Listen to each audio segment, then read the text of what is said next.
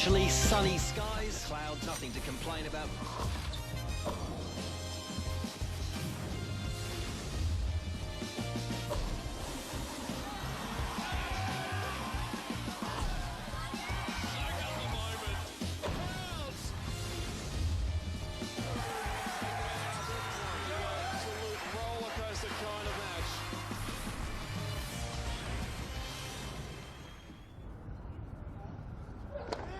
Yes, hello and welcome. It's a very warm welcome, in fact, to everyone joining us.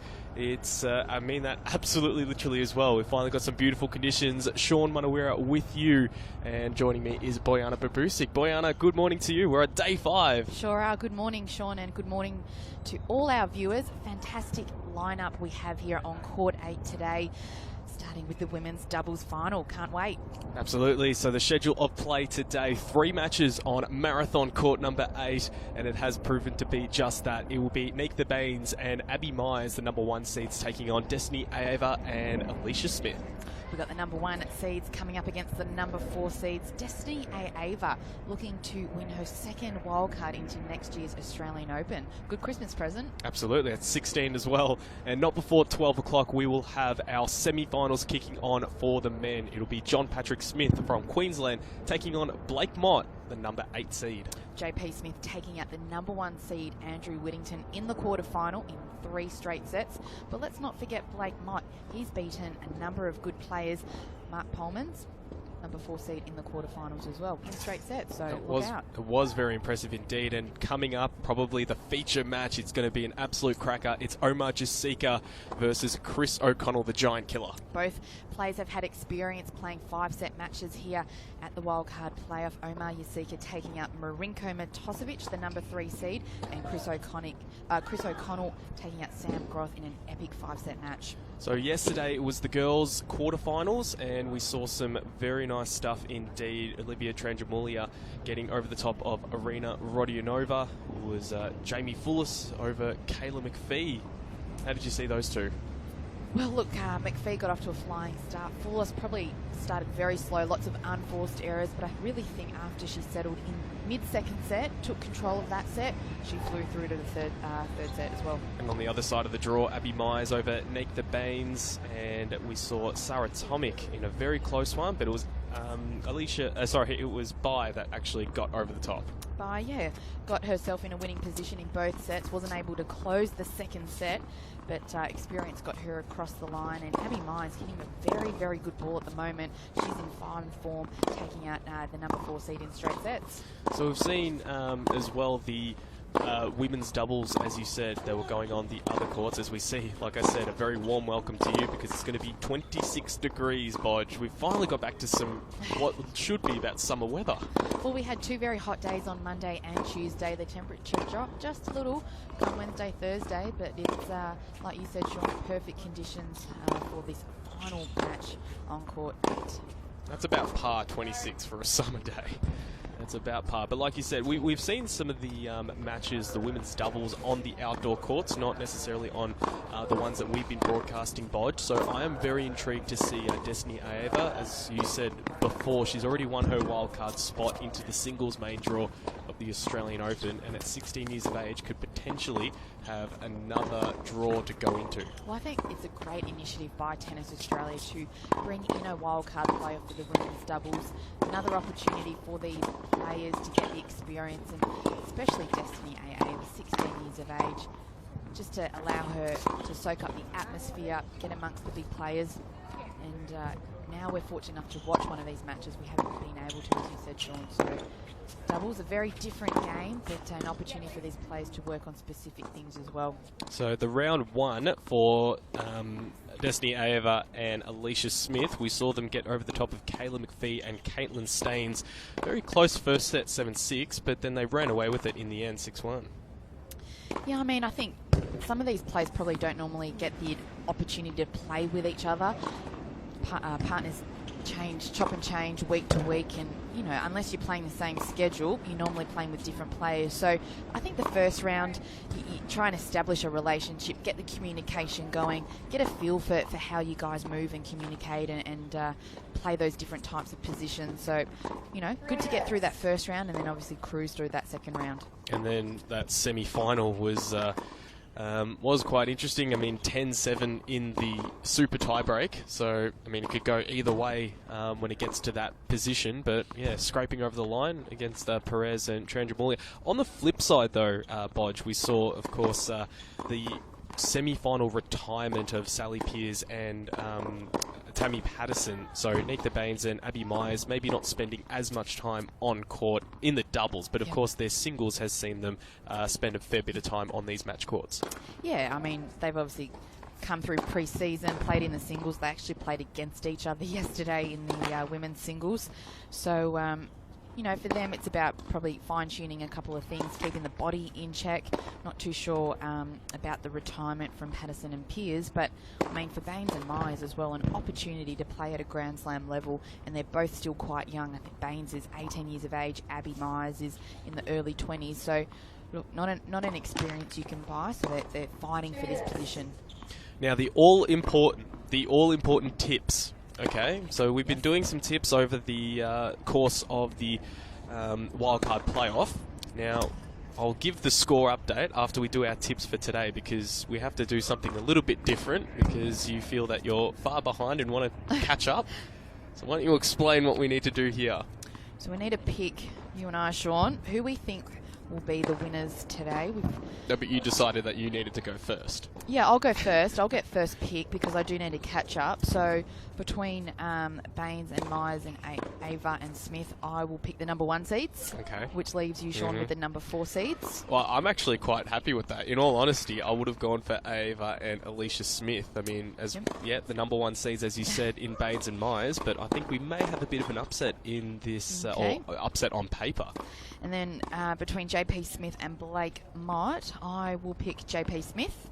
Okay, well, Blake Mott, that's actually not a bad choice, because, of course, he came into this match beating Mark Polmans in some blitzing tennis. So I'm not actually too upset with that pick. And then Omar... Thank you. Oh, no worries. And then Omar Yasika versus Chris O'Connell. Jeez, this is a tough one. This is a very tough one. I mean, Omar played 5 sets in his first round, 1 in straight in his next one. Chris O'Connell opposite. This is very tense indeed. This is a big. This could be the make or break. I really think of who wins today. And you got to watch out as well. We might get one of these in commentary for an interview, and everyone we've had in interview, I think you've got against them. Yeah. I'll go with Chris O'Connell. I was going to pick him, but I mean, I'm so torn. the fresher legs maybe from Yasika in that previous round could be the difference. Yeah, that was what I was thinking of, but I think I really like the way O'Connell's playing. Absolutely. The form against, I mean, very highly fancied in Sam Groth opponent. That was very good indeed. Do you agree? Do you disagree? What are your thoughts about today's action? We've got the women's doubles first up. So join in the conversation on Twitter using the hashtag AOPlayoff. Tell us, tell Bodge and myself if we got it completely wrong, if we've got it right. Do you agree with us? What are your thoughts about today as well? It's a beautiful day, so if you have some time, if you're around Melbourne, make sure you venture on down to these Australian Open tennis courts at Melbourne Park. Of course, as we said, the winner for today gets that all-important accreditation pass, the ticket into the main draw. You're in the middle. These players will be looking to get off to a really good start. Doubles is all about communication, first serve and return percentage, and positioning on the court. Okay, boys, someone over that side. Seeing how these players have, someone over that side to start. How they establish themselves, what their movements like. Do they change their tactics? First set, Destiny Ava to serve. Destiny Ava to start serving in this women's doubles final.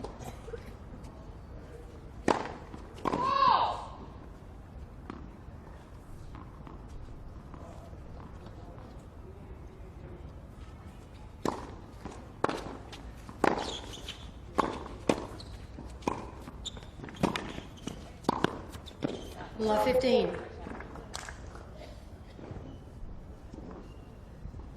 very nice way there to start this match.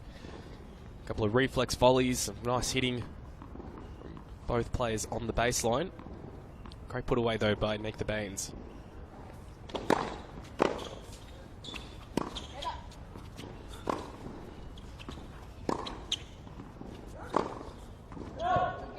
All.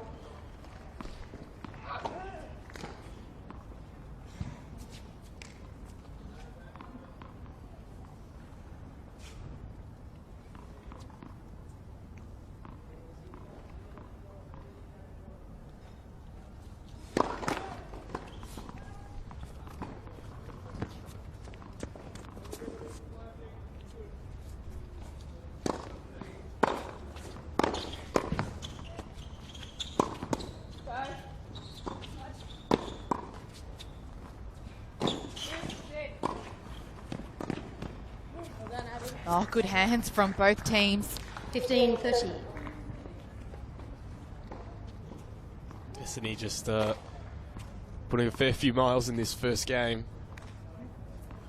Covering the court very well.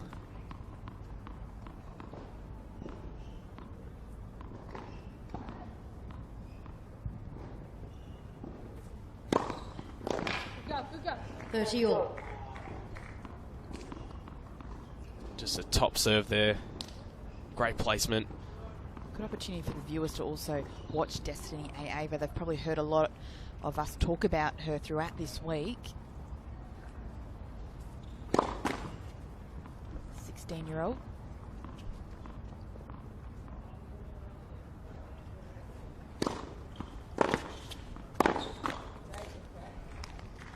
Abby Myers really rocketing that ball right now. Good returning. Sets up Nick the Baines nicely at the net. And first break point.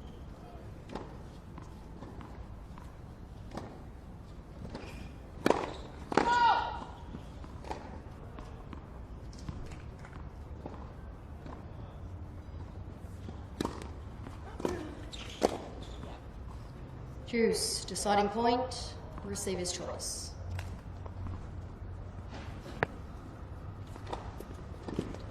So of course for our fans, maybe not accustomed to the scoring in doubles, it will be deciding point. We don't do the advantage and the back and forth. So Abby Myers choosing to return.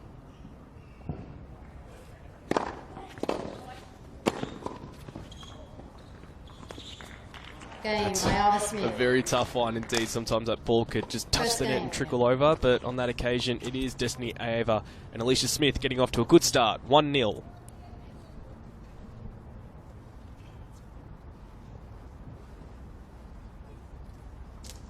Oh, Destiny Ava not showing any nerves. Hitting a big serve down the tee on that juice point. And that's the pressure, isn't it, for deciding point. You really need to get that first serve into the right spot. So you can almost say just clutch serving from Destiny.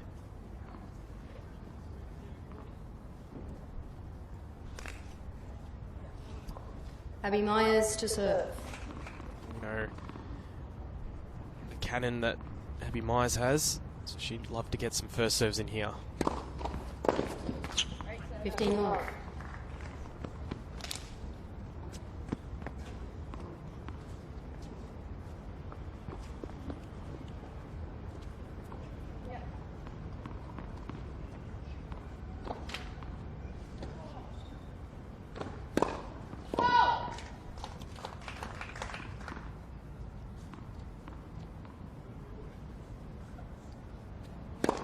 Let, second serve.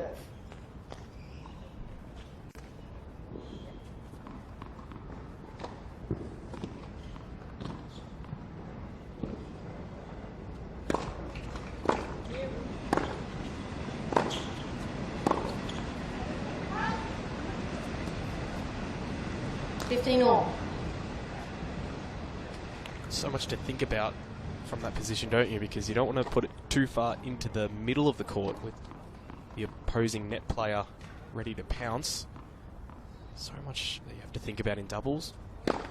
Let, first serve. Could you see the clear intention from Myers? Slide that serve out, get her opponent maybe putting up one for Nika Baines to just put away easily.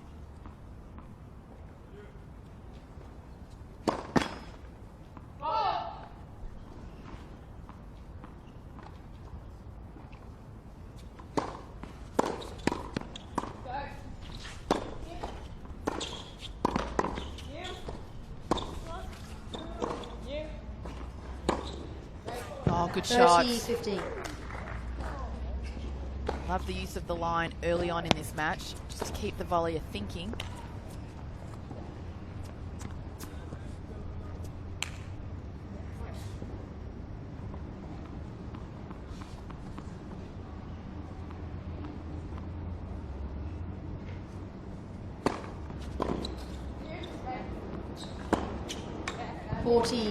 And another big forehand from Abby Myers.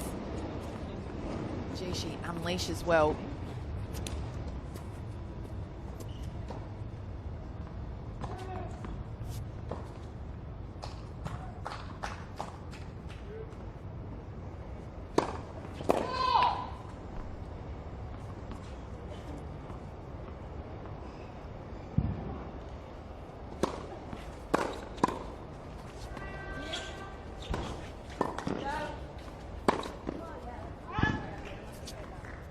She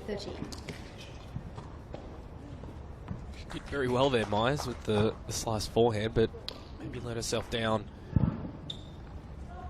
with that forehand that she finished up with.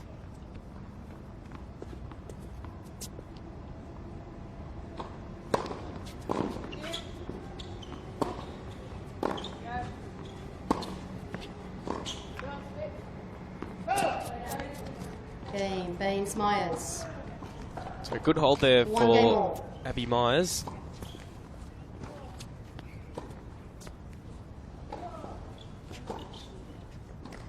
Alicia Smith to serve. A bit of communication going on between Myers and Baines. Good to see.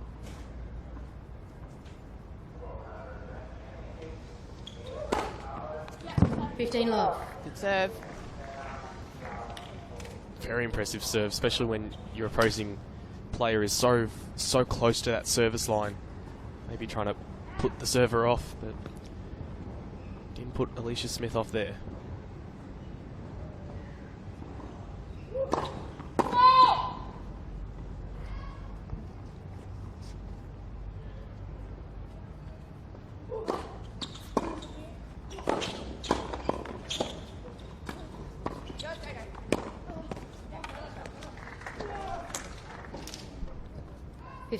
Just almost targeting Aeva, pushing her back.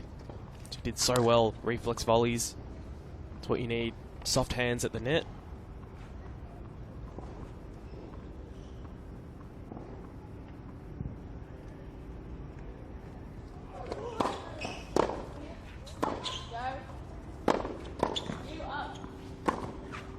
Good use of the middle from Myers. Targeting the volleyer. Not only can she hit deep cross court, but she's using that line so well.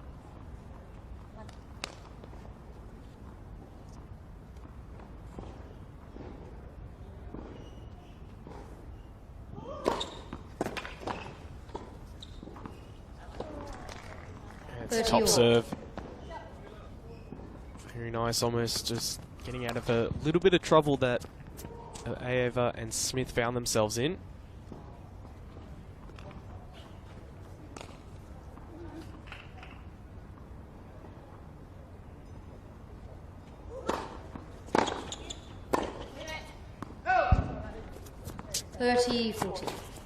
Just hear the leave it from Abby Myers. Sometimes when you're at the net, you're just worried about smacking the ball and making sure you put it away, but it's going well out. No need to hit it.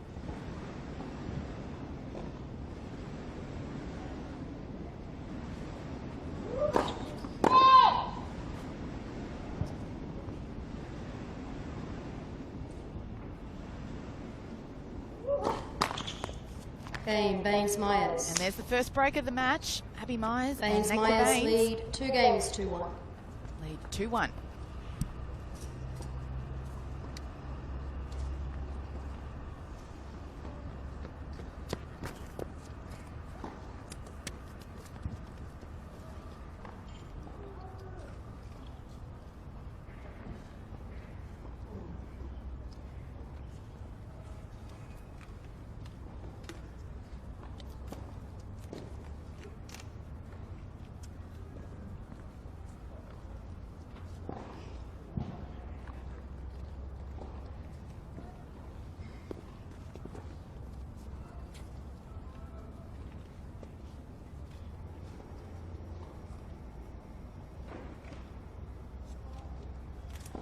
So we see Nicole Pratt on the right, head of women's tennis, and Rowan Fisher on the left, taking some notes. Both heavily involved with women's tennis in Australia. One ball boy over here. Ball boy over this side, thank you. You stay on that side, yeah. Nathan Baines to serve.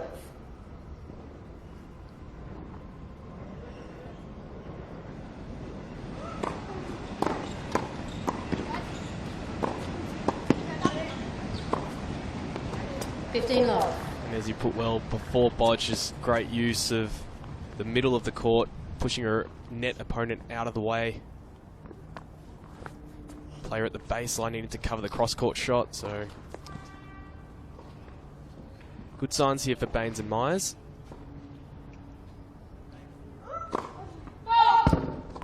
Just almost targeting Alicia Smith there.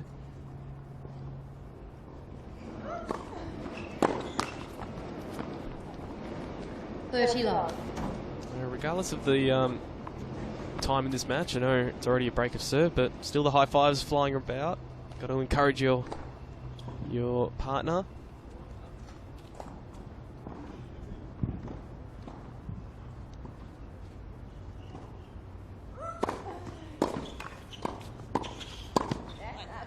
Love. Great close at the net from Abby Myers. Ayava has very good hands, lots of reflexes, just not doing enough to get the ball away from Myers.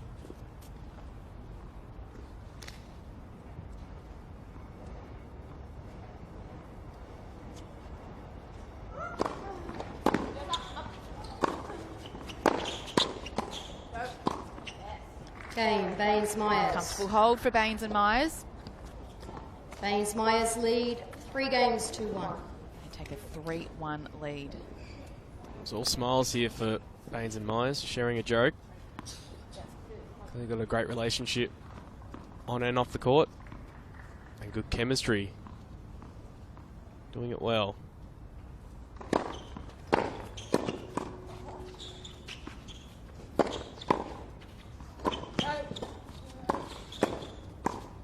Oh, Baines. Jeez, she was so good. She was getting hammered at the net, but stayed calm. I like the movement at the net. They're trying, well, Baines especially, is trying to draw the ball towards her. There's a fake here and there as well.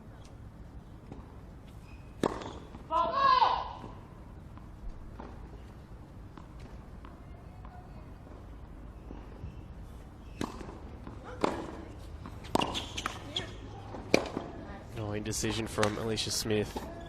Maybe had a play on that ball. Put a bit of pressure on Ava. This is not the position they would want to be in. Love 30. We got it back. Ball girl.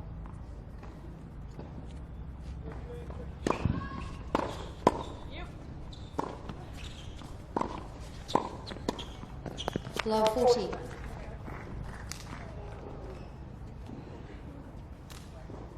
So a run of points here for Baines and Myers.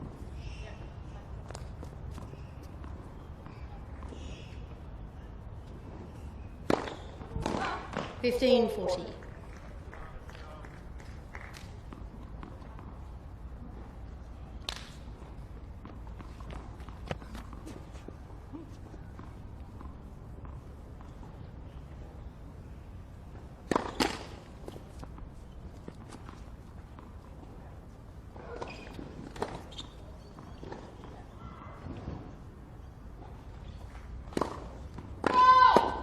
Game, Baines Myers. And Baines just Myers a lead. fortunate 4 games end to to that 1. game, but it's Baines and Myers with a very commanding lead in this first set, 4-1.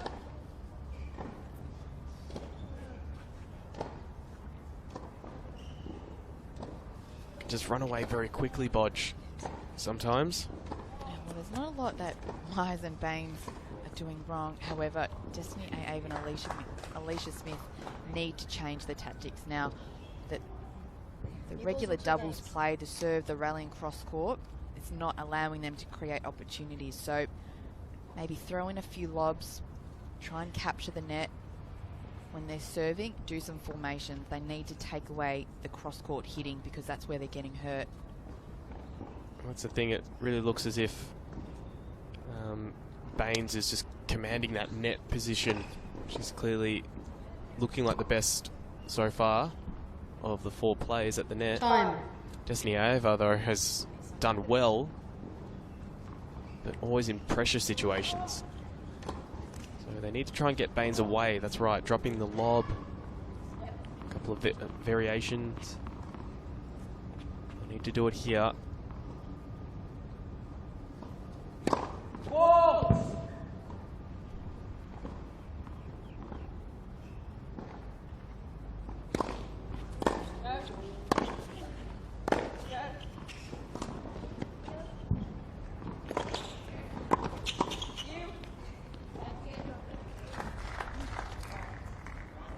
Love 15. Good hands from Ava.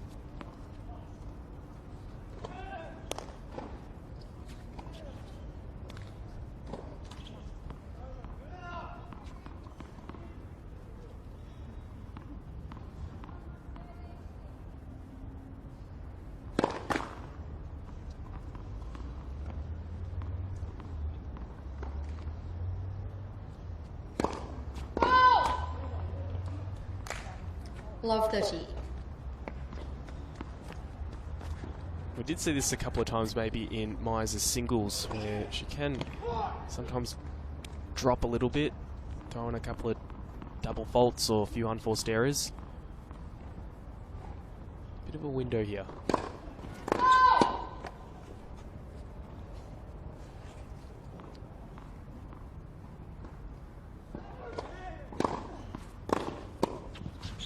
Yeah. 15-40. Yeah, this is too good from Baines again.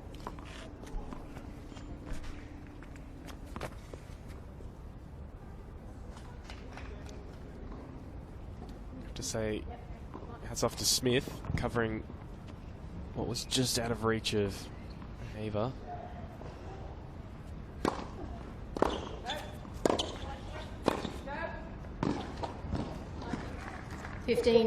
Famous I formation, Bodge. Not paying off on that occasion.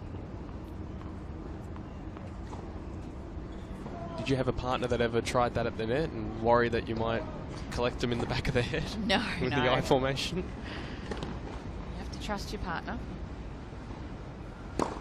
Oh.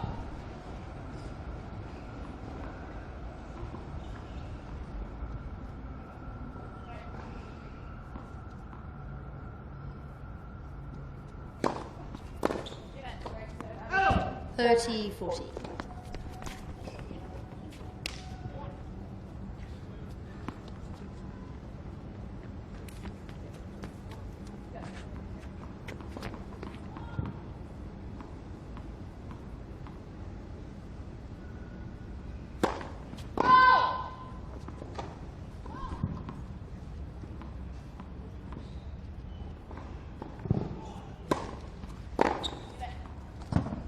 Game, Iowa Smith. Caught the line. Baines Myers lead 4-2. Smith and Ava break back. 1 of 2, so great start from Baines and Myers to get themselves in this position. And now Smith and Ava have answered.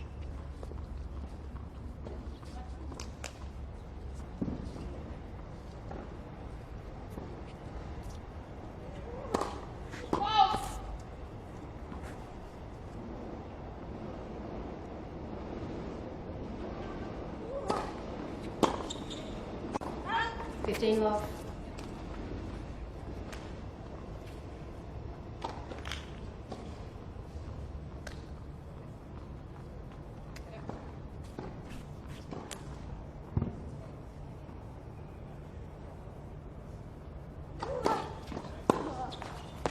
Love.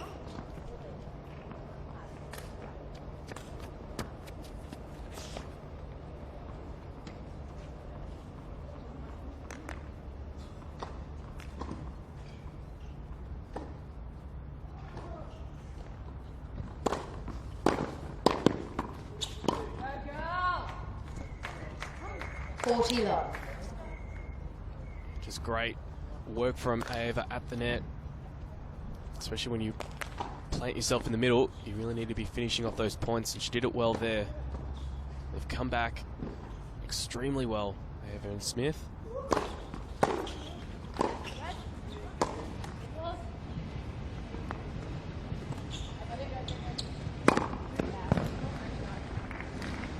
$40-15. Talk about variation before, and it was a great work by Baines to change things up, allow herself to move forward.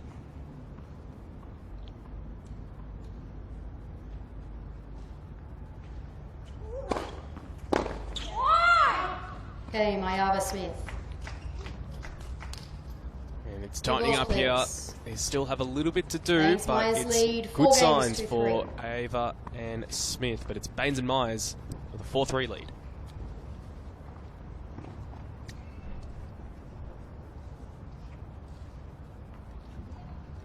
You have to be impressed with the fight back here, Bodge. Not to drop the heads at 4-1 down, and things didn't look great. They've stuck in there, clearly taking their opportunities now. Doubles, the momentum can shift so quickly. So, I mean, that's where it's so important to hold serve, to keep applying pressure to your opponents, to have to hold.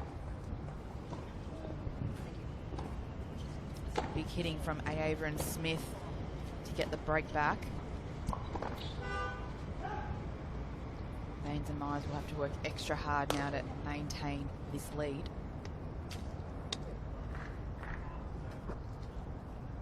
Friday here Time. in Melbourne, so maybe a good opportunity for a 3-day weekend. Take the rest of the afternoon off and come on down to Melbourne Park, free entry. New balls. And this women's doubles final, still a lot to be played.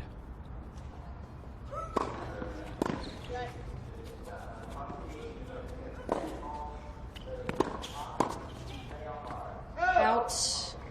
Love 15. Really like how Ava took that ball out of the air.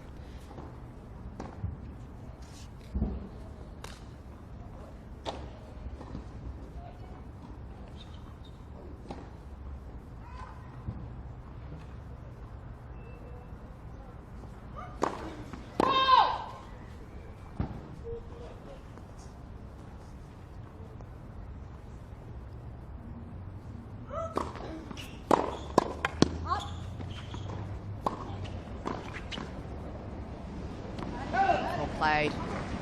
Love Took 30. advantage of the shorter serve, straight down the line.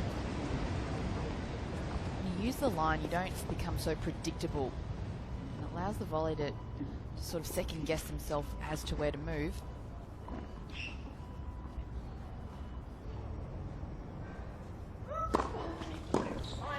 $15-30.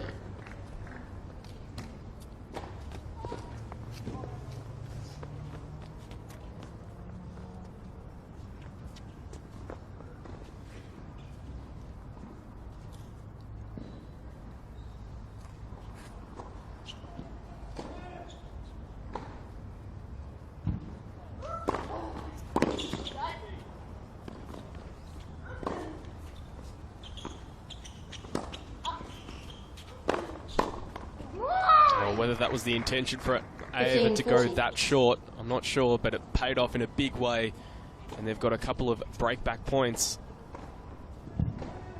after it looked like the first set was running away from them.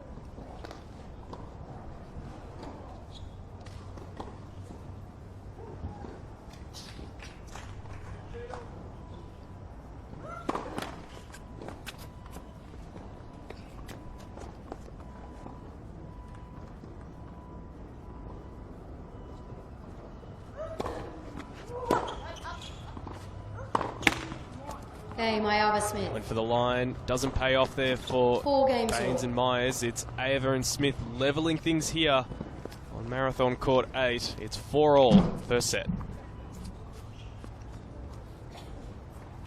Remember a number of years ago, Bodge, Ava, when she won a tournament, there was this promotional thing associated with it. She was able to head to the French Open to meet with Steffi Graf. Would have been an absolute thrill for the youngster.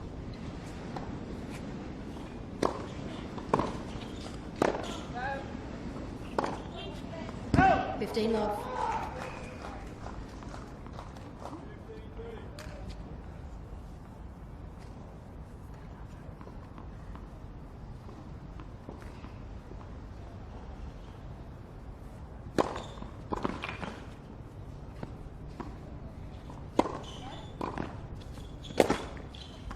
Oh, and it drops in.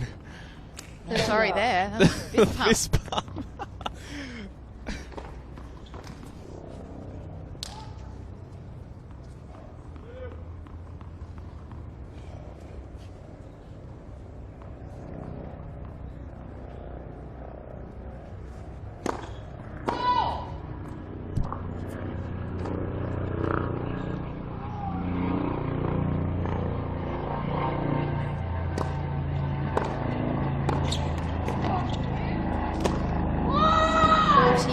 Smith with an absolute cracker, just aiming it at Baines.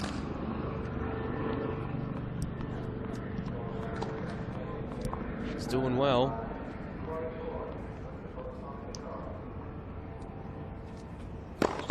Let her serve.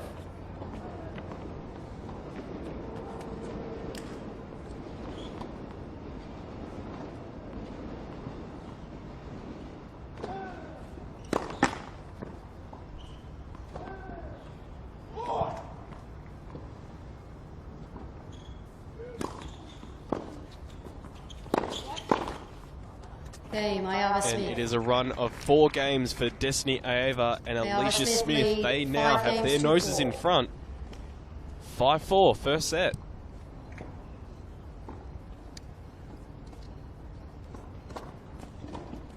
Well, even though these two ladies on screen, Aeva and Smith, were down 4-1, I felt they were composed the whole time. So they didn't do too much wrong. Myers and Baines were playing very well.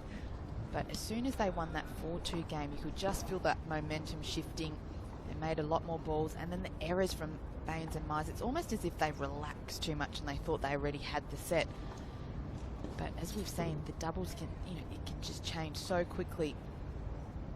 And a couple of errors and a couple of doubts start to creep in the mind. And then Myers and Baines were trying to do too much, trying to get winners hitting down the line, not really structuring their points they did earlier on in the first set.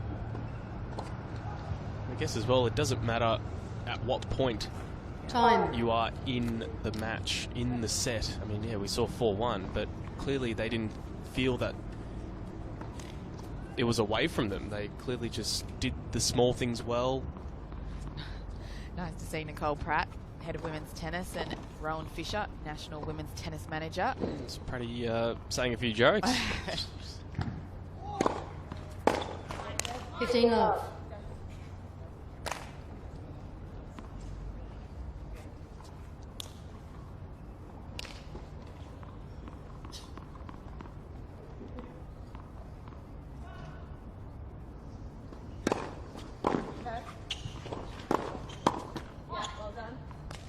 Smith just not close enough to the net to make that volley.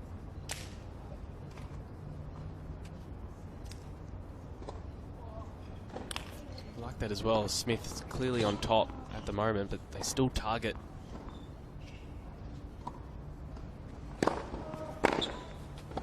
Not afraid of her form and just saying, here you go, try and put this one away. So in saying that, we're looking at a 5-all position in this first set.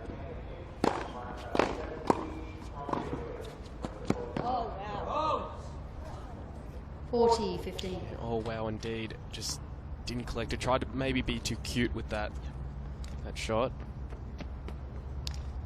However, it's still 40-15.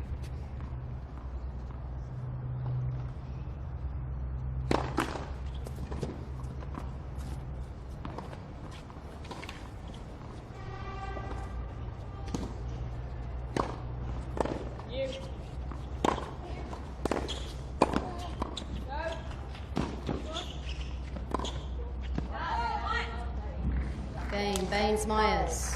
And just a nice settler there for Neitha Baines and Abby Myers. Had a run of 4 games against them. So we're now at 5-all in this first set. It's good to see all the players having a joke and having a laugh. It's not taking themselves too seriously, Bodge, even though there is such a big prize on offer.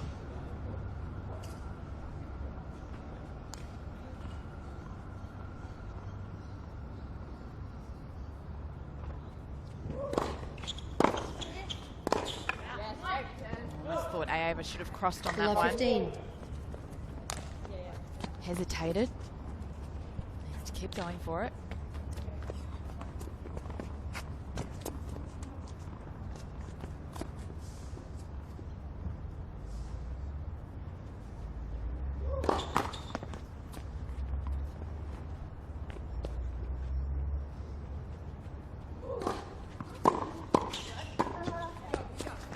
This is great work from 15-all. Aeva. Didn't really do much with the feet, but just the timing. Well, I almost question Baines returning down the line to Aeva because she's really missed a volley. The errors do come a bit more from the racket of Smith.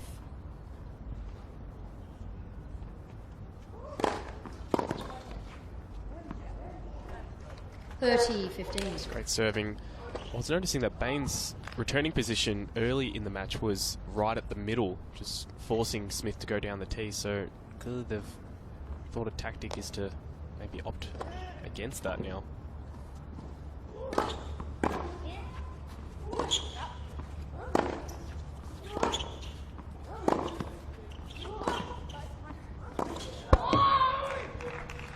$40-15. Smith just, she's on song right now.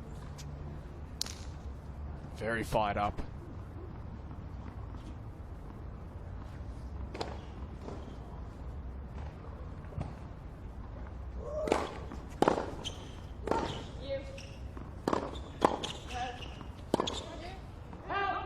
Okay, Mayava Smith. Mayava Smith lead 6 games to 5. Aeva and Smith, the more consistent team at the moment. And they take the lead in this first set, 6-5.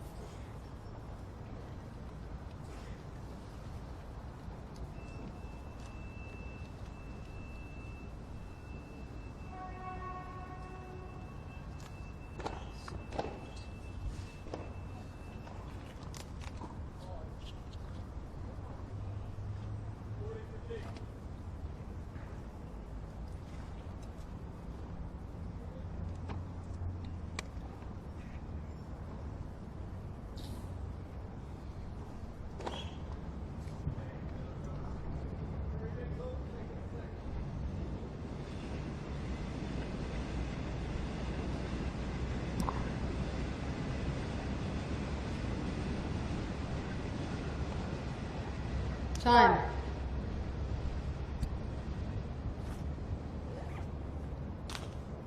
It's always interesting to see the chemistry between the two teams. Number 1 seeds, Baines and Myers, sharing jokes and sitting very close together. On the flip side, you had Aeva and Smith, racket bags in the middle, like their own space.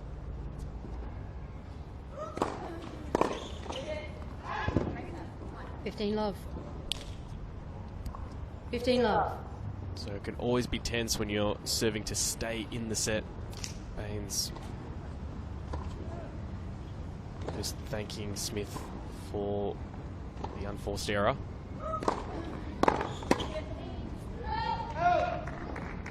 $15-all. Baines calling leave it, but Abby Myers not having time to react.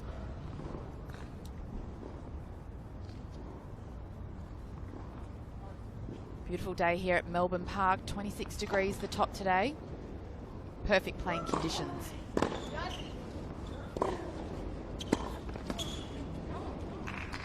Still not too sure why 15-30. the balls are going to the racket of Aeva. She's the one making the play. Reacting really well at the net so far. Earlier in the match, though, they did target her, and she was missing a couple. But the shot, you're right, was just a lot better. Coming in a lot faster, forcing Ava to move to either side, forehand or backhand. Sort of like 15, that, but 14. yeah, on that occasion, clearly Myers just not getting the timing, not collecting it right. 2 set points now for Ava and Smith.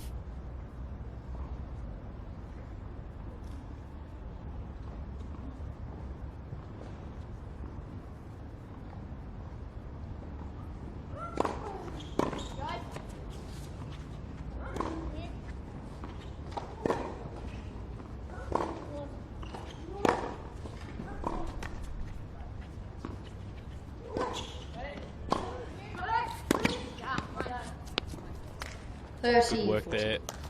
Maybe just out of the reach of Ava, so Smith just on the stretch on the backhand. Still with a nice opportunity here to close out this first set. I mean, first serve, I just have to say, is critical.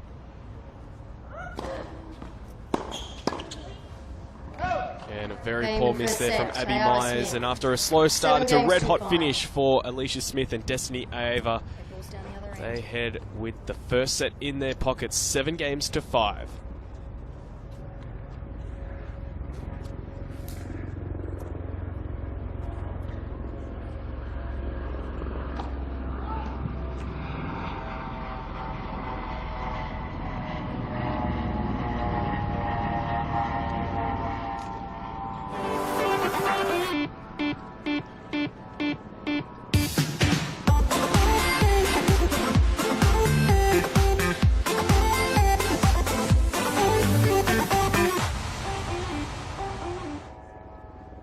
Make sure that you head to ausopen.com for all the information about Australian Open 2017, January 16 to 29. I hope that Destiny Ava and Alicia Smith have planned their summer, but they can actually plan it by winning a wildcard here. And they've got the first set in their grasp. There's a lot on offer, and they did a great job of getting back into this winning position. They were trailing 1-4. How does that happen, Bodge? How do they turn it around the way they did? Well, the errors started coming from Baines and Myers. I really feel like they relaxed. They thought they had the set in the bag. Ava and Smith probably looked more composed throughout the set, really consistent. And then a lot more errors from the racket of Myers at the net. Time.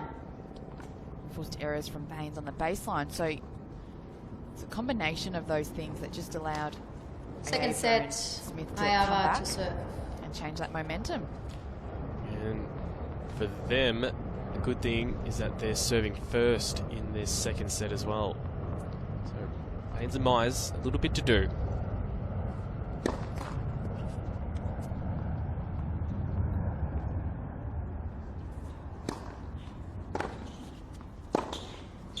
Oh, bang down the line from Ava. That was a super forehand from the 16-year-old.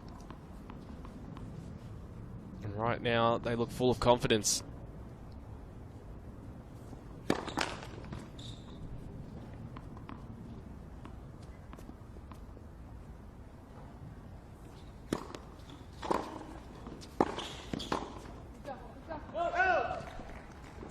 Love.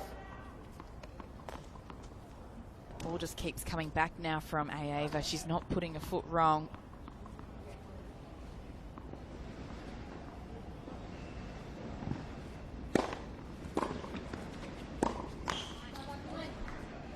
$30-15.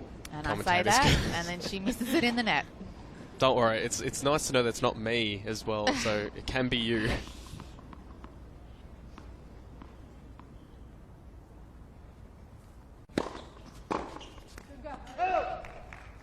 40-15. I mean, simple errors like that, like a return, can't afford to hit too many of those in doubles.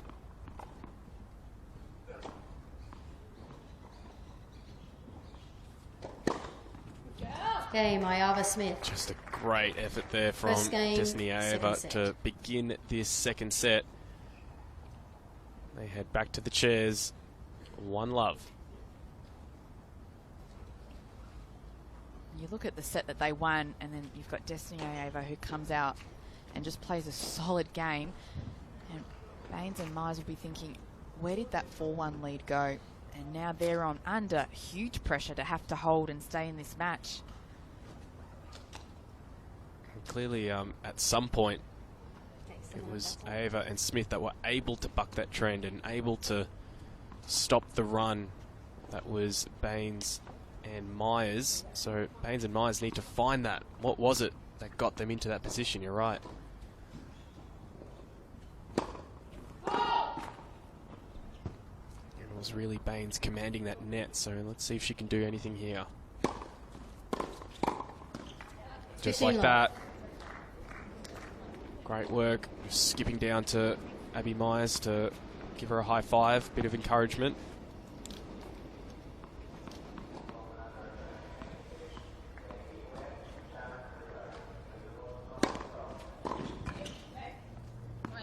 Dirty love.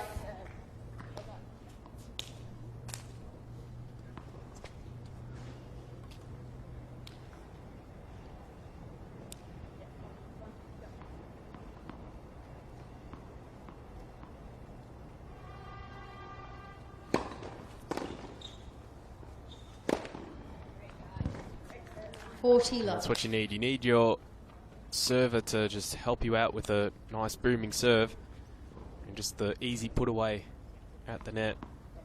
This is top class doubles.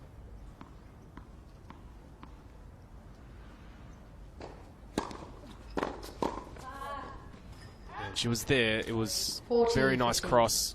Good effort from Baines, but just enough pace from the racket of Ava.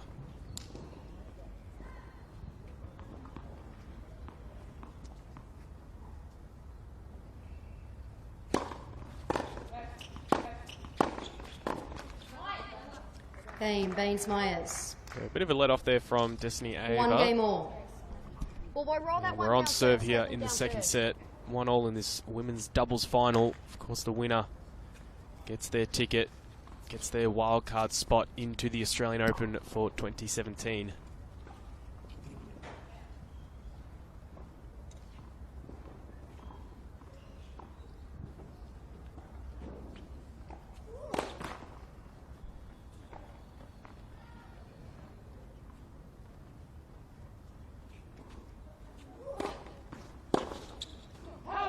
Love.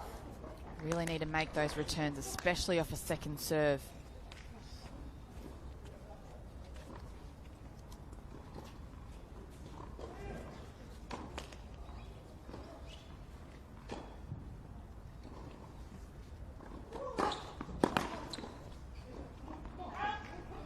Love.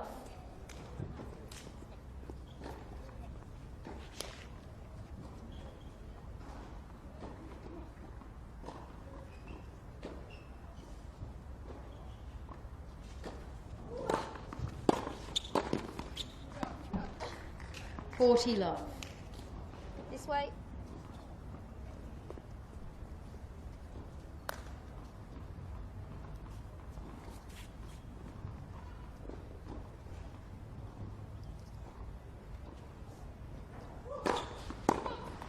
Correction. First serve.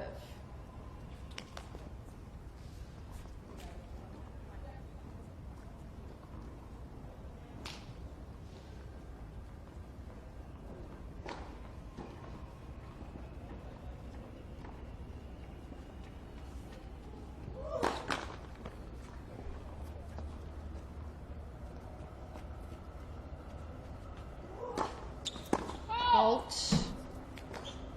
40-15.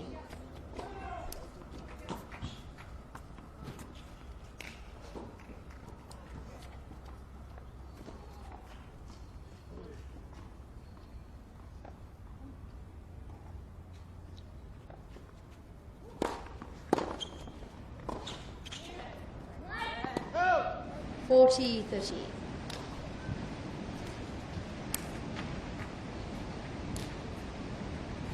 couple of points here from Baines and Myers. Where the serve of Smith is going to come now.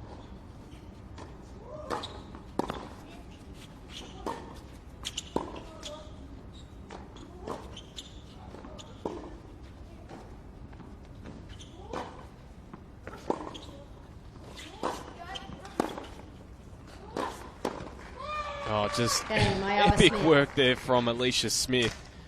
And the roll, lead 2 games. She knows they're in a good position. It's 2-1, second set.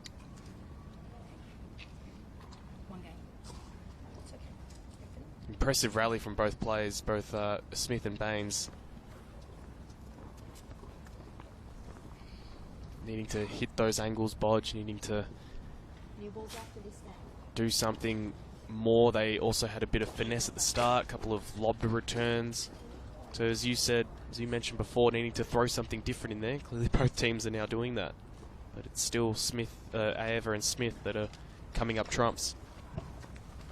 I just think simple things as in making returns, staying up close to the net, making the volleys. If Baines and Myers can just clean up and tighten up some of those errors, it will put pressure on Aeva and Smith. Feel like they have to do something extra, but at the moment, they're just still not being able to execute some shots. Time.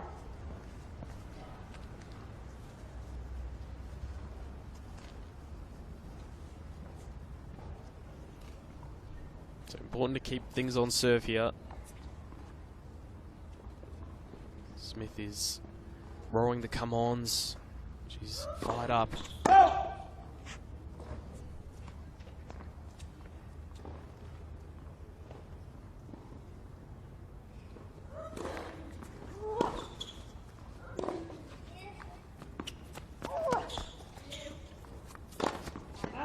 Yep.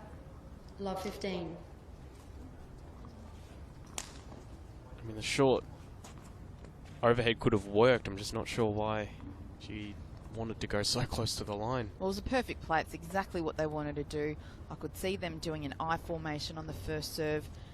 I like the use of the lob, setting up Abby at the net. Almost took that overhead just too easy.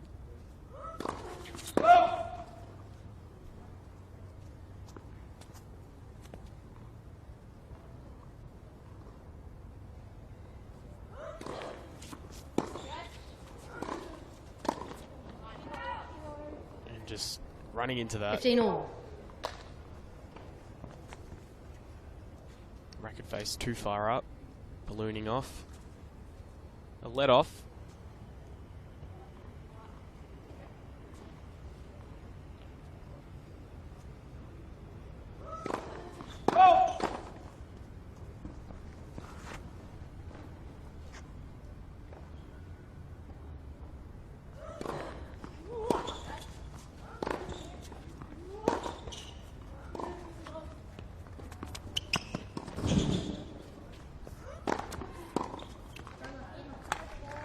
Good play. 13-15. But as you said, yeah, good play from both players. Bodge, what's really interesting to see as well, just off the ball, looking away from it, both players at the net, Ava and Myers on that occasion, and just the footwork, they're constantly moving. No one's ever standing in the one spot. It's always good to see. You've got to keep your opponents on their toes. Always look that you're almost faking one way to ask them to go down the line or down the middle. 40-15.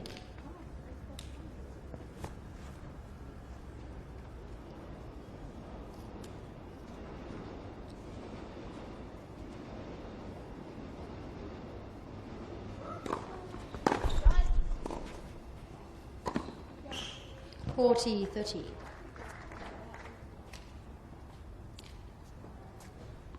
And just careful not to overplay that point. She clearly had the open court. She just placed it in there. Nice work from Ava and Smith.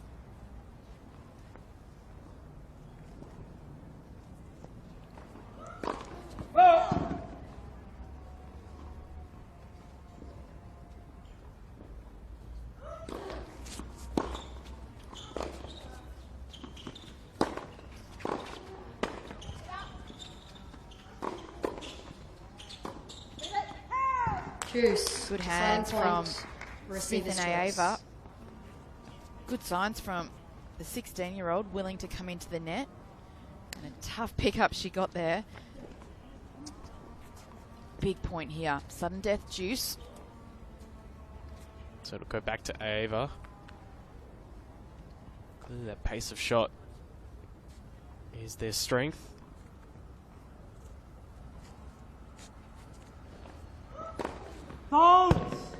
Look on a second serve now.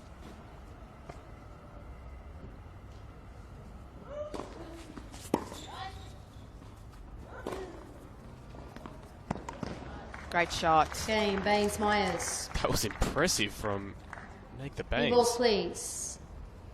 2 games all. So still on serve, 2-all. Well, that lob, it was more of an offensive lob that Nagta Baines used in 3 times in that service game. Good change up. Especially that last one. There was still enough pace on it to run away from Ava. Not overly high to give Ava enough chance to get there in time to play something back. So, very nice one.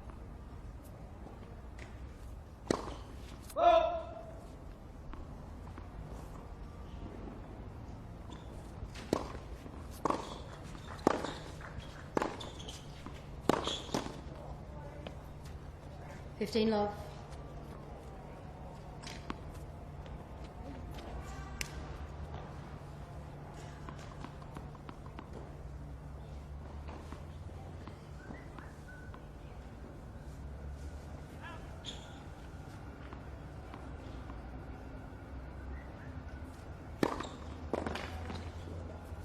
$30 love.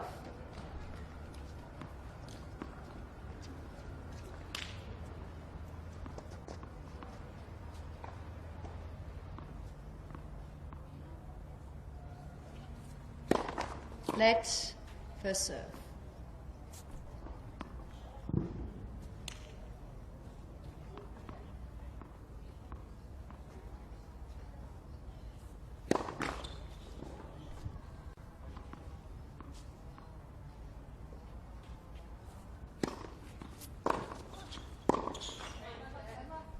It's a good pick up from Myers. 30-15. She was out of position, shuffling back, and a let off from Ava.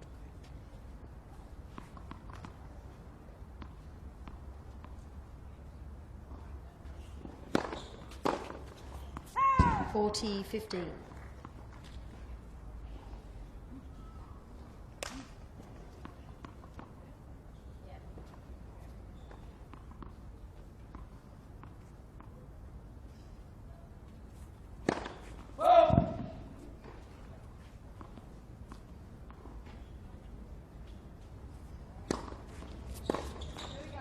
Game, Ayava Smith. Well, 2 missed returns gives Ayava Smith lead 3 games to 2.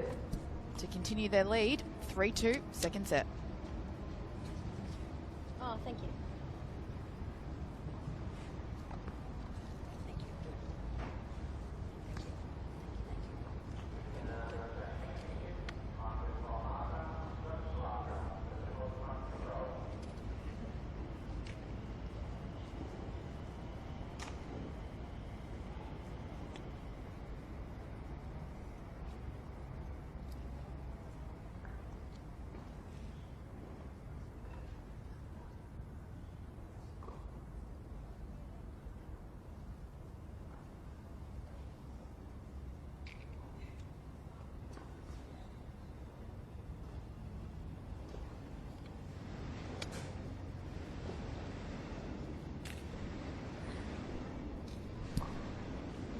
Time.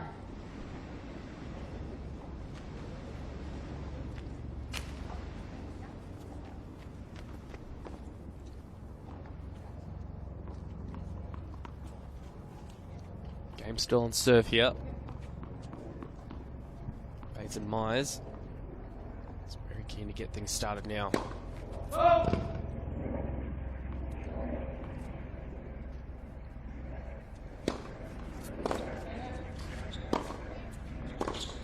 $15 love. think we've now worked our way into a very even contest, whereas before in that first set it was Myers and Baines, and then it was Destiny Ava and Alicia Smith well on top, but now we've sort of got to an even playing field, Bodge, I feel.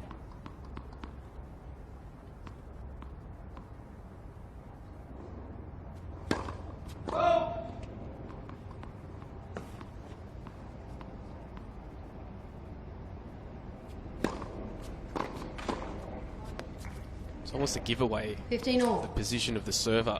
When you're standing quite wide, you're usually going for that wide serve. When you stand close to the centre line, you're wanting that tee. So it's trying to find that balance to not be too predictable.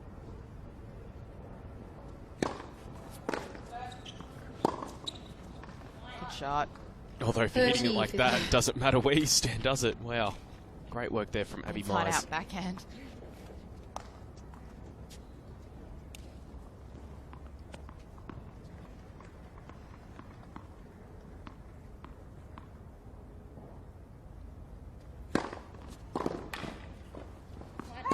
Yeah, it's that sort of shot. Again, wide stance, looking for almost the wide serve, but opted to go down the tee. That was very nicely done by Abby Myers.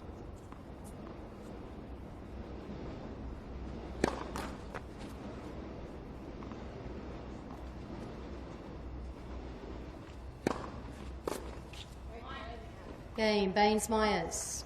So quick hold. 3 games all. Balls down. Other end.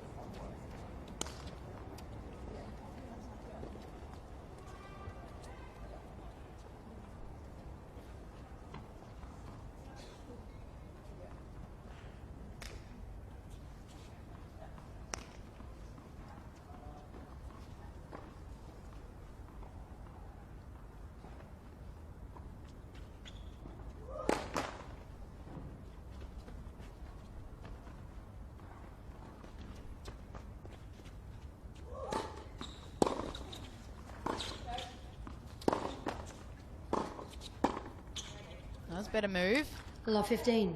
Just solid off the baseline, Myers, setting up Baines. That's what they did so well in that first set. To get them to 4-1.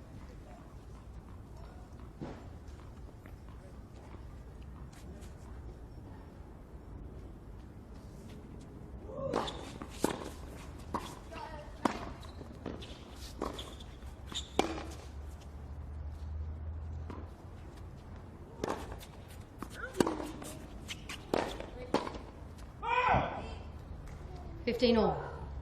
Just getting out of the way enough, Ava.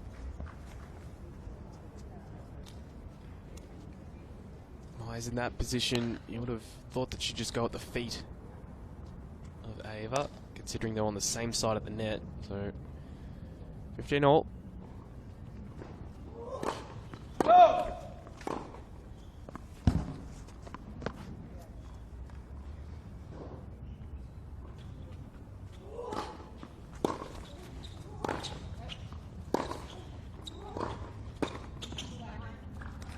Nice work there. Baines is skipping over to Abby Myers to say thanks for forcing the short ball. That's where Alicia Smith has to change it up. Either more angle on her shots or throw up a lob.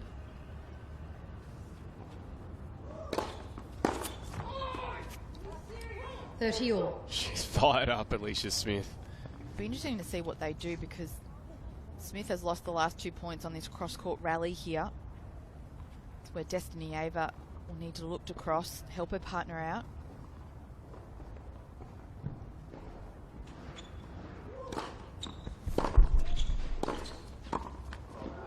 Oh, let off there. You were right. 40, If Ava crossed, would have been a nice put away, you feel, but still an opportunity here.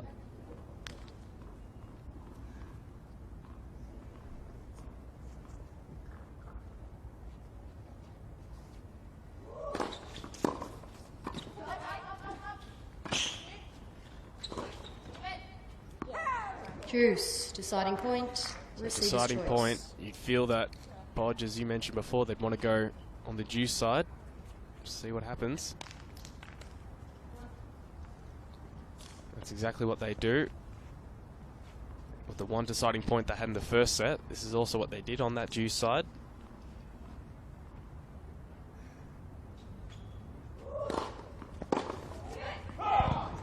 Game, Ayava Smith. And a let off. Ayava Smith lead, 4 Forced error. games to So 3. Ava and Smith still with their noses ahead. It's 4-3.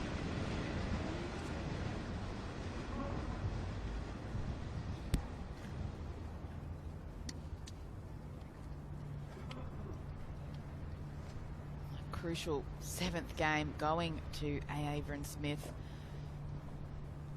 For a moment I thought Baines and Myers had maybe tightened up those errors, but still throwing far too many in. They're not doing themselves any favours here in the final. And like you said, I mean, on that deuce side, it was clearly Abby Myers on top of Alicia Smith's serve, and the let-off on deciding point. When you have that window of opportunity, it's just those who take it with both hands, clearly.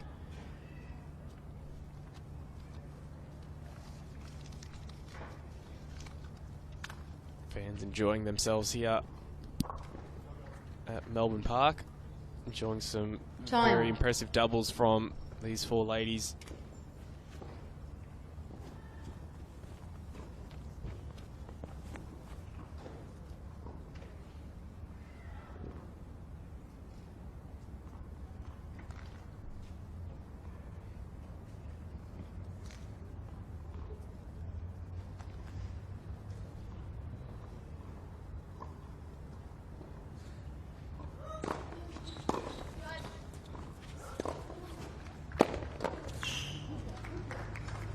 Enough on that 15. lob.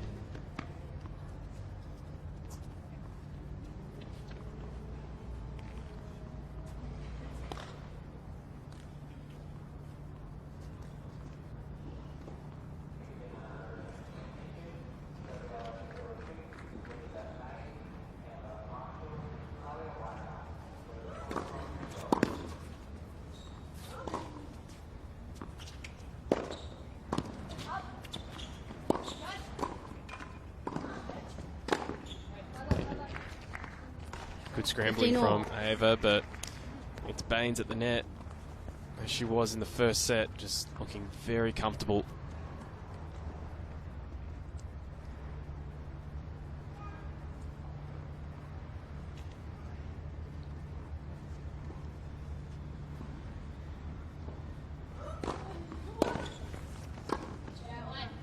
Yeah. 30-15.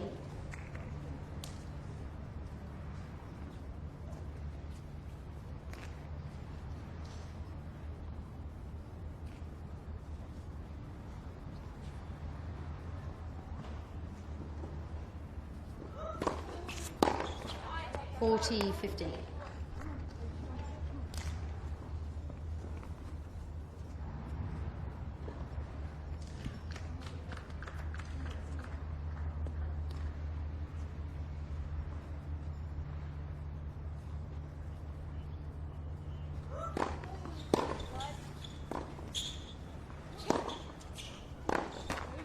$40-30. That type of shot that Baines just needs to keep going back cross court to Smith. That's how they won those last few points. Don't change a winning game. She's trying to go down the line to Ava, who's so solid at the net.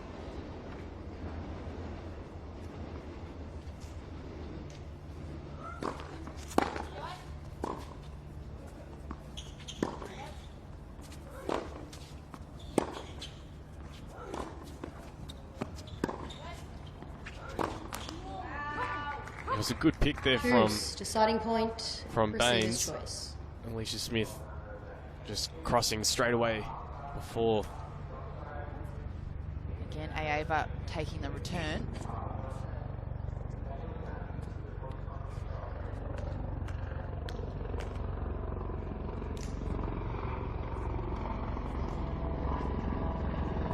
So much pressure deciding point puts on the server. It's really needing that first serve to fire here.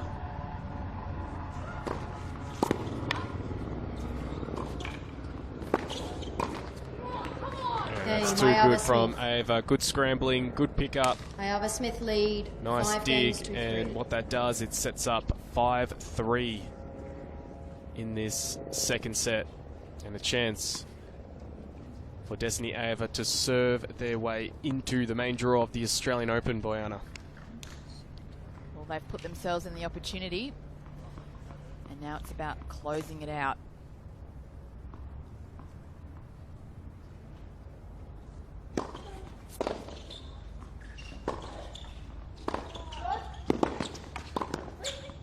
Out. Just 15 missing. love. The thing about when you have a volley is you don't always necessarily have to swing at it. There's a lot of areas on the court. You can drop it short, get the ball to land on the service line. It doesn't have to be a winner all the time.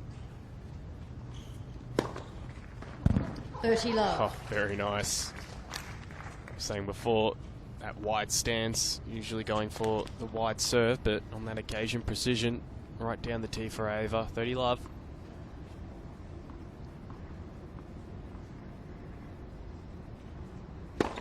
Oh, I thought that was in.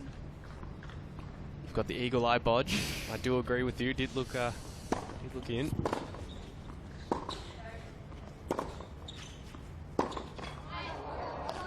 And 30-15. with that, gives them Myers and Baines a little sneaky look here.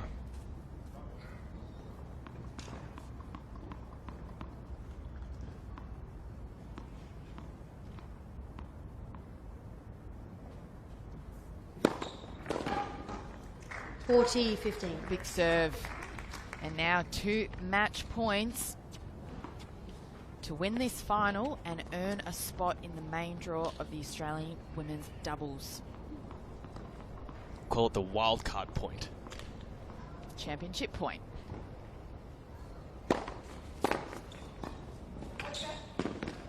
And that's good work there from Alicia Smith. 2 sets to love. And it's Destiny 7-5, Ava, 6-3. Alicia Smith, who win their way into the 2017 Australian Open with a commanding performance here on our court number 8, Marathon Court 8, in a 7-5, 6-3 performance. And Destiny Ava, Bojana Babusic, has won her way into 2 events at the next year's Australian Open at 16 years old. She sure has, and she was a high quality class player today in this doubles final. What about Alicia Smith? Can't keep the smile off her face. Look, a very well deserved win. They were the most disciplined team on court. They didn't let their, they were down 1-4. They didn't let it get the better of them. They stayed composed, and they did what they had to win.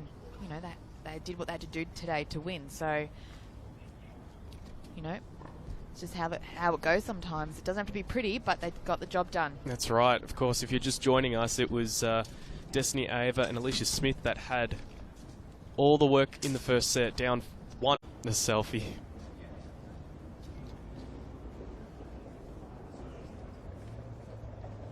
So Alicia Smith, you could see absolutely, as you said, Bojana, how much this means to her.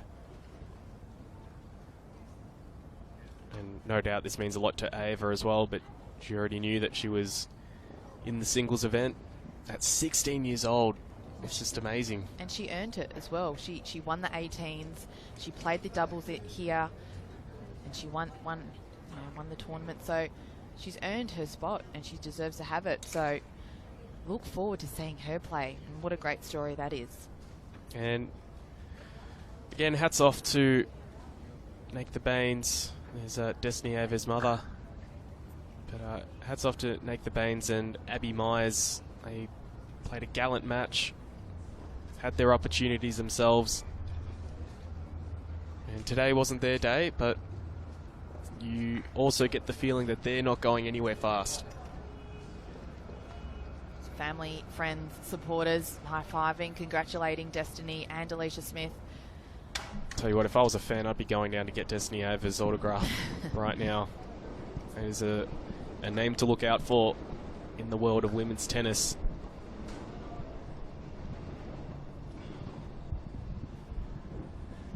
We talk about Bodge, just the springboard this can offer for any player, but at 16 years old to be playing in the main draw of a Grand Slam.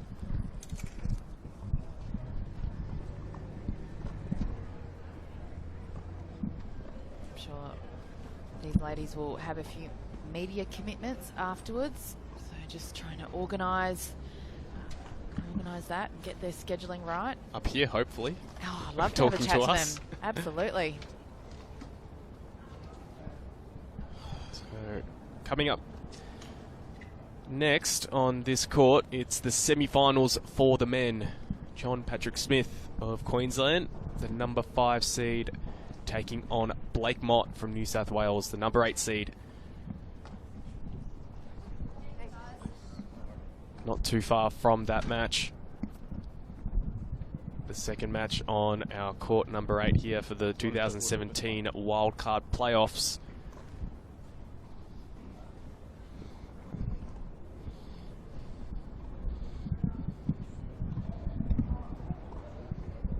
Yeah. That robot there.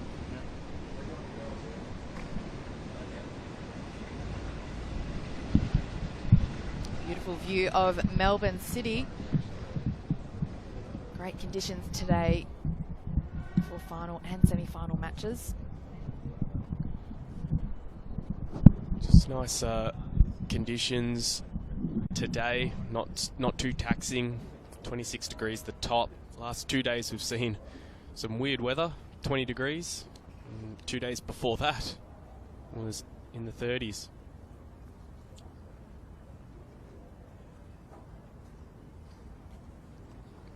Just all the smiles there. You can see the old player towel. The old player towel. They'll be getting some nice new Whiz Bang 2017 towels soon. Sure will. So here we have the presentation. I'm sure Frankie Sawyer just saying to Abby, stop crying, we're about to take some pictures as well. What a great job Frankie does as well throughout the whole December showdown.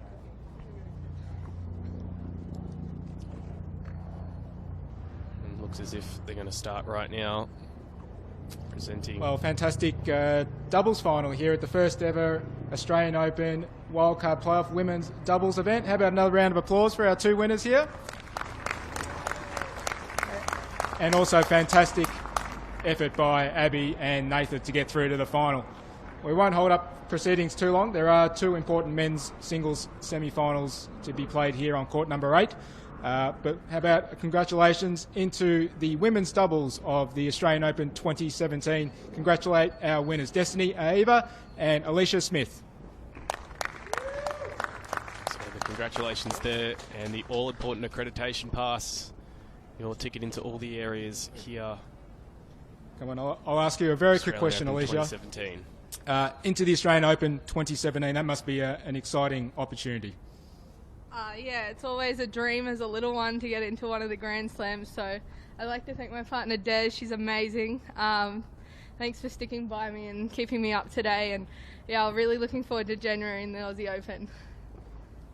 That's great. Destiny, I know you're a regular at this, but I'm sure you've got a few words to say. I like to thank my partner Alicia. You basically carried us the whole week. I'd like to thank all the officials and Frankie, and yeah, thank you for this opportunity. That's great. Fantastic. Well done, girls, and good luck at the Australian Open next year. Well, coming up next on Court 8 is the men's singles semi-finals. So nice short and sharp presentation here on Broadcast Court 8, Marathon Court 8, as we've talked about it all tournament long here. Softly spoken Destiny Aeva, but she just mentioned that she was very appreciative to her partner in Alicia Smith, and why wouldn't she be, Boyana, because she played absolutely amazing, Alicia Smith. Well, while these girls take a few photos, we will come back shortly with this match. John Patrick Smith, the number 5 seed, up against Blake Mott from New South Wales, the number 8 seed, in just a moment. Stay with us.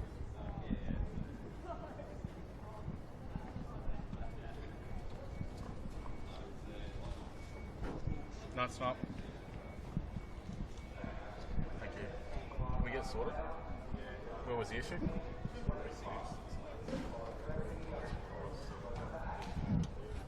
So it wasn't any, so we were fine our end. So it was their end. They were? Even though... And they knew about the backup feed? Well, they did know about it. Decided to go to it.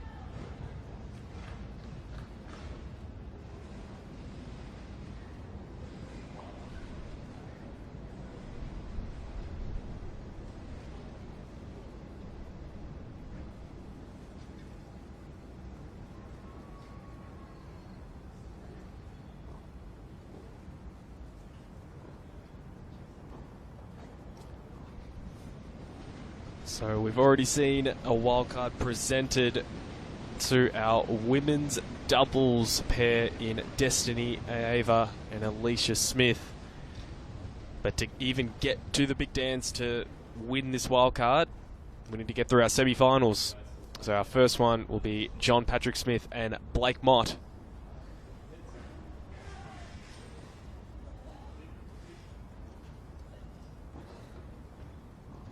So Tom Sweeney, chair umpire, presiding over the events here.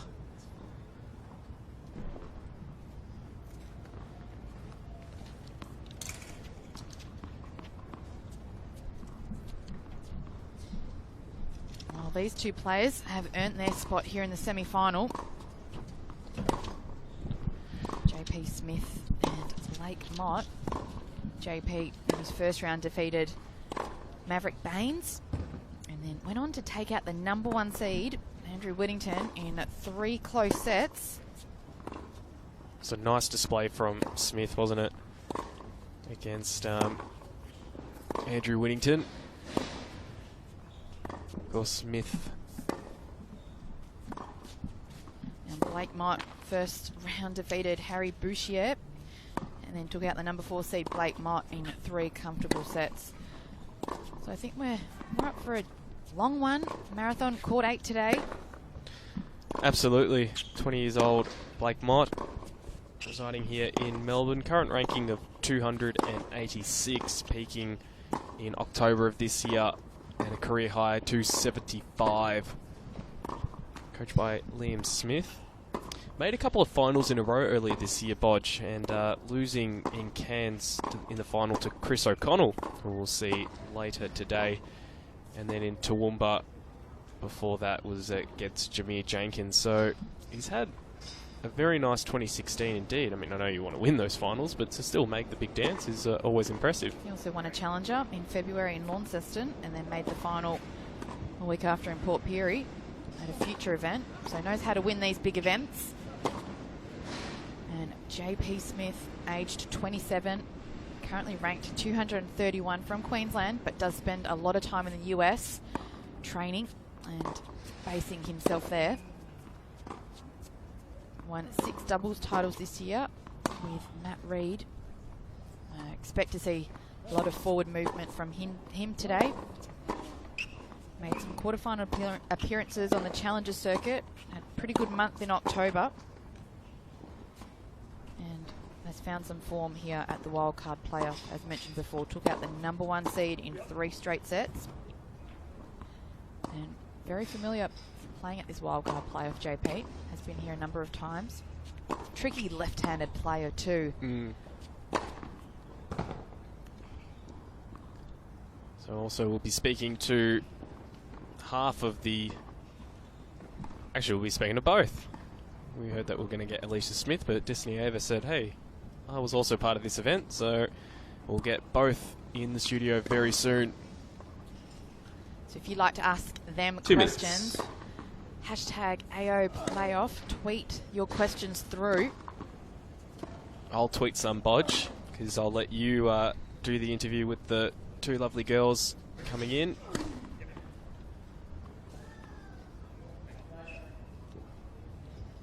And 2 in that corner as well. As you said, Bodge, just with this lefty serve, you can see JP just warming it up. Can be quite tricky for the opponent. We did speak to him, of course, a couple of days ago, and he was in good spirits. We also had a Casada rep just shadowing him, making sure as soon as he left, he did his commitments in that respect. So it's all very much official. Everyone talks about this event. It is so match simulation for the Grand Slam. So much about making sure that, I mean, this is such a big event for these players. 1 minute. This is what they'll be expecting in January next month. Oh, sorry, mate. Can you pass Blake that Mott, to me? though, I've seen him a couple of times practice here at Melbourne Park at the National Tennis Centre precinct. And he can be, as well, an impressive youngster. Can be quite big. 20 years old. but can hit it with a fair bit of pace. But just the fact that getting over Mark Polmans, who I rate really highly, it was a 2-hour encounter.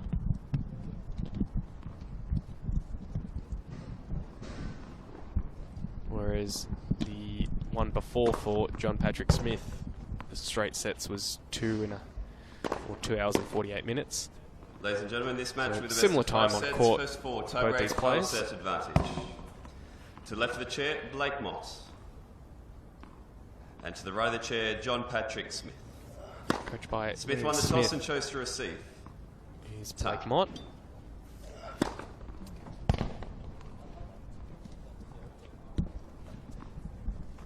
So we need all the balls out in that way. Smith finished with his serving. He's got it to a nice position, he feels.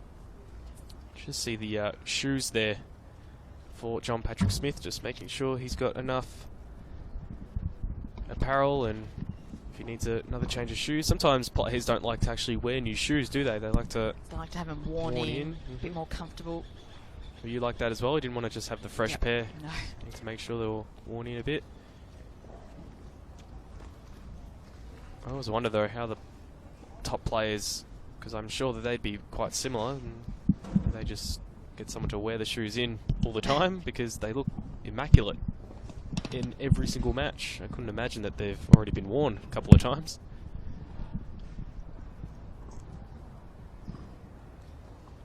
I think it was Gael Monfils a number of years ago. He just kept going through shoes during matches, all that sliding he does on the hard courts. So let's hope that John Patrick Smith has enough shoes in reserves, because this, I'm sure, will be an absolutely epic encounter. It's John Patrick Smith and Blake Mott, our first semi-final on day 5 of the 2017 Australian Open Wildcard Playoff. Mott to serve.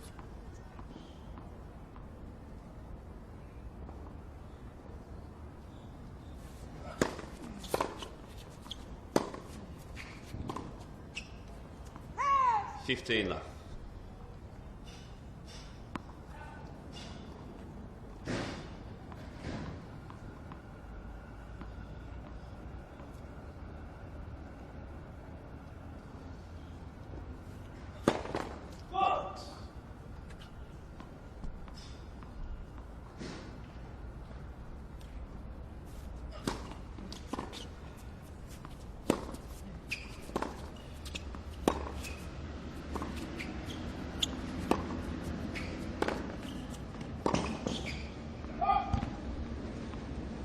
All.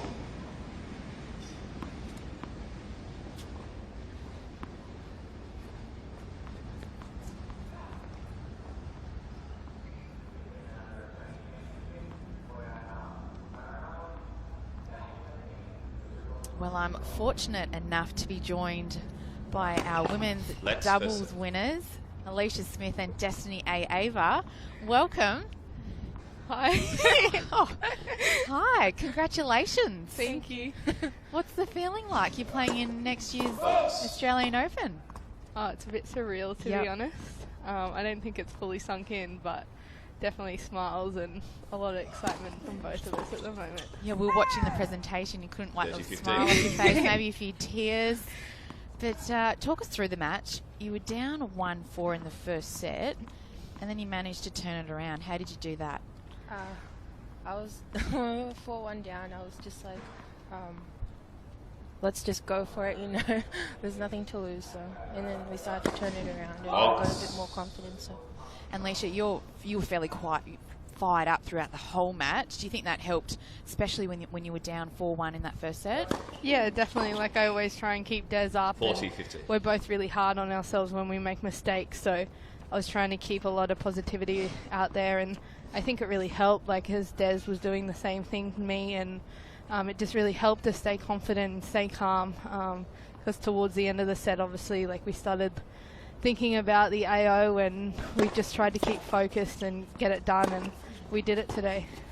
And you worked your way through the tournament. You won your first round in two sets, but then you had a really close semi-final match where you won 10-7 in the third. Do you think that helped First game. You're pointing to Destiny. Why is that? It's just her serve all this tournament's been amazing, and it sets me up at the net really easy, and it makes my job easier at the net. So, her serve has opened up the opportunity to let us play in the AO this week. So you do seem to complement And each one more other here. really well. Destiny, big serving, big ground strokes. Alicia, you move a lot at the net. Just on the Do you chair think is you- okay. You worked your way through the tournament, or was it like that from the very first round? I think it was like that from the start. We're kind of used to each other. John now. Patrick Smith to say. Yeah, it helps us. Have you played much doubles together? How did the combination, how did you come together and say, yep, we're going to put ourselves down for the wildcard playoff? I messaged Des in about August asking her if she wanted to team up for the Aussie Pro Tours. She agreed to do the 6 weeks with me, and from there we got confident, and I really liked her as a partner. She's pretty Not awesome. Oh, that always helps, doesn't it? So yeah, and then we decided to give it a shot and play for the AO playoffs, and we got in, and yeah, we went from there. Not a bad decision at all. So, Destiny, you won the 18s last week. Yeah. Wildcard into the main draw singles. You've now won the doubles. Certainly earned 15 your on. spot. Not a bad Christmas present, is it? No, well, we haven't even put up the tree yet, so Okay, so I thought I would, double the Christmas present. Why not? Absolutely. So for you, what does the next few weeks look like, and then maybe you can touch on how does that work for you guys in doubles? 'Cause 30, you've got some 15. you got some time to prep and maybe work on a few things. But what does the next few weeks look like? Pre-season right now, and then some warm-up tournaments before the Aussie Open. But then Leisha and I will probably 40, train 50. together some. And just work on a few things to get us prepared. And any idea of what tournaments you could potentially be playing at this stage? Any ideas? Maybe it's Up to too the soon. coaches. Up to the selectors. We just play. Yeah. We travel and play. Well, you certainly earned some opportunities, that's for sure. What are you going to do for tonight? Any celebrations? Any family taking you out for dinner? Maybe shouting you dinner. We might go out for dinner and have a couple of celebration drinks. So, and then fly home. And how many? Oh, we've got some tweets come through. Oh, Sean's tweeted through. How many 40, likes 30. has your on-court selfie got? Because we saw you took a photo at the end. Oh, Is that on Instagram, that was on Facebook? Snapchat. We'll Snapchat. post it. Please post and hashtag AO player. Ladies, congratulations. Enjoy the moment. You've well deserved your position. While I've got you on air, do you guys want to say anything, any thanks or any special comments? Definitely start with you. I'd like to thank Tennis Australia for giving us the opportunity to Game Smith. play for a wild card, and it was a One really game all. special day today. So I'd like to thank Tennis Australia for that. So thank you. Well said. And Alicia? I'd just like to thank my coach, who's right next to me.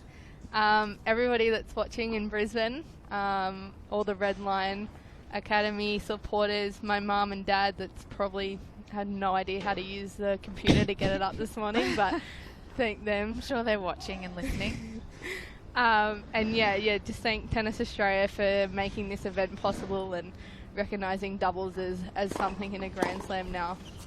Well said, I definitely agree. Great initiative by Tennis Australia. Ladies, I'll let you go. I'm sure you've got many other media commitments. Congratulations again, and we look forward to seeing you 15. play at the main draw of the Australian Open next year. Thank you. Thank you so much. There you have it. Destiny Ava and Alicia Smith, winners of the women's double final this morning. No doubt they will go and celebrate. Very well-deserved win. And currently Smith might looking for the same opportunity to win that wild card. Currently tied at 1-1 in this first set.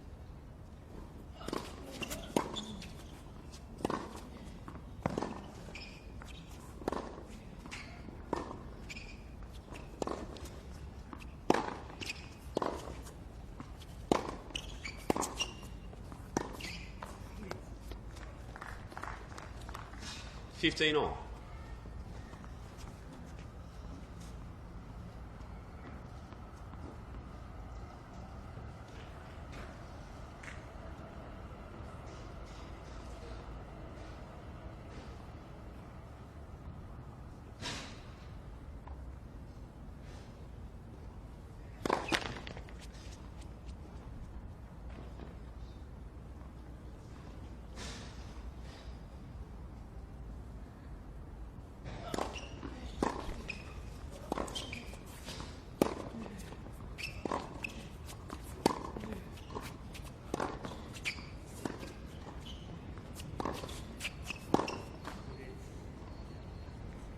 30-15.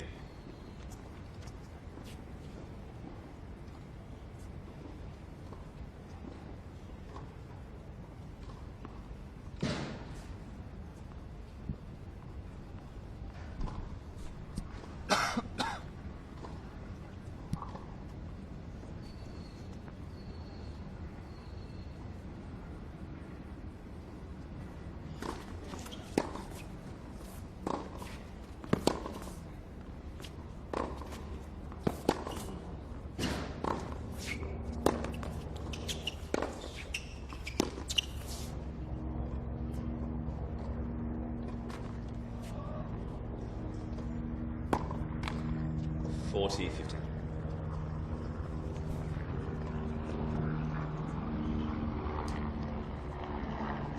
So great to have a chat to some excited girls, Destiny Ava and Alicia Smith, heading to Australian Open 2017. There's 4 gentlemen, though, in the wildcard playoff on the men's side. Let's visit. 2 of them, of course, on screen. Blake Mott serving on the other end, and John Patrick Smith.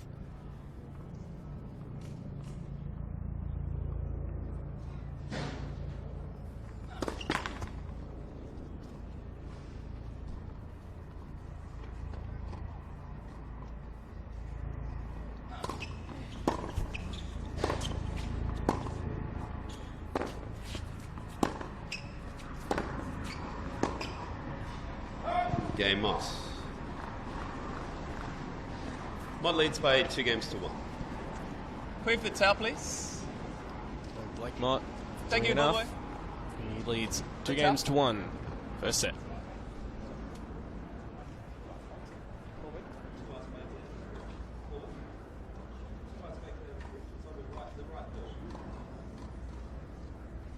The right door, yep. So grab 2 ice bags out of there.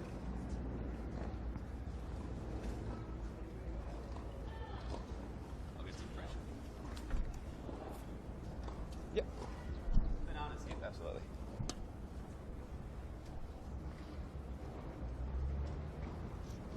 So matches on the side. At the start of every main event, That just Blake Mott. Very sun smart. Fair bit of sunscreen on. Of course, it's a lot of cloud cover right here, but UV rays can do a bit of damage. tap. Yep, so go for it now. Yeah.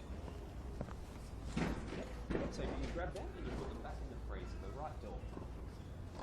It's been a good start here for both players. These have bananas and ice bags. Blake Mott, though, with that nose ahead. Ice bags for 4 things. Always good to serve first. Whoa! Although it was John Patrick Smith who chose to receive.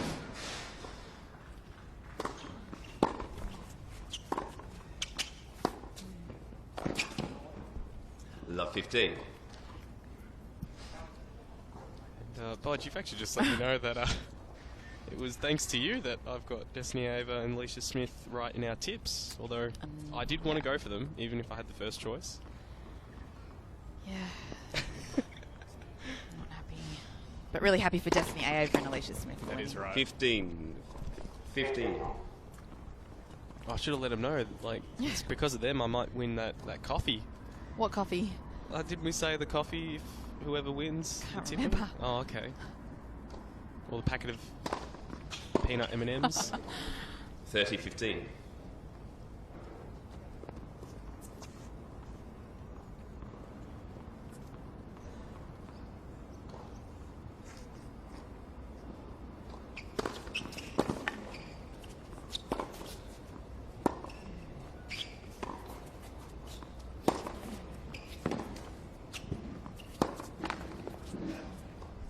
$40-15.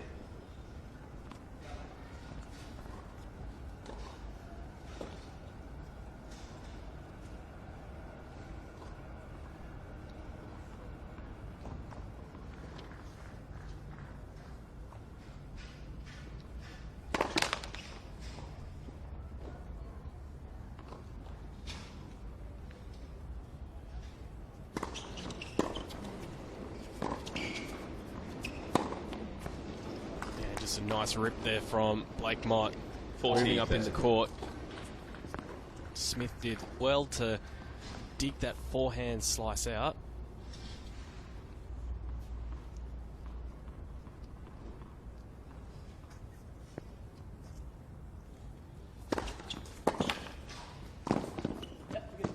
Game, Smith. Too good.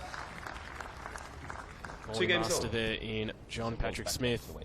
Keeps the games on serve, 2-all. Start rolling the balls, please.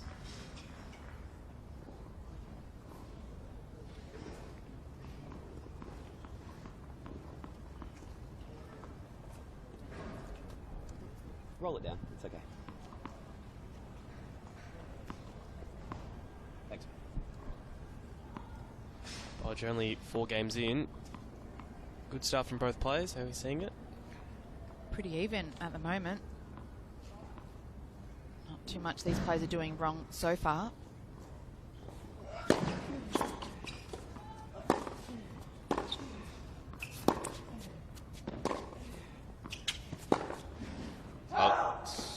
Love Missing by 15. much. So much rotation that Mott gets on that backhand. He's allowed to swing freely. It's definitely a powerful shot. It was just on the stretch. Good work by Smith. Yeah,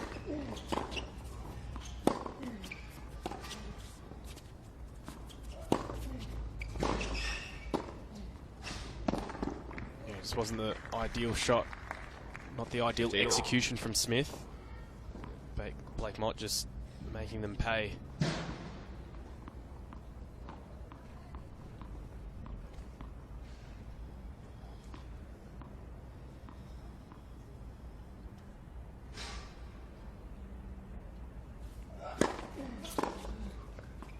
$30.50.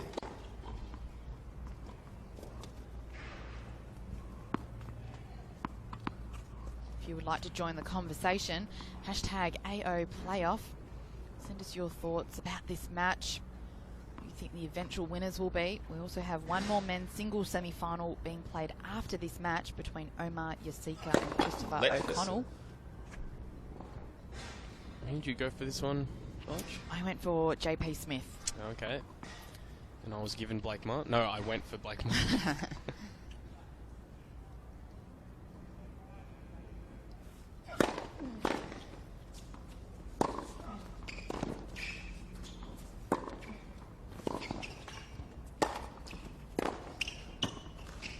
Oh, very nice indeed. Bit of a miss-hit off that forehand drive volley, but got away with it.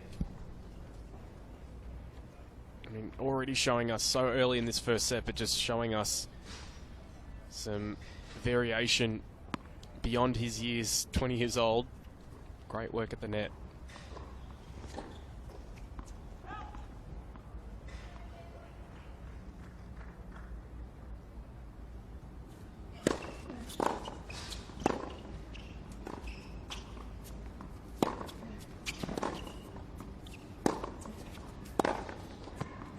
Game, Mott.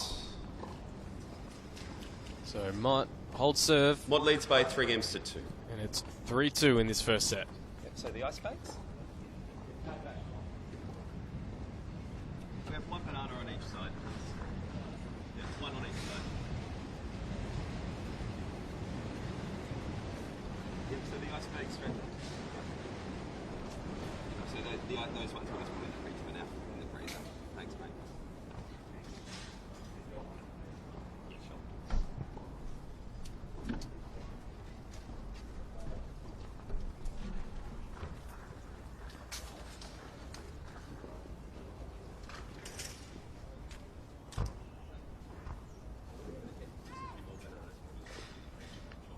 And the new access point here for Melbourne Park will be opened up for the 2017 Australian Open, the Tanduran Bridge, connecting Birrong Ma and the existing footpaths that lead to Federation Square to the Show Court 2 concourse. You can just see the concourse area there of Show Court 2.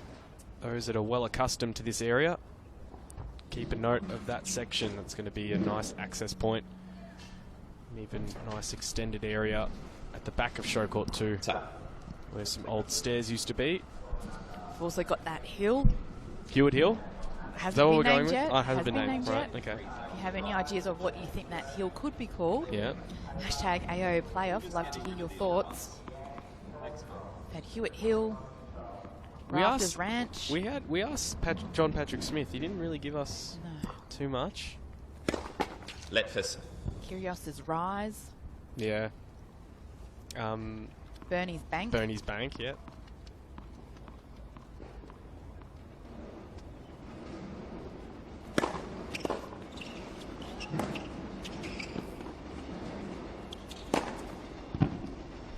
Love. That's put away. It's not enough on the lob from Mott.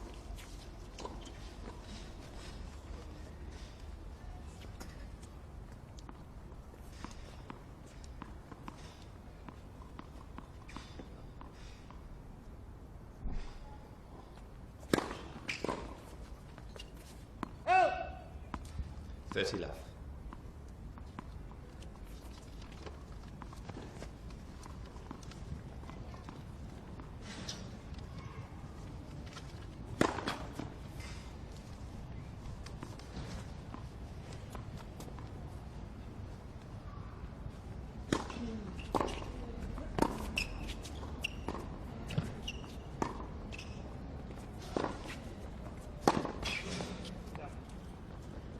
Maybe feeling a little bit 30-15. Smith having to do a bit more.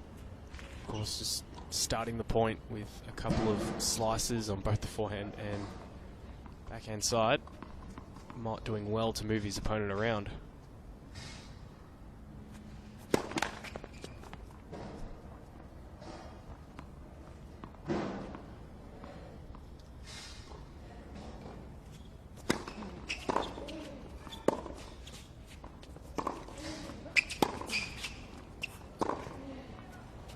Oh, big backhand winner cross 30 court all. from Blake. Oh, Blake, I meant. Oh, yeah. Had his first name, not his last name. It's been a long tournament, It's been a Vaj. long tournament. So I'm so used to Blake being a last name. I wish people could have seen your face as well. Whoops, I got it wrong. Please, 30 all. I've made so many mistakes. Pressure on JP now.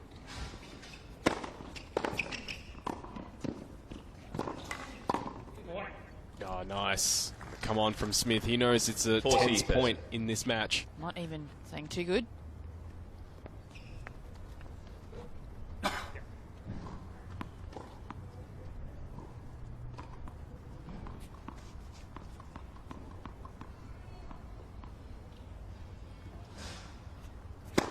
Let's first set.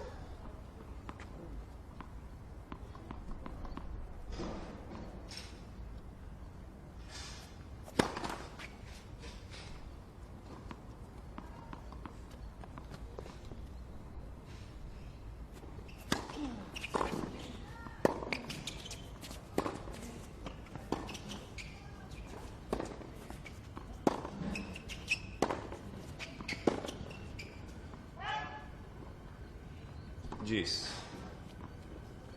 Like the footwork from Mott. All those little steps, adjustments around the ball. That's okay, we're going to get help. Thank you. Yeah, we'll put the chair in the challenge. Yeah.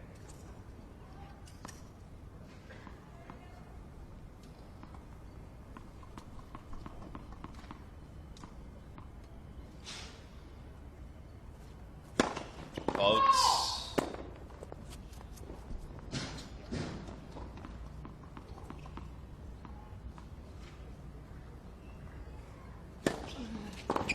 Advantage. Oh, gutsy serve. Pays off.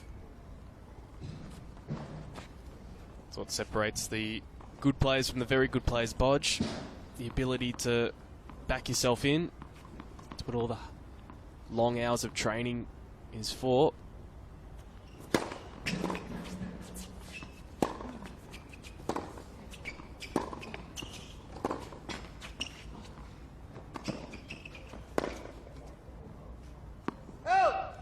Game JP gets out of trouble.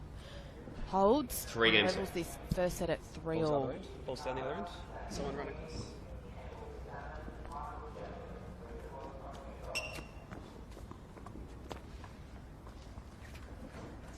Out.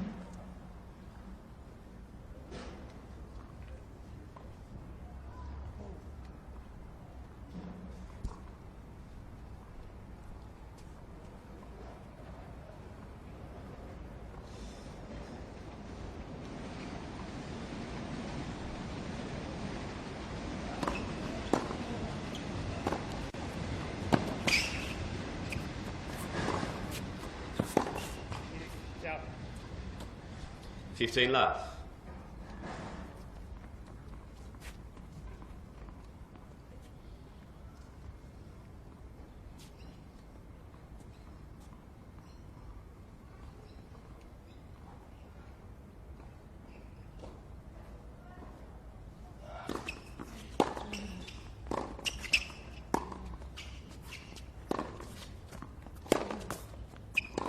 Love. Couple of forehand unforced errors from Smith. Sense Blake maybe just targeting forehand side a little more.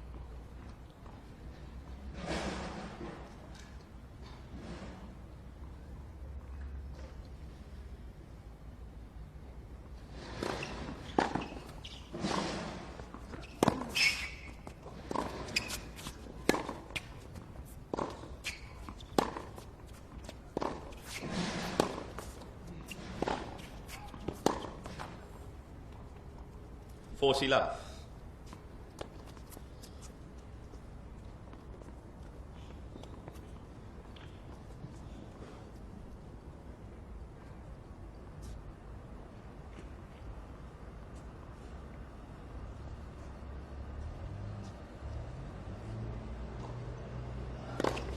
Game, Mott. And an New ace balls, please. gives Mott Mott leads lead. by 4 games to 3. Things are still here on hold. 4-3 Mott. So Google, we'll grab the ice. Yep, so grab the ice first.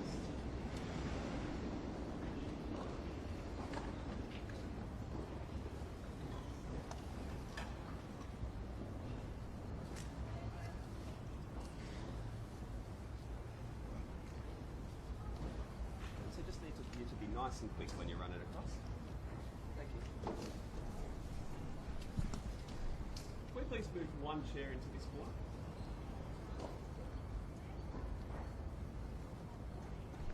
I'll just need the quick, please. They already have one. But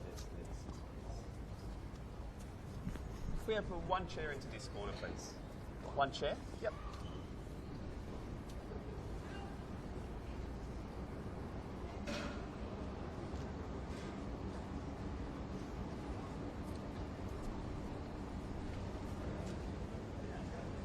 Another chair. Time.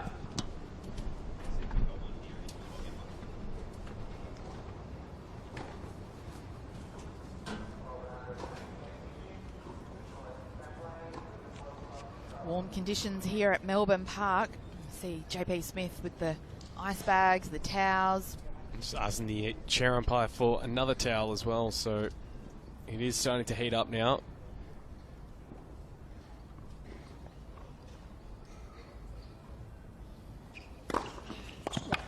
Love. Precision serving down the tee. I don't know how much he likes that. Didn't like that ball. Just wanted the towel.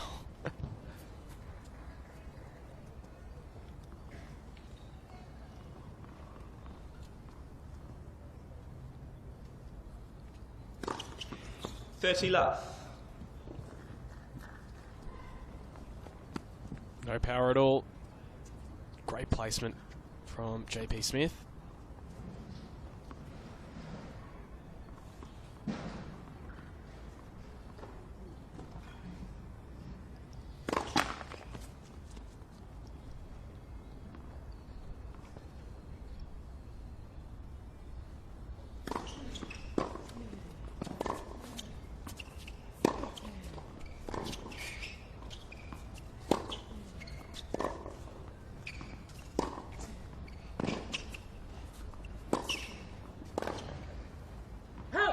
Hitting from Mott. 30-15. Or topspin on his ground strokes, which kicks off out of the hitting zone of JP Smith.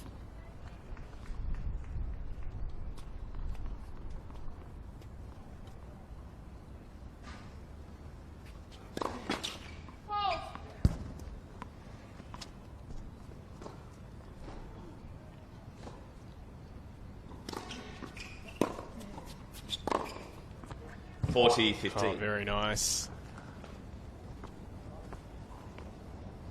I mean, both players feeling they need to go for those sorts of shots, hugging the lines.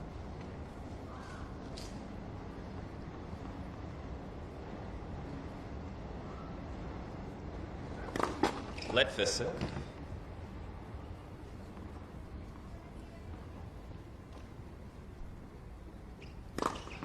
Game, Smith. 4 games up. Big serving from Ball's JP down the Smith other end, so we need that one. And someone run across. as we near towards the end of the first set. Hard to see who will get on top.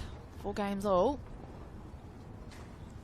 Just had a tweet come in as well about a potential name for the hill.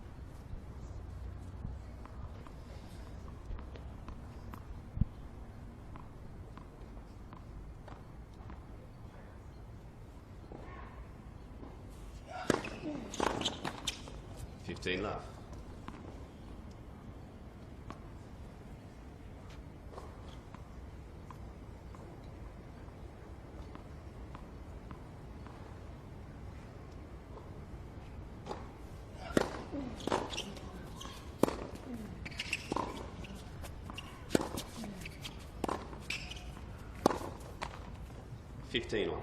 A lot of nominations coming in. We'll have to sift through them and which ones are the best to say out. We love all the nominations though. This is what we need.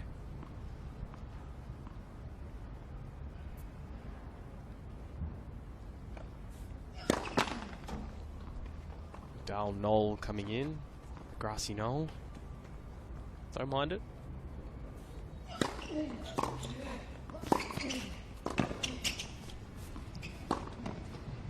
$30.15.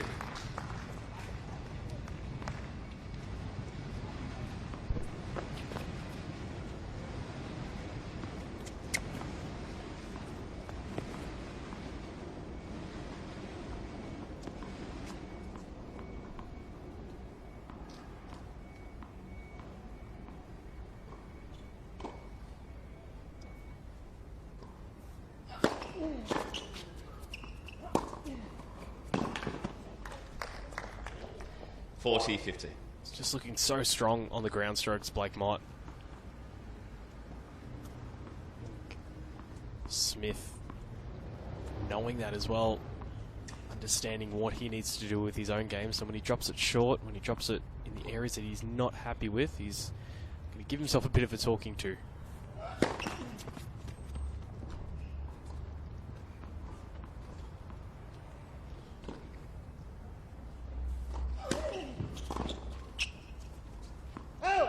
Game Mott. So Blake Mott leads by heads 5 to games. the change of ends with a 5-4 lead in the first set.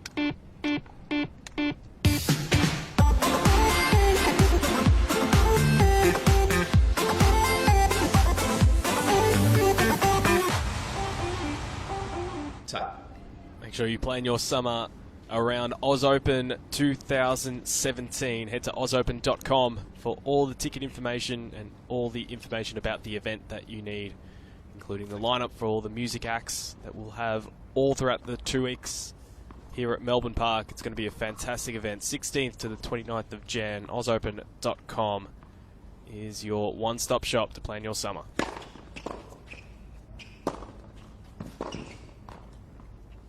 Of course, we've already seen in the women's doubles final, Destiny Ava and Alicia Smith, they'll be planning their summer. They don't need tickets because they'll be playing in the Australian Open, so we'll need tickets to watch them. 30 love.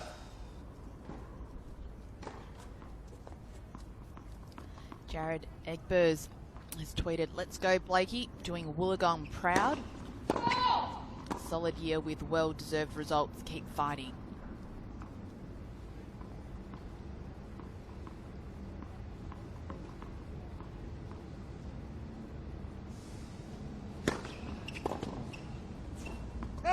Porty love.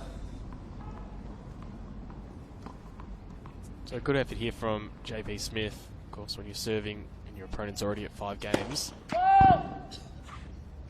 can sometimes get you a little bit tense. But he's not feeling it right now.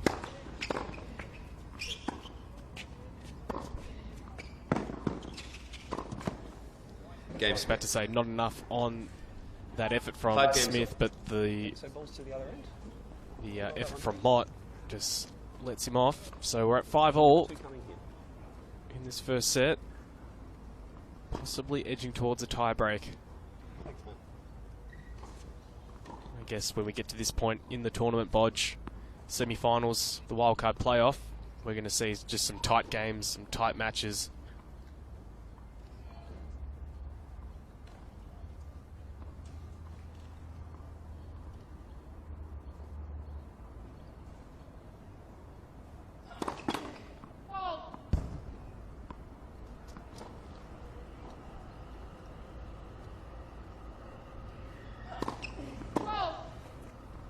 Love 50. Love 50. For moments and opportunities, and 5-all, and a double fault gives JP just a little bit of a spring in his step.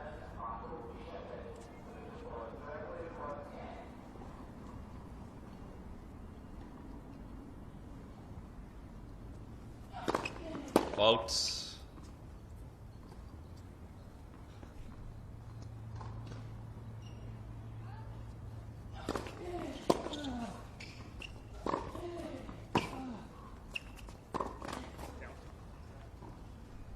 Love 30. Big opportunity now for JP Smith with a look on Mott serve. Love 30, 2 points away from a break.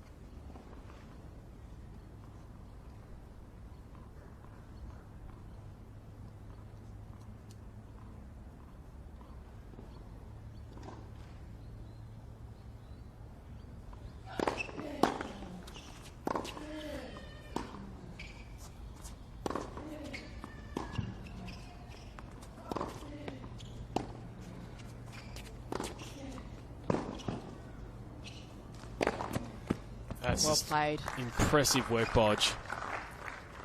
15-30. I thought Smith was actually playing it well, frustrating his opponent, forcing him to hit that extra shot, but he ends up putting it away.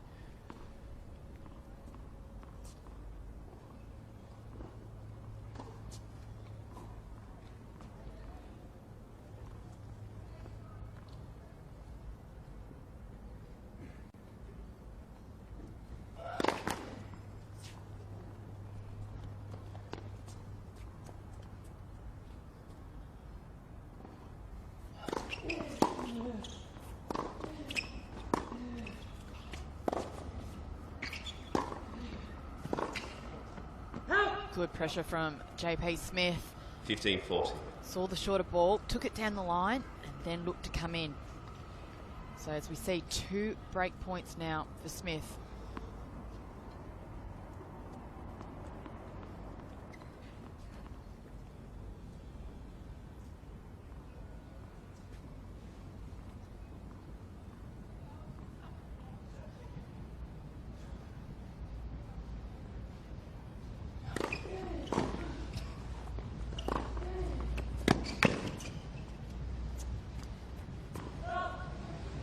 One saved. 30-40. Set up by that serve. Nice one out wide. Already had Smith out position, so he did well even to get the lob up and didn't miss it by much.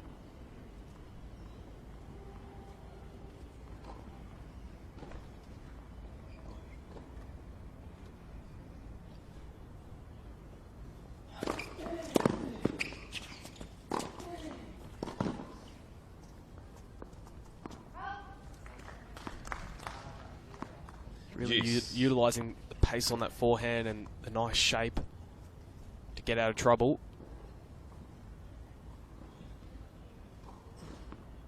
Very impressive from the 20-year-old.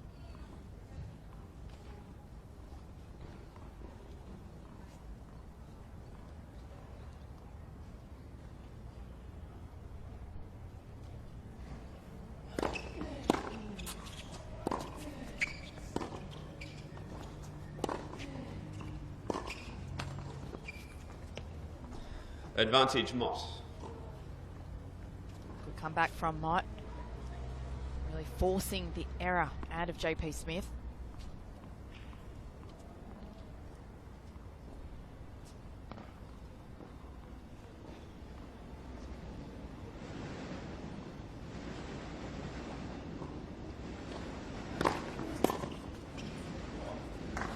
Game Mott. Come on from Mott. He gets out of trouble, saves 2 break Mott points. leads by 6 games and so far. it is 6-5 Where's in the this ice first bag, set. please?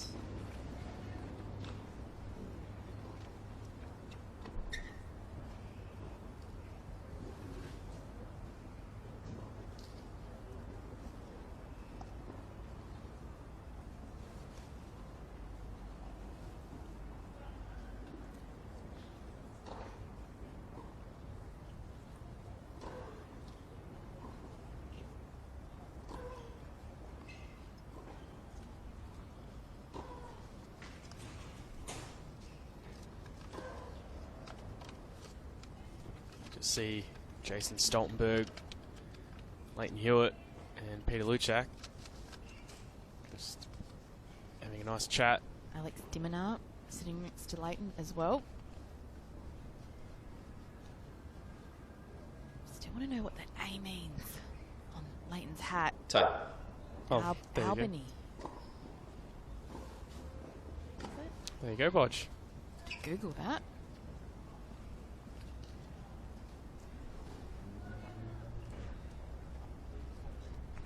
Plenty of time to get on down here. Wildcard playoffs for the Australian Open 2017 at Melbourne Park. It's JP Smith serving to stay in this first set.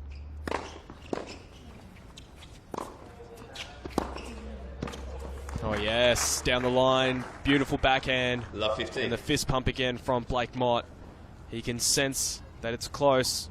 JP Smith having his opportunity in that previous game to break, and he didn't quite get there. Deep in conversation with Jason Stoltenberg. Just not including Diminar in the conversation.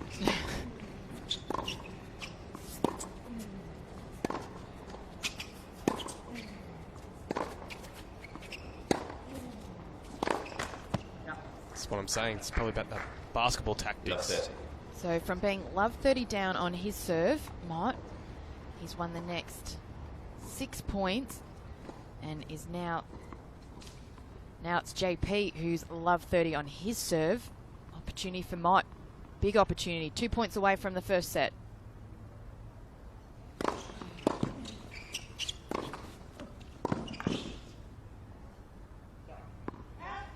Good answer from JP. 15-30.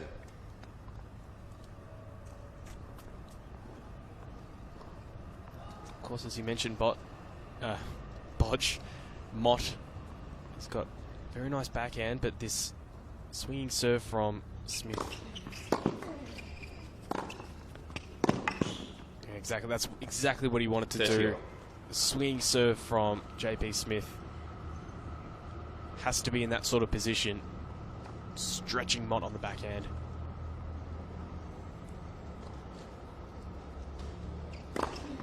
$40-30. And a great serve down the tee. Can't do anything about that, but applaud. And it brings up game point for Smith.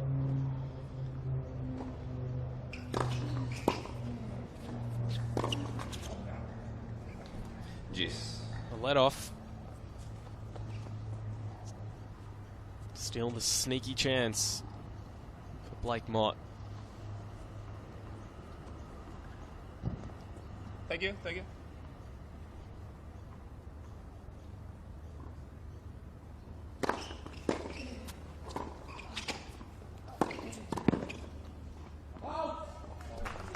Just enough pace on that to balloon Advantage Mott. the ball away from John Patrick Smith. You could just see there Blake Mott just tapping his head. Just obviously the mental struggle that players go through. He's clearly on top right now. Set point.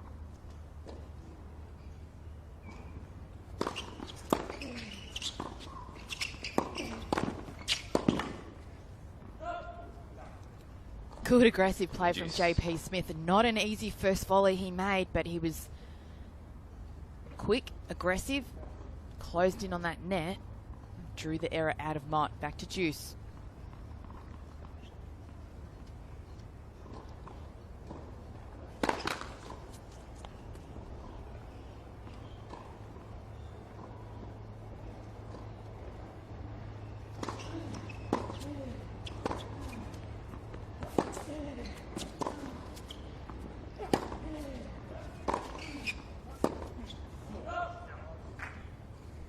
Advantage Smith. Smith with another look to take this into a tie break.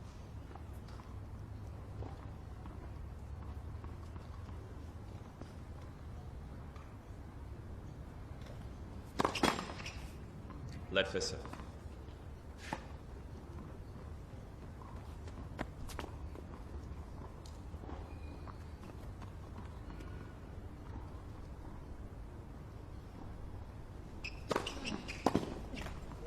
Game Smith.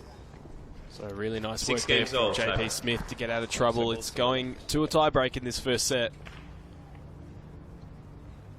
Rog, come on, lean one way. Who's going to take it out? I'm going to go, well, Who have you got? my tip says Okay, JP, so I'm going with him. Right. That's Sean? That's fair. I think Blake Mott.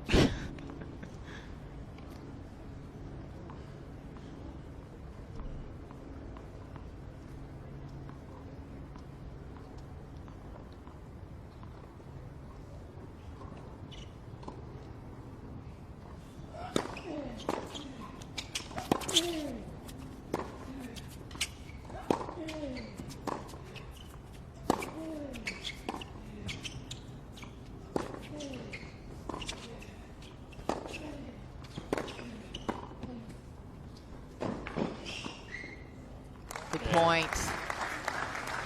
Crowd appreciating the level of tennis as well. Mott. Very close to that line Mott got, but it was too good.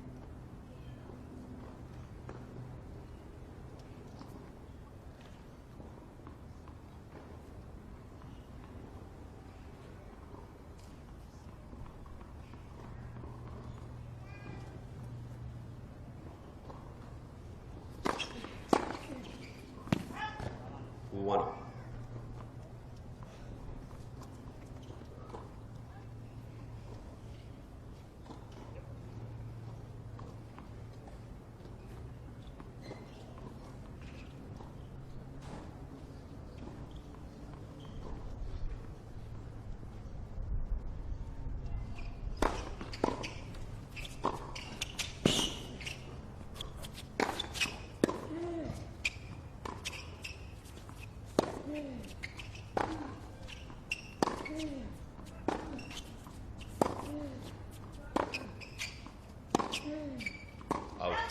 2-1, Smith.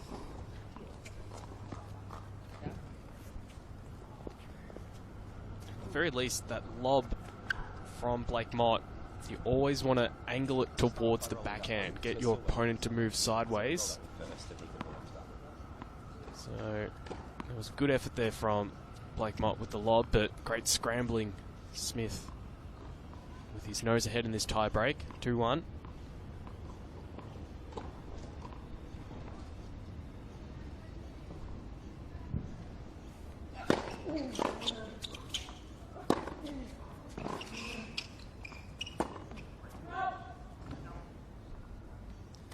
Three one, Smith.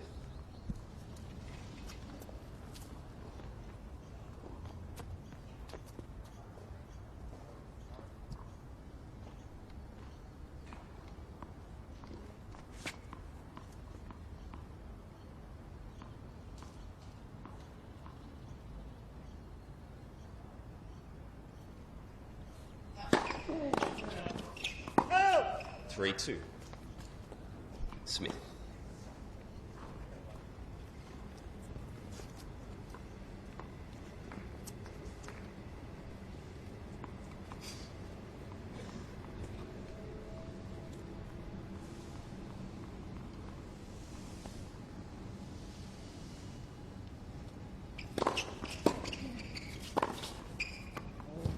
Good serve volley. There's 4-2 that Smith. doubles initiative that JP does so well.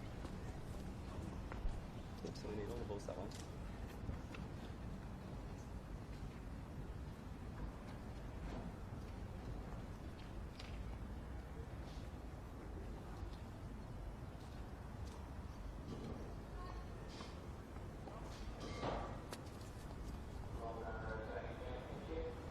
Still a long way to go.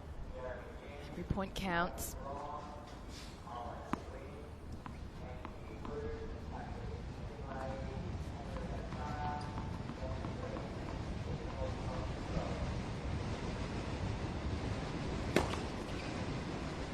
Five to Smith. Just what JP needed. Big ace. Has been serving well in this set Roll so them down, far. please. Roll A them lot of this way, 3 thank you. points.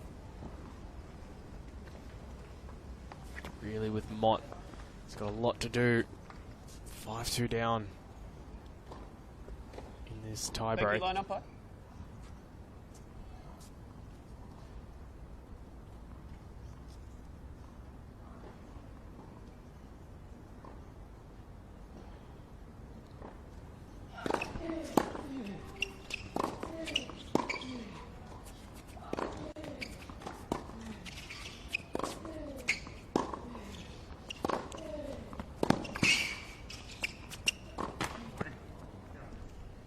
And a huge 6-2 let off. Smith. And a great opportunity for JP Smith, staring at a handful of set points.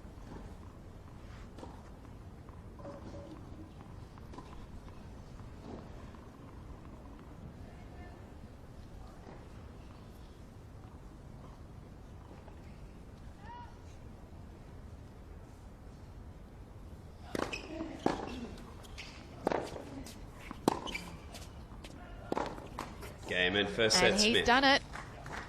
7 games to 6. JP was made to work, but he takes away the first set. We have the 7 ice, please. games to 6. Yeah. Thank you.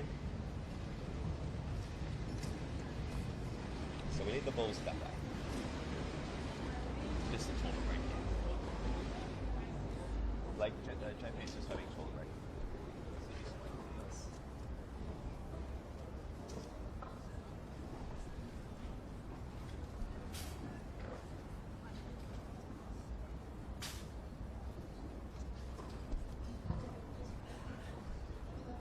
Yeah, sure. Ice bags, or you would, yeah, we have 2 ice bags in this size.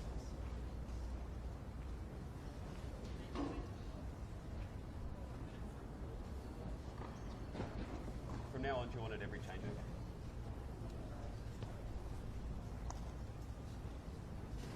Like, do you want it every changeover from now on? Yeah. Yeah, so 1 there, 2 that way. Thanks, mate.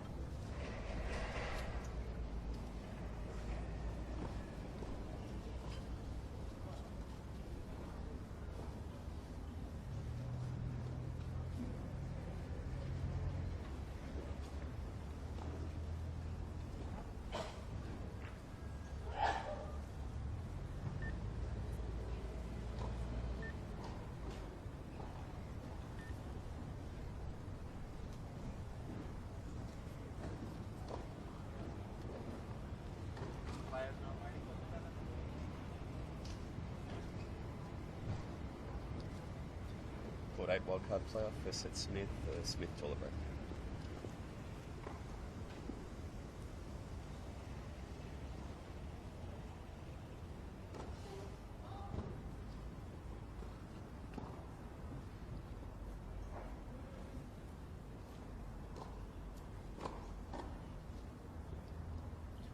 Court 8 wildcard playoff. Can we please have 2 more ice bags for Court 8? 2 more ice bags for Court 8. Thank you.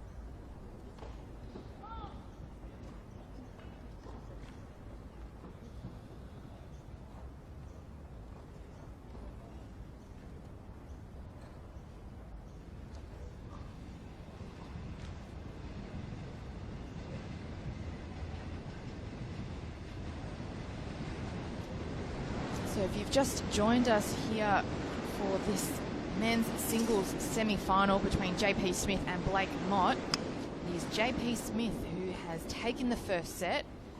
Very hard-fought set, 7 games to 6. And after a toilet break, he will come out now and start the second set. Blake Mott, young 20-year-old from New South Wales, currently ranked 289, has put on a great performance, had a couple of set points, wasn't able to convert, but it's this man on screen right now, JP Smith, serving at a setup, and he will now start the second set. Second set, Smith to serve. 15 love.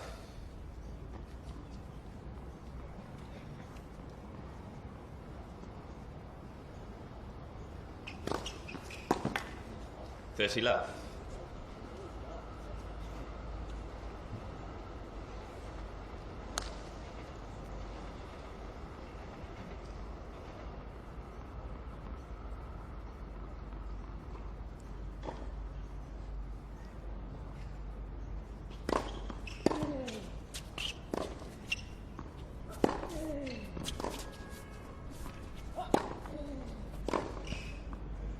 $40 love. Big forehand from JP Smith. Serving very well in this match so far. Rips a forehand down the line and sits at 40 love.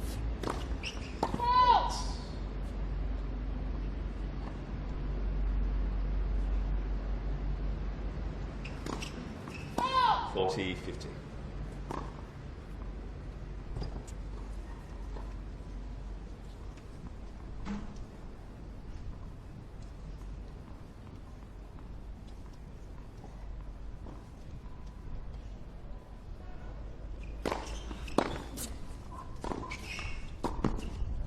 $40-30. Good play from Blake Mott. Enjoys moving forward to the net. Doesn't shy away. Good aggressive play.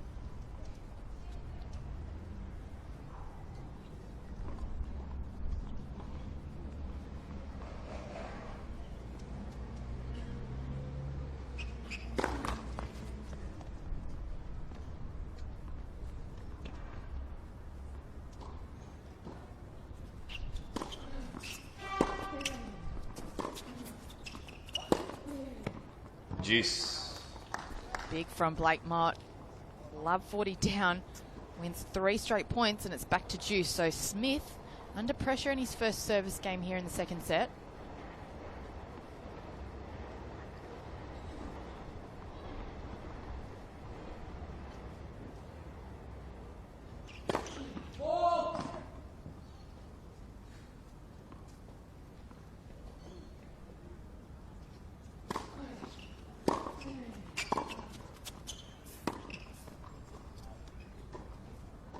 Advantage Smith.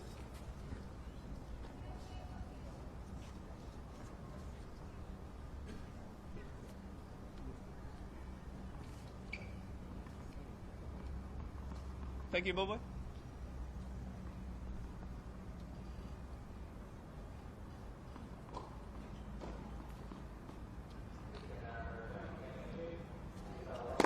Let's first serve.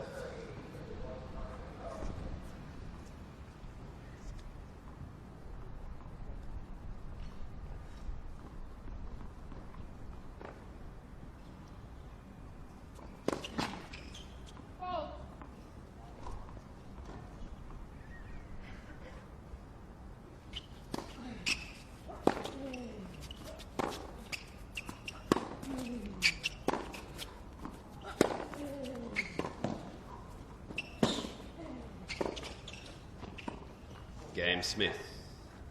Let's help, please. First game, second set. Thank you. Smith getting out of trouble there again. Doing enough to hold his serve. Credit to Blake Mott. Fought hard as he did in the first set. Impressive young player he is. As mentioned, only 20 years of age. Won Challenger earlier this year in Launceston, followed by a couple of final appearances in October on the Future Circuit. he'll serve to try and get himself on the board here in the second set. Leighton Hewitt and Jason Stoltenberg, Davis Cup coach and captain, watching this match and having a word, maybe analysing it, checking out some of the young talent.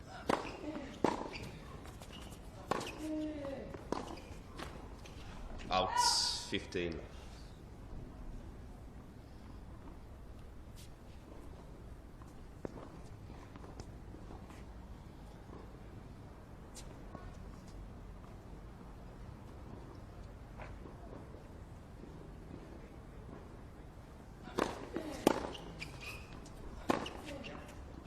Love.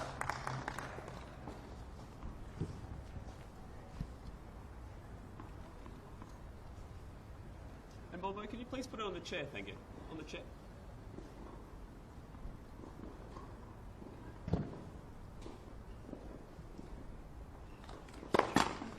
Oh!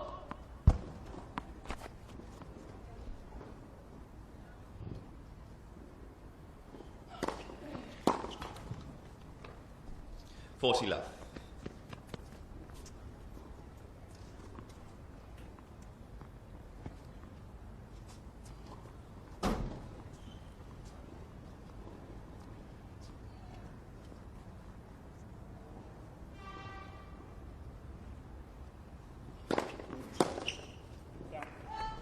Game Mott.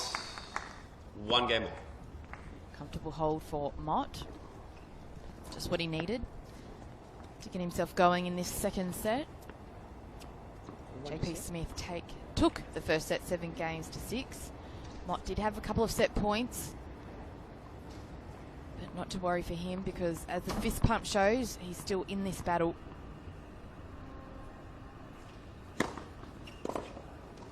No. 15 love.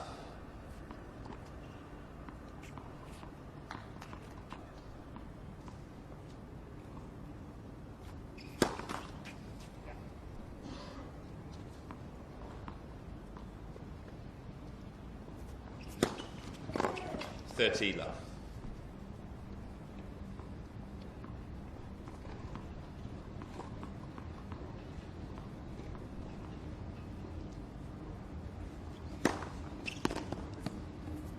Love. Serving from JP Smith really has gotten him out of trouble so far in this match.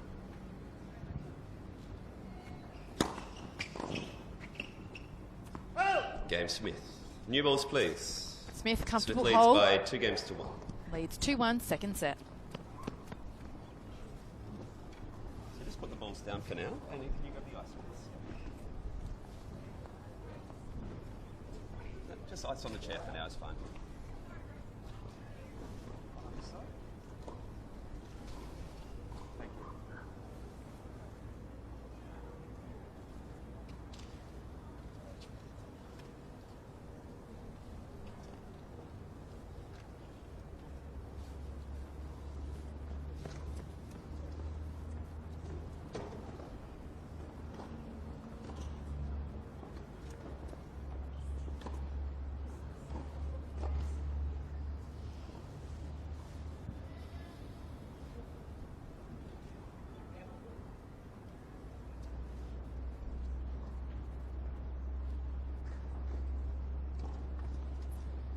Time.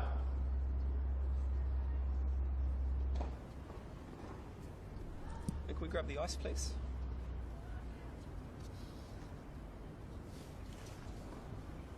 If you've just joined us, we are in our first men's singles semi-final between John Patrick Smith, the number 5 seed, and Blake Mott, the number 8 seed.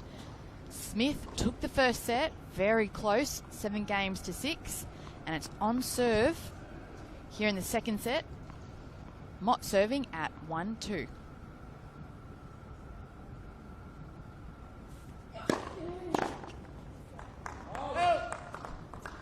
Love.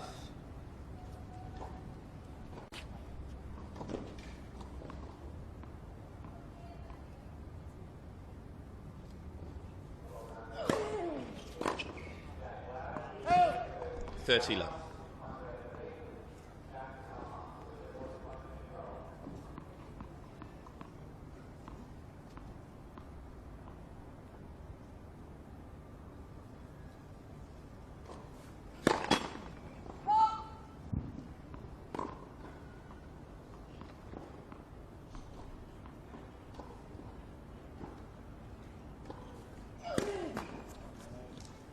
30-15.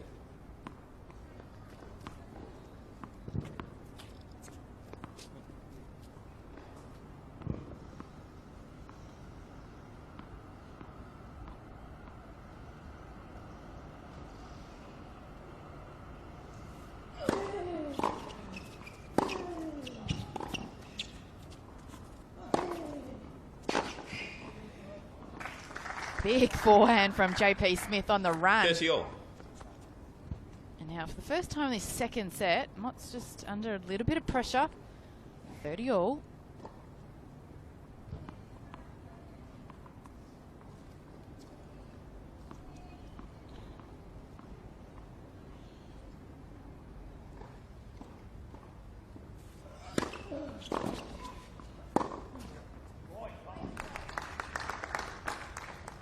$40-30.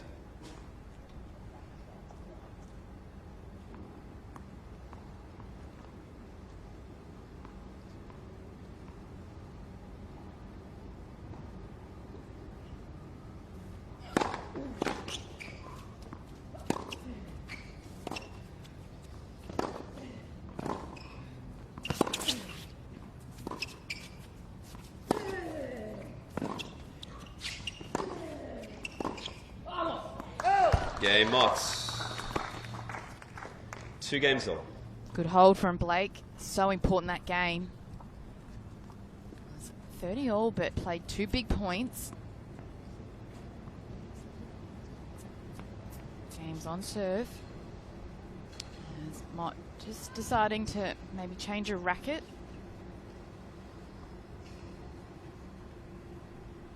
Good quality of tennis so far in this first men's singles semi-final. Don't forget, we've also got one more match to be played after this between Omar Yasika and Christopher O'Connell, the number 6 seed. Looking forward to that epic match as well. But here, 2 all in the second set. Coach was good. 15 left.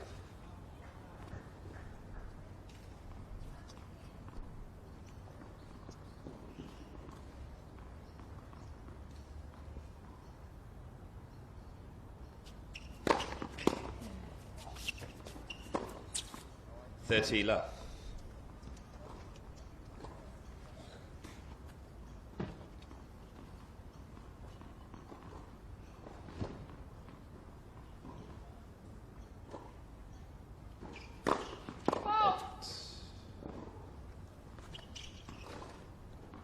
Thank you, Bobo.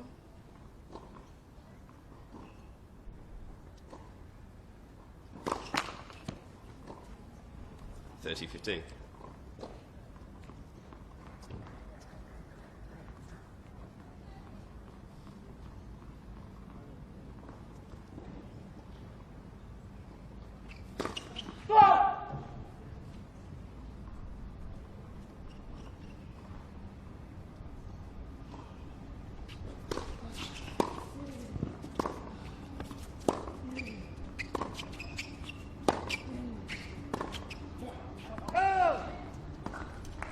$30 all.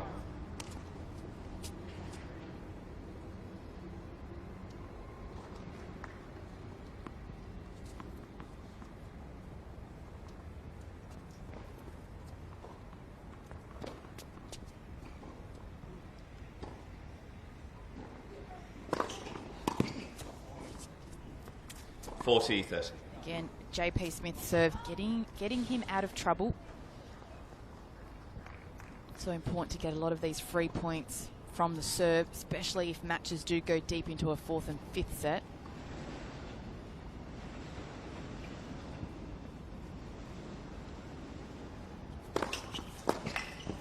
Game Smith. Smith leads by 3 games to 2. So the ice, please. Smith still in control. 3-2 here in the second set in his favour.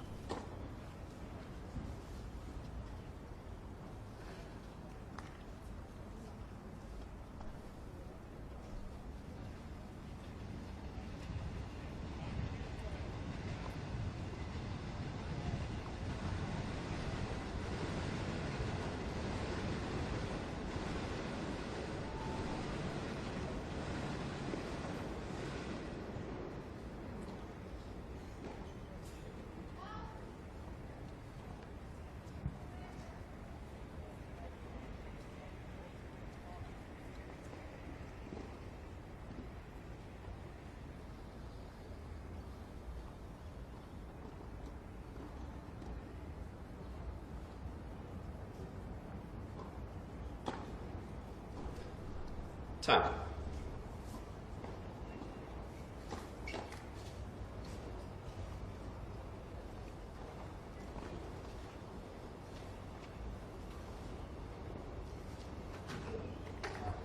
Do you want that in the bin?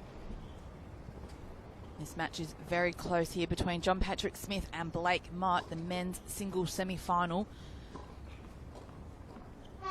Things are on serve here in the second set. 3-2 Mott. Sorry, 3-2 JP Smith. Mott to serve to stay in the second set.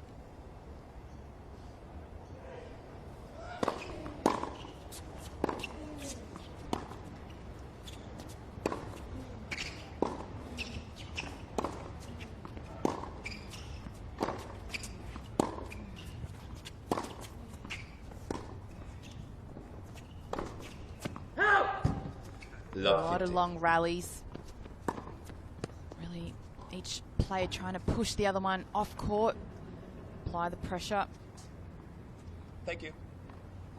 It's really comes down to who's willing to hang tough.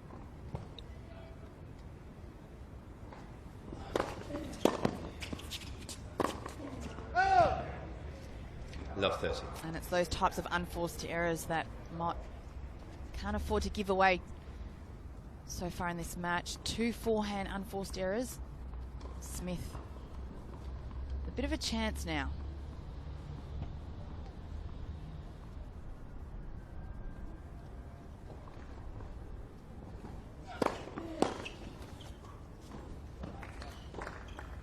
$15.30.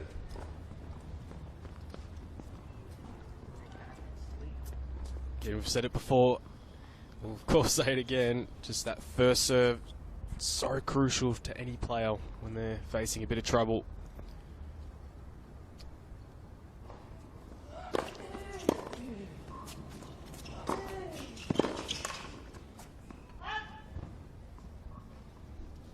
$30 all.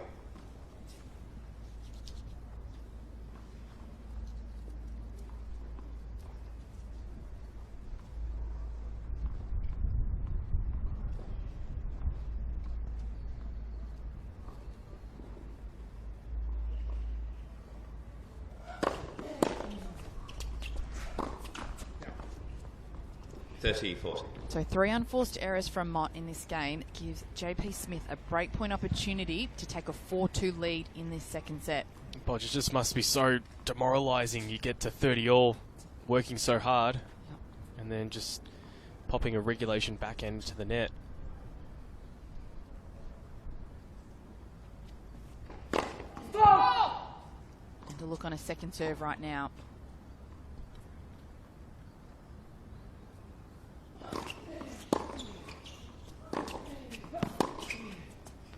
Out juice. I like what Smith was trying to do, just really pop that forehand, loop it down to the baseline. On that occasion, it just drifts long. It was very close. But Mott just gets a little saving grace there from John Patrick Smith.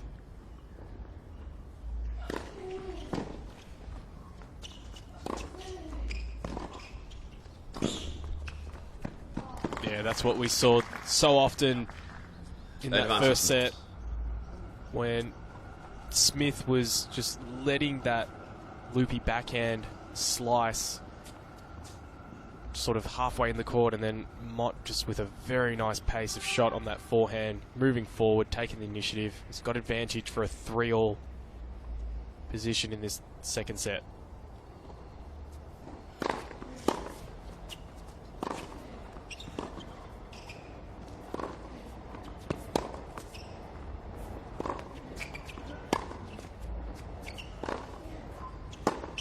Game Mott. Great backhand there from Blake Mott. The error on the forehand of Smith is making Mott, Bodge, making Mott just play that extra little bit. And we saw it culminate in a breakpoint opportunity.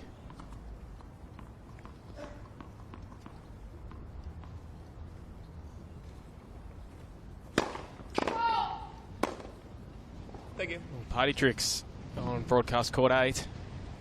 Marathon court 8.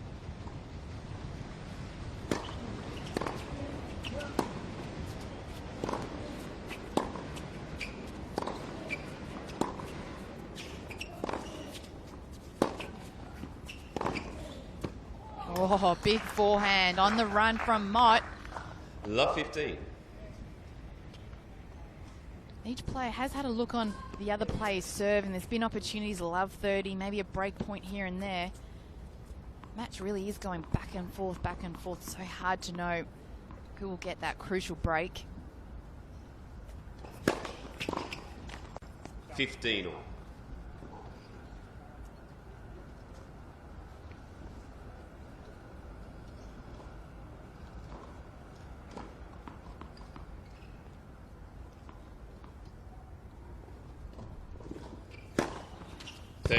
Correction was good. 30-50. JP Smith with hands in the air. Was very surprised that the out call came originally, but Tom Sweeney well on top of things here.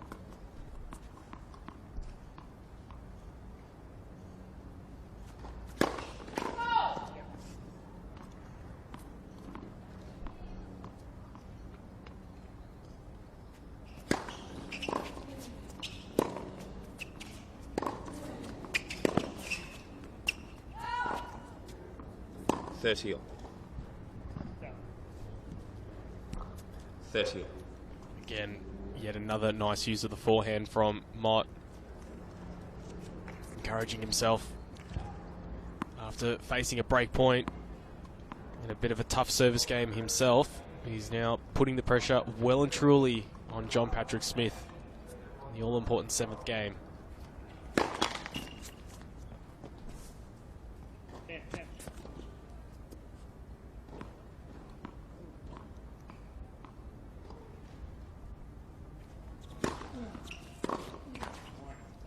And Mott, he'd be disappointed with that. Got the look at a second serve, moved around because he knew that Smith was going to aim for possibly a body or a backhand. So he was well positioned. Game Smith. And Smith with leads that by 4 games to 3. loose backhand, great hold there from John Patrick Smith. Both players having it tough on serve, but it's JP Smith with a 4-3 lead in this second set.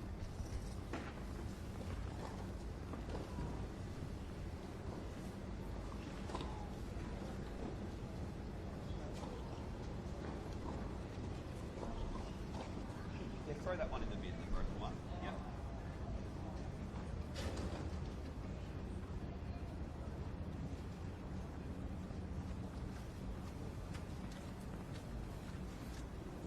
Pass the ice bag.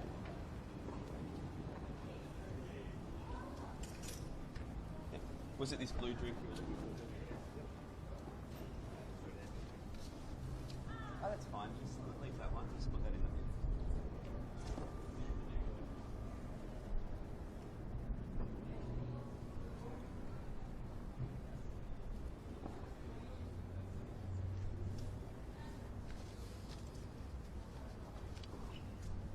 Time.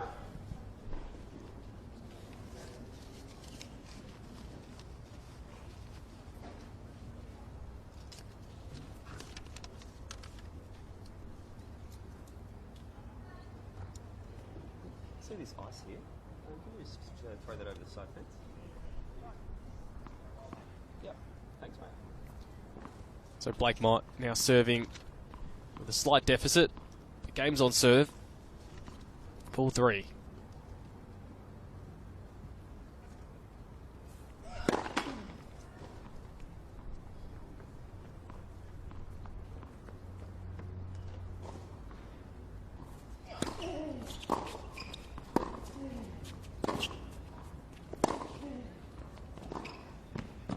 Oh, yes.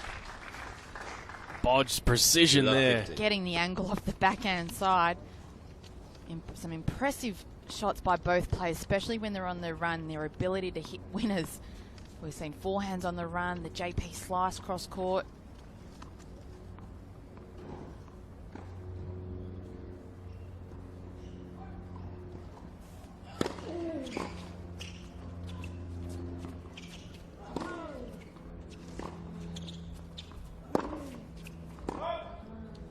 Loose backhand. Love The 30. dodge, it's probably the worst shot you want to be passed on because it's so slow, the slice, but when it's played as well as it was from Smith and just out of position Mott was, you just have to watch it sail past even longer.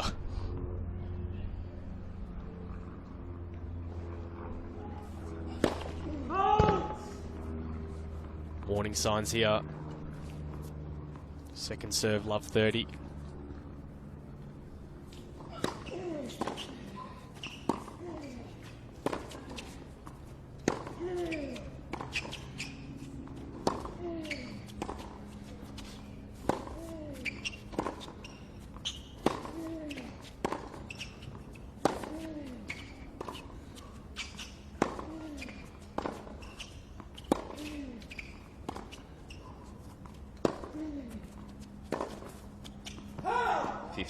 It was a good rally from Mott.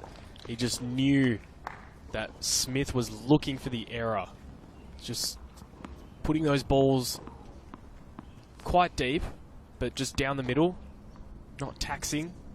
He knew what JP's game plan was. He combated it very well.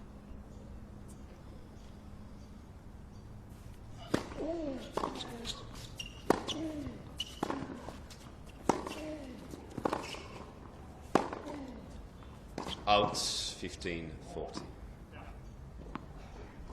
And an overall from the chair umpire gives JP Smith another 2 break points.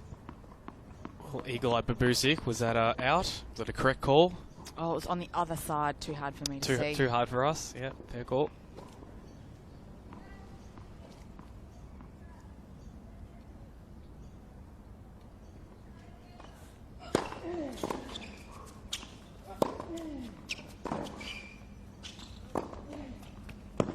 Oh. 30-40.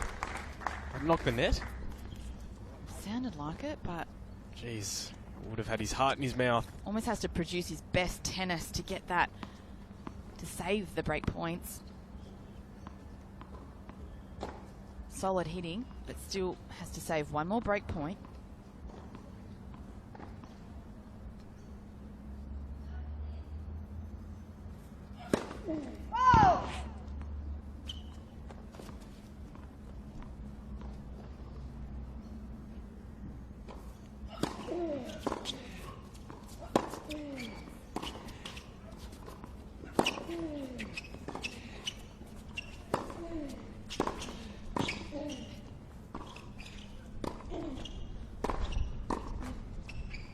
Oh, and a little bit of luck.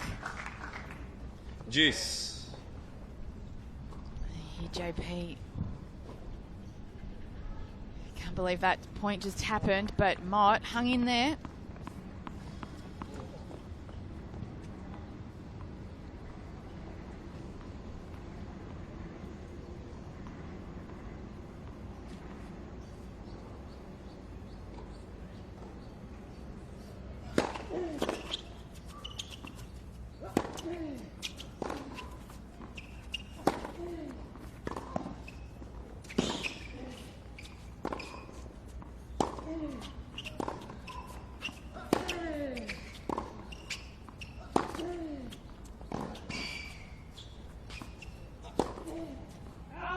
Oh, it's super hitting from both players, but Smith does enough to force the error from Blake Mott. You'll get a look at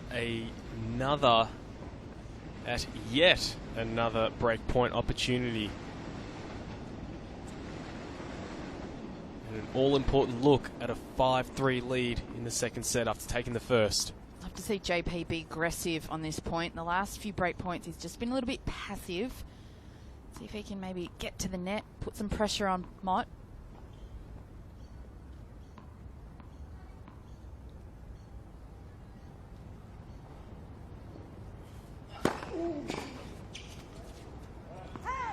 That's too good from Mott. Big serve down the tee. Juice.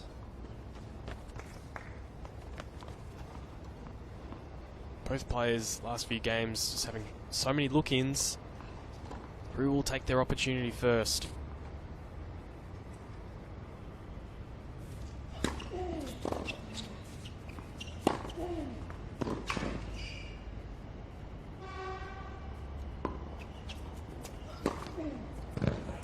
super defense from JP Smith, but Blake Mott was able to Advantage combat Mott. that.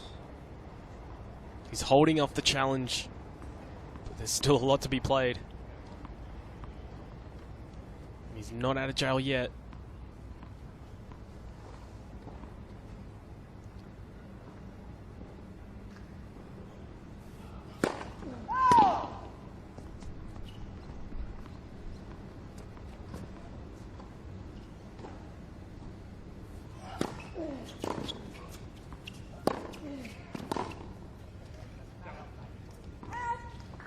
Missed Game time on. there from JP Smith. Four Good games thing is on. that he knew that was coming to the backhand, that second serve.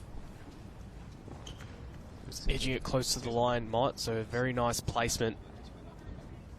It's gone past that fencing. Okay. Thank you. Sorry, Susan. It's okay. It went past the fencing. So it's good effort from Blake Mott to hold on. Can he mount another challenge as he did in the previous service game? It's 4-all.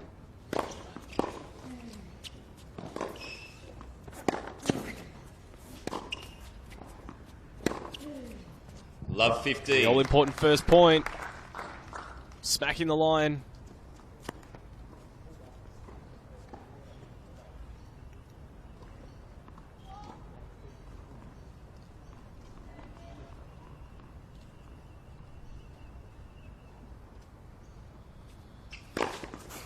$15 on.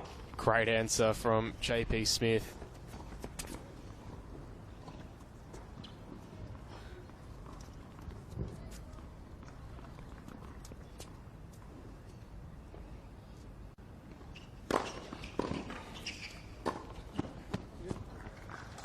$30-15.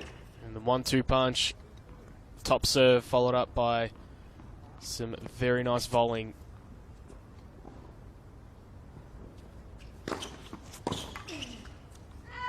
$40-50. And how quickly, after winning the first point, how quickly Smith has just gone through this game. This is what Blake Mott wouldn't want, considering how much he had to work to win his previous service game. You just want to keep JP Smith on court as much as possible.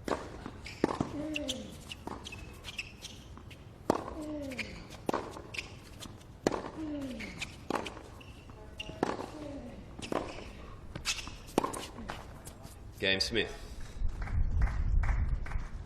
Smith leads by 5 games to 4. So it's JP Smith walking around the net with a handy lead of 5-4. It'll be Blake Mott serving to stay in this second set.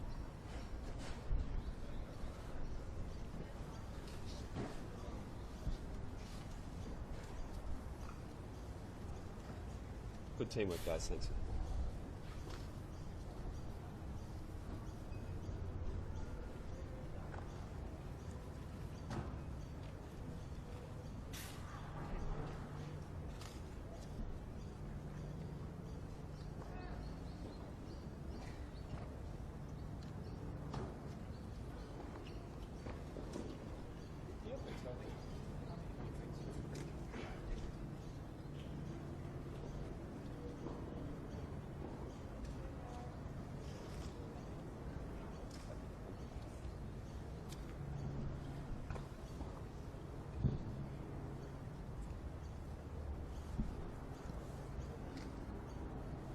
Time.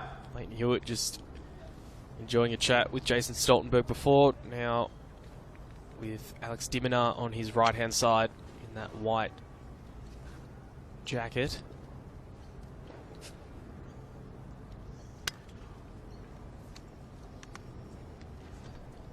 Peter Luchak in the red.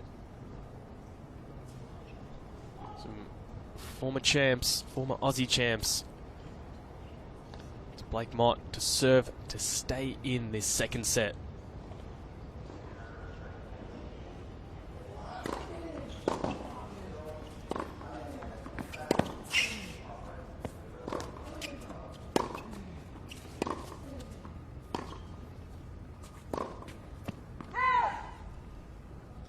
Love 15. The change up again there. Smith loving the slice forehand, slice backhand rather.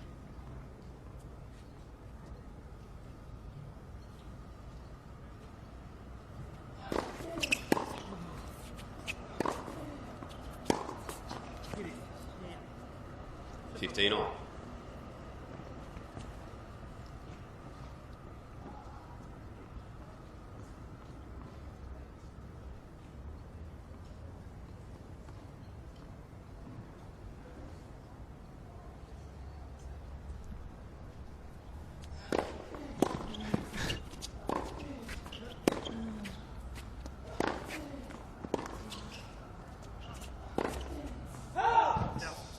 Just pushing that one wide, Mott. 15-30. As a result of Smith's ability to get so many balls back in the court. It's that fine line again, Bodge, isn't it? That fine line. More often than not, both players have played Thank you, Bobo. with good margins.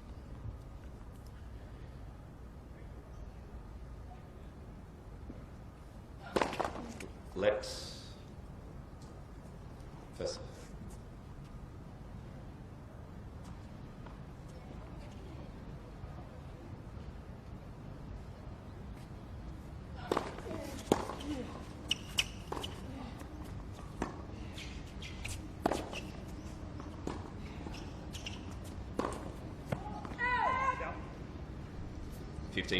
Bit of a wild miss on that miss there on the backhand side, and now JP Smith again, 15-40, and an opportunity to take a 2-set-to-love lead here in this men's singles semi-final. Bit of a carbon copy, that backhand, to a previous one in this game. So the backhand's almost deserted him slightly. We'll need a big first serve here, Mott.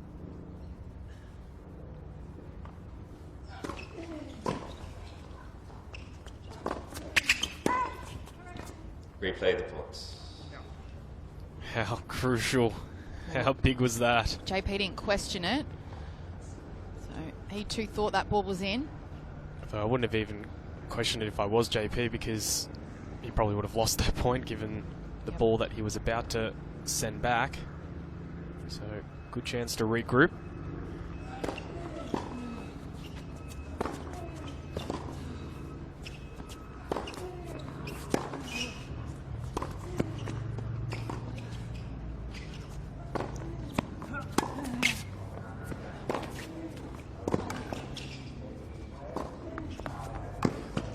Big play from Mott. Really had to use the whole court to win that point. 30-40. Just didn't let that previous call phase him at all. He just went back and served again, got the first serve in. And as you said, Bodge, I mean, that forehand down the line as well. Yep. He missed it before, but not afraid to go back. And that shows confidence as well. So still needing another good point to save a set point.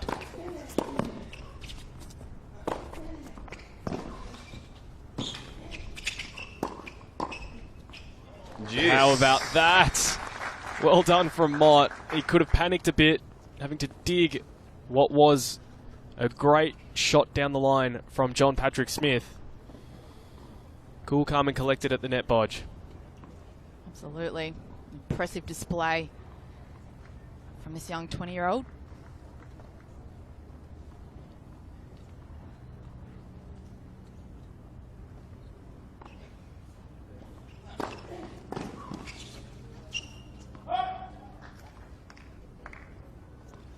Advantage Mott. Mott's just so fortunate. His first service has come back in the last couple of points, getting him out of jail right here.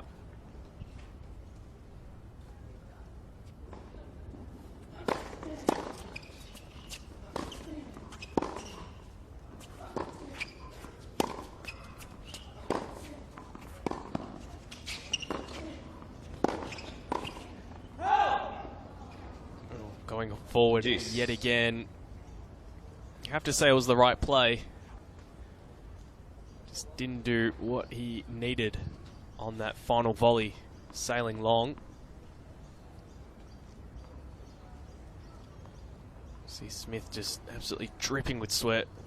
So much running, so much effort that he's put in so far. Correction, ball is good. First set.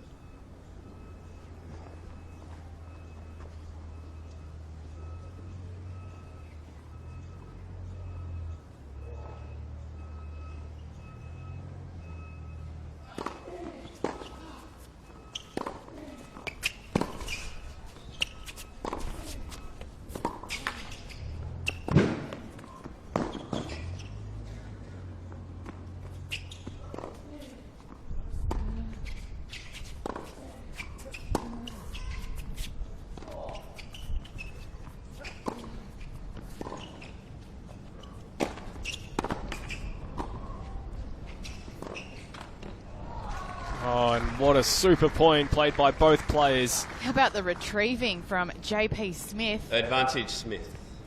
What would normally be the point to Mott, JP just managed to get a racket on it, got himself back into the point and capitalised on the shorter ball. Yeah, you're right. A couple of times both players were out of position and digging one out. Good quality tennis right here. Another set point for Smith.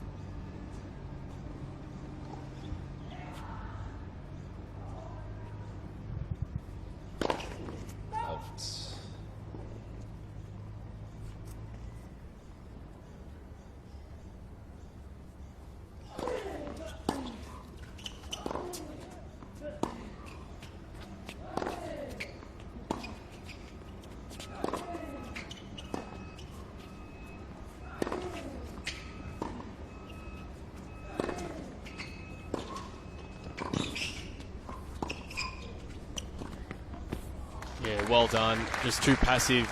JP Smith was. He was looking for the error. It wasn't coming. And Blake Mott just said, no, enough of this. I'm going to surge forward at the next slice backhand.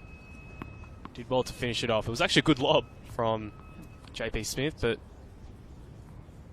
did well, Mott.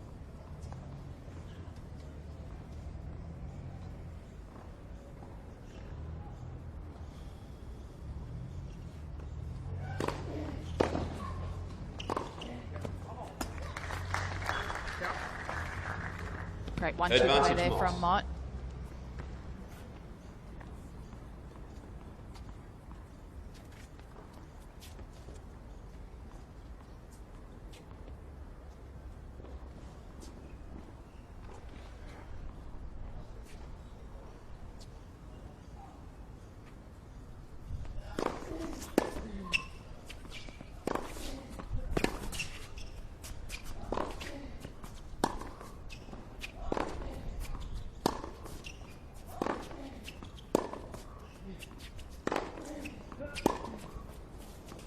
Game Moss.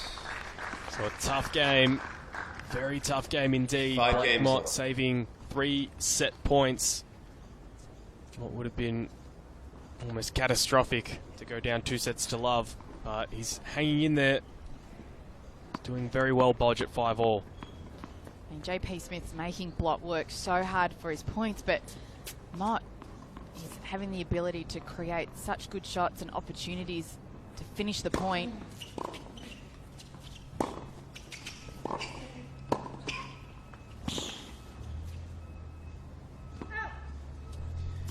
love. Double specialist, just so comfortable, so good at the net.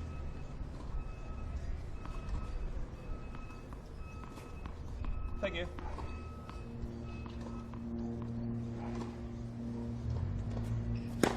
Oh.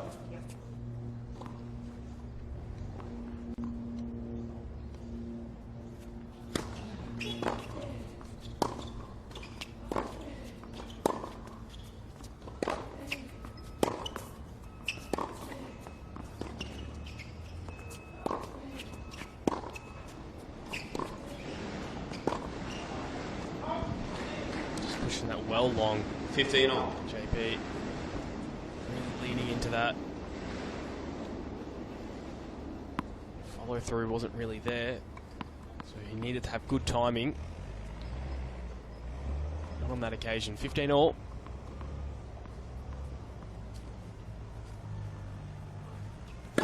Let's pursue.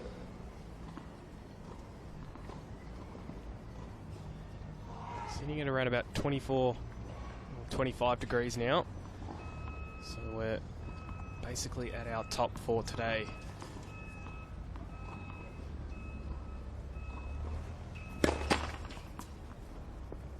Yeah.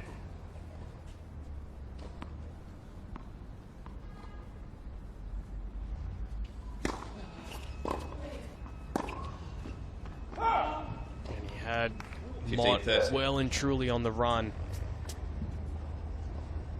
But from both players' perspective, as we saw Blake Mott in the previous game, they both feel they have to go for those lines. They have to try and hit the corners. Both are so good at retrieving.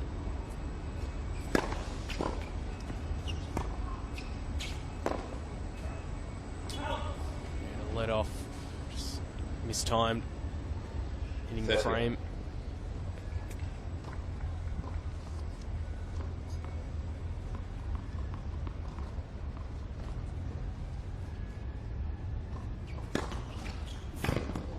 .40, 30.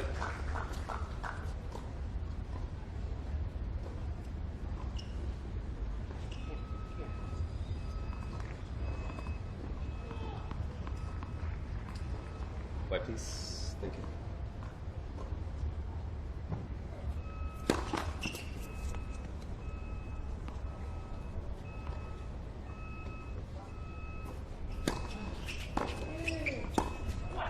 Juice. Here, Mott. Mott's just giving himself a bit of a G up.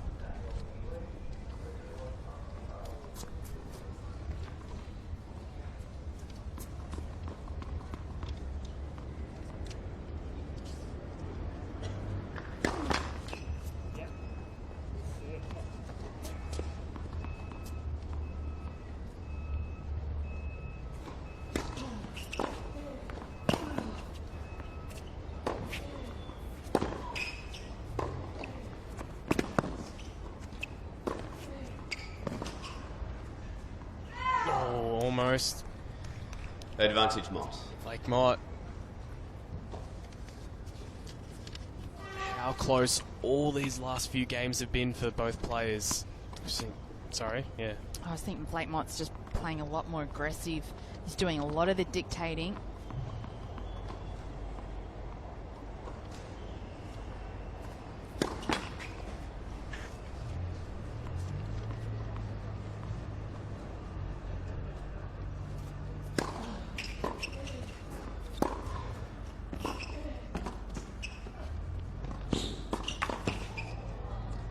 Wheels from both players. Juice. Good hands, JP.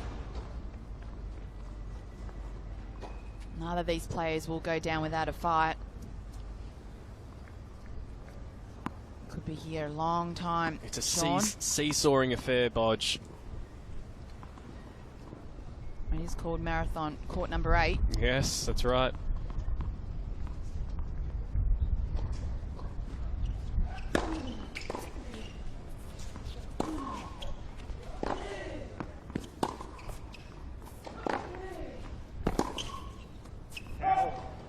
You know what will be intriguing, Bodge, actually? 2017 Oz Open. What matches will be on this court? And will it maintain its status as Marathon Court 8? We'll have to keep an eye on that. We will. Maybe possibly one of these gentlemen will be there.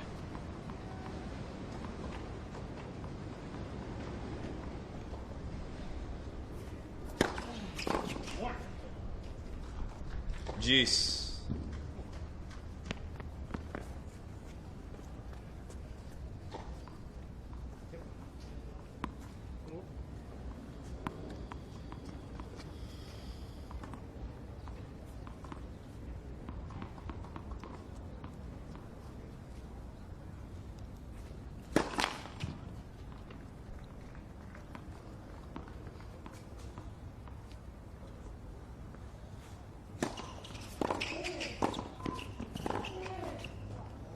Oh, just creeps in. Advantage Mott.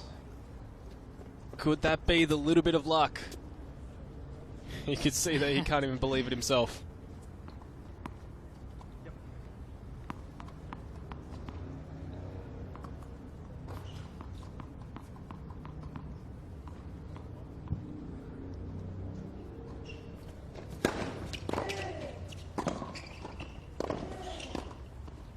Oh, good play. Serve volley from JP Smith. Juice. Just a good answer as well, Bodge, considering it's so easy to drop the head, drop the shoulders when you get like a let cord or that sort of... He's really asking Blake Mott to try and hit the winners past him. Thank you. Thank you.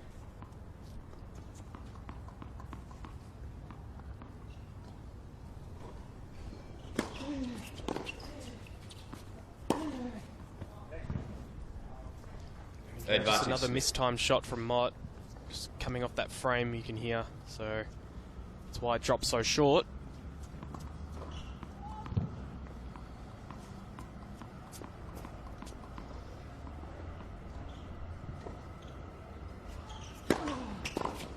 Game Smith. And a good hold there for JP Smith. Disgust leads from by Blake 6 Mott. He games to knew 5. he had an opportunity, and he could still have one in the next game, but it is right now JP Smith, 6 games to 5 in the second set.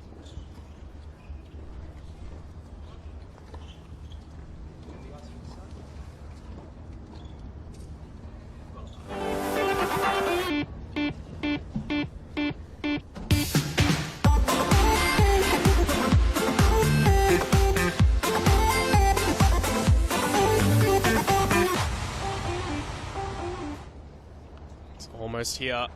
It is right on our doorstep. Australian Open 2017, January 26 to 29. AusOpen.com. That is your destination to plan your summer. Every summer that I've experienced has involved the Australian Open. Make sure yours does as well. Melbourne Park, the home of the Australian Open. Getting ready, all the construction. So much stuff going on site. Time.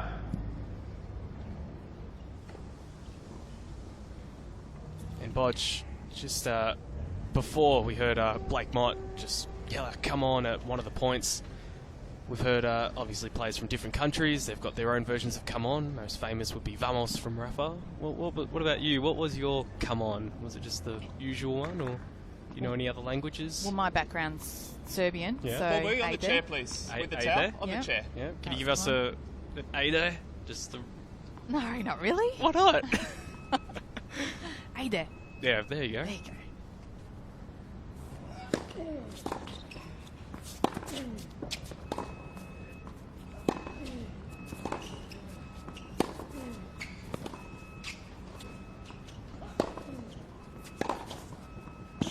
Oh, good response Love from 15. JP on the run again, using that forehand line.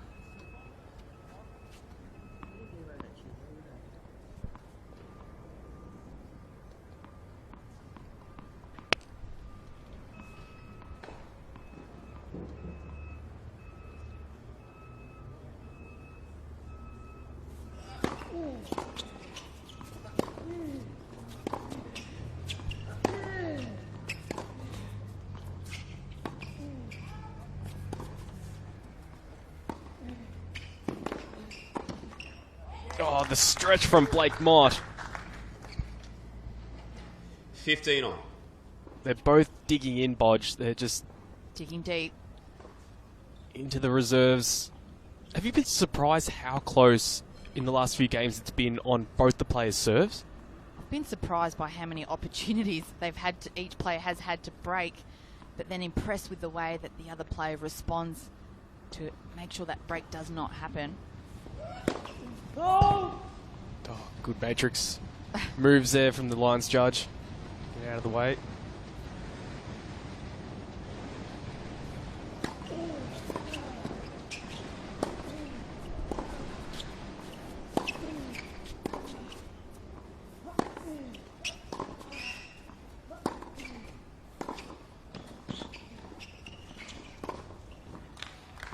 He picked it. JP Smith, he's on song. He's 15 looking to first. close out this game right here. Close out this set even. A couple of points away, but as you said very well, Bodge, before, both players, as much as they've been challenged, they've also been able to answer the challenge.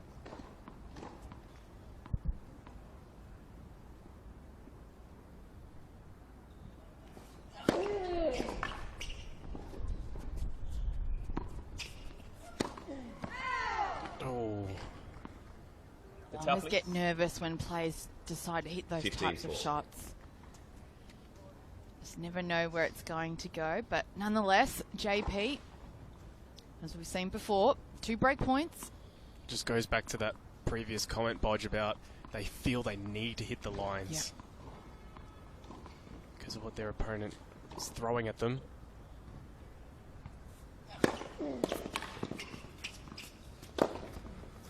Clark 30, serving, 40. and on that occasion he smacks the line. That was close. Bodge again just answering the challenge, Blake Mott. It's his turn. He's got another set point against him.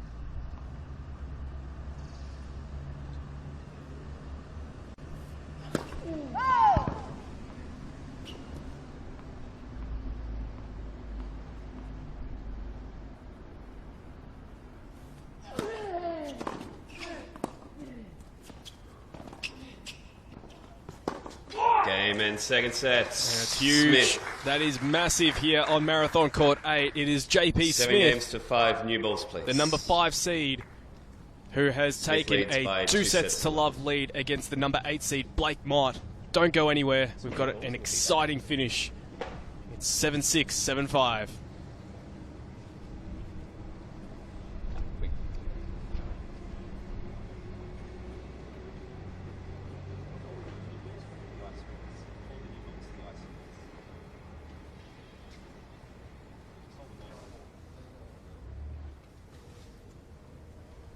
As I said, don't go anywhere because it's going to be an exciting finish to this second match in the semi-final. But after that, after John Patrick Smith and Blake Mott, it will be Omar Jasika versus Chris O'Connell.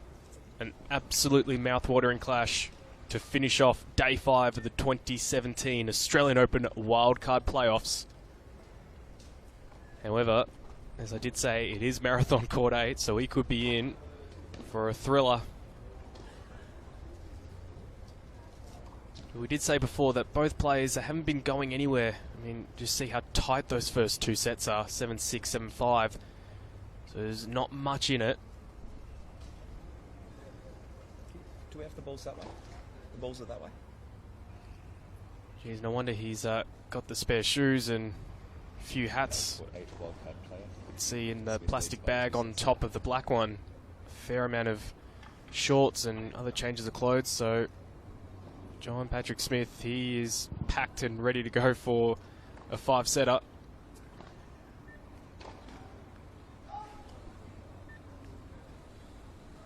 So many clothes. The players need to make sure they're well equipped for, if this does in fact go to the distance.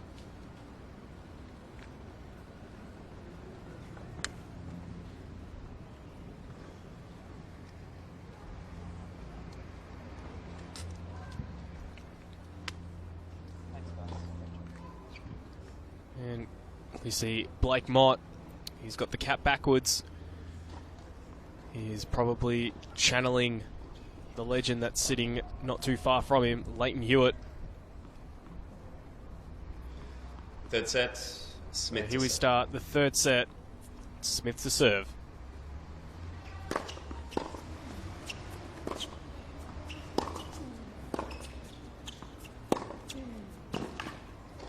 Love 15.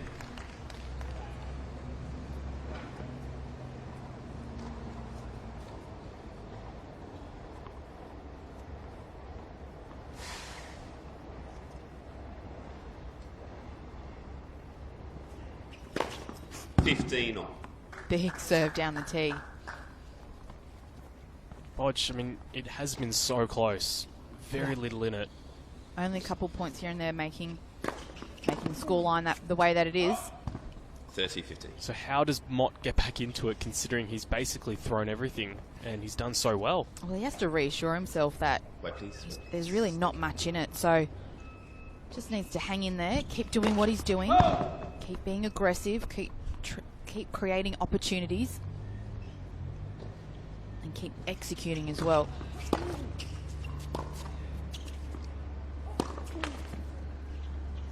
$40-15. But has to keep working hard in the points. Can't afford to let too many unforced errors creep in now. It is starting to get a lot more mental. So many of the last few games, seen it very close on serve.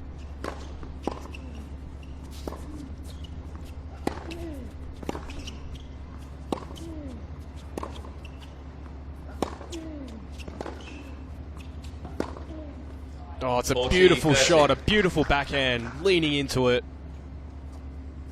It's a wonderful stroke to watch, Bodge.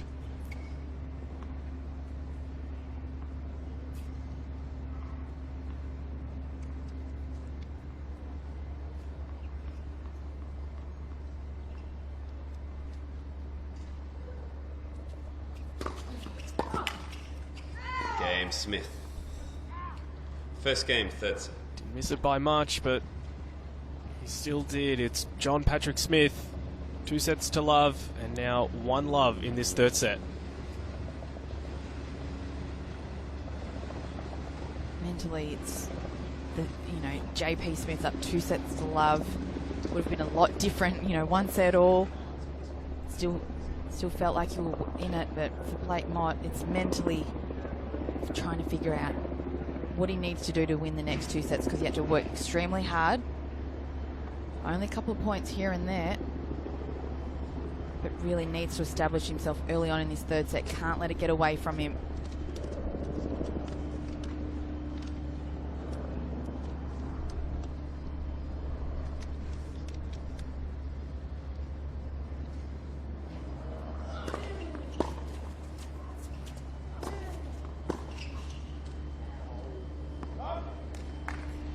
Love. For those just joining us, this is the second match of today's proceedings.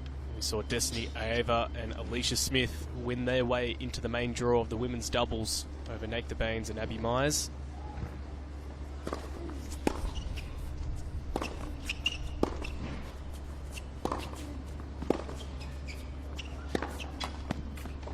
And just creeps over. 30 love.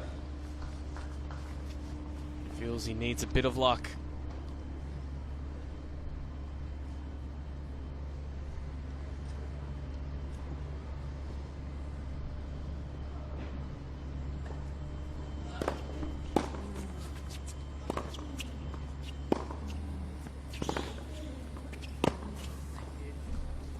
$40 love.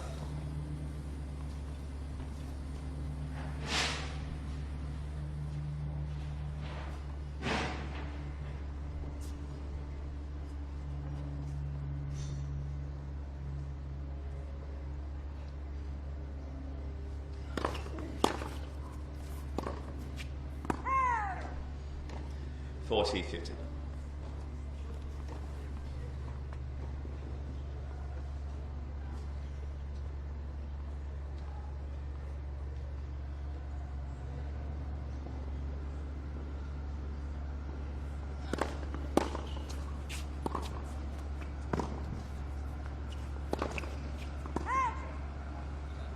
$40.30.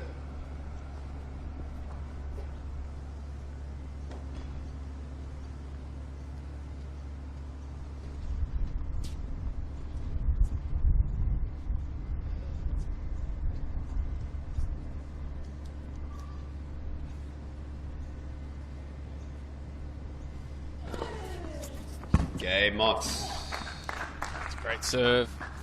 1 game on.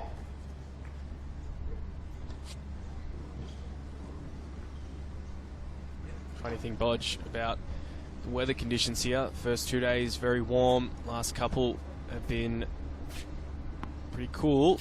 The only real consistent thing has been the wind. The wind has wreaked havoc, and you can sort of see sometimes it is blowing a bit.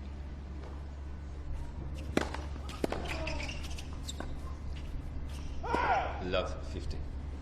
Well, there was the little fake. It's one of my favourite shots, that little fake, and then you actually just play a nicer deep slice on that occasion. Didn't really work. Just on the table next to the chair is a bottle.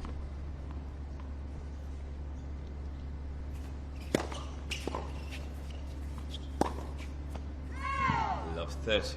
2 misses, only by small margin, but still. Mott has a look now on the JP Smith serve.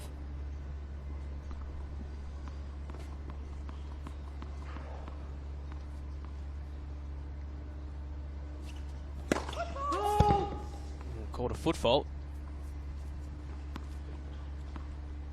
Always good to be called a foot fault when the ball actually is a fault as well.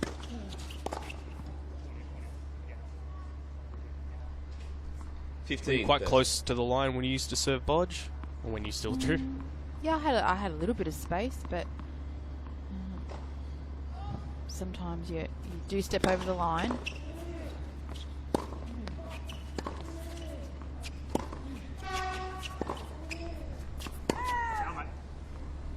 $30 on.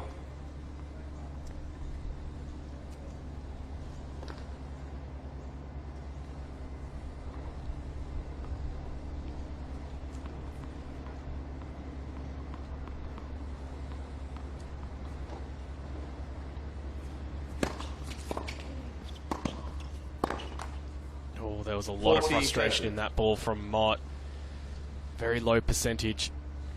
You can almost sense now, Bodge, as much as it's been very close, maybe the mental edge now is very much in JP's corner.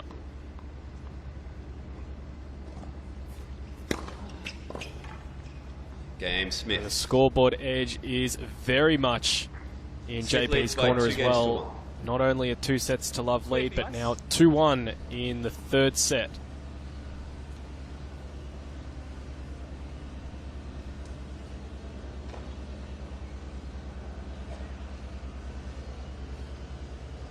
Just leave it on the ground there for now.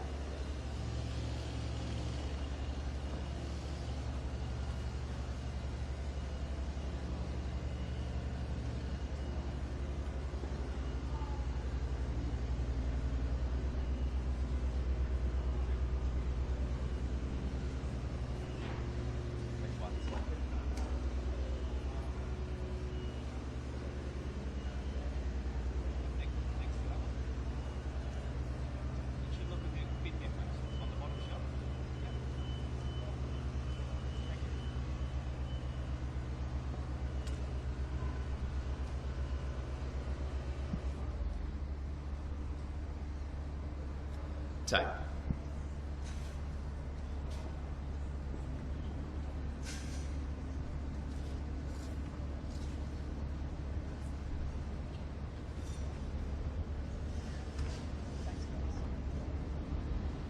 Well, if you're just joining us, we are here in our first men's single semi-final between John Patrick Smith and Blake Mott. JP Smith has taken the first 2 sets, and it's on serve here in the third set. Mott serving at 1-2.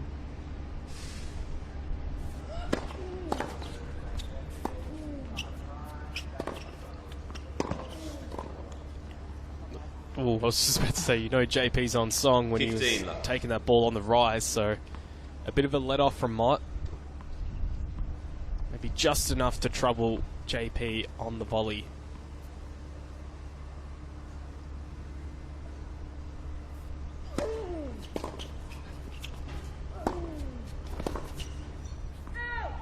$30 left.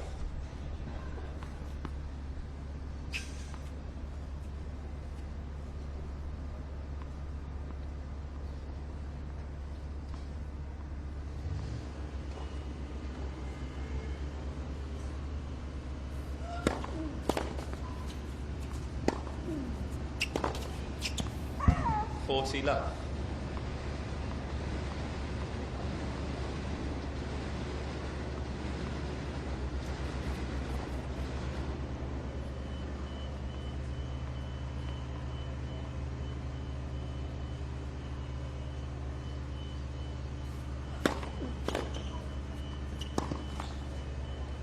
$40-50.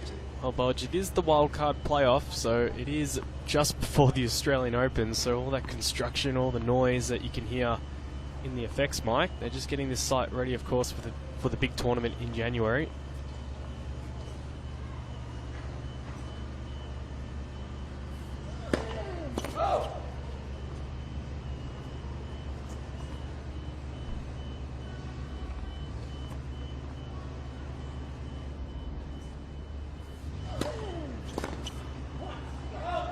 Game.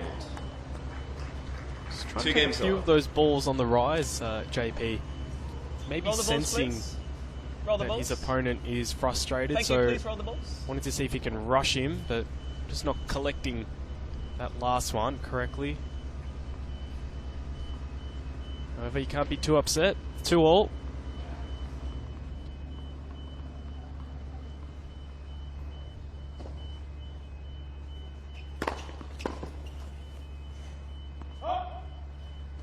$15 left.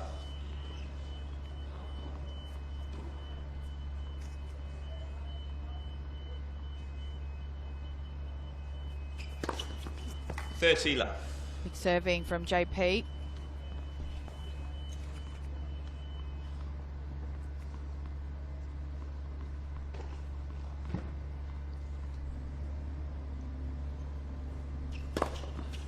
$40 left.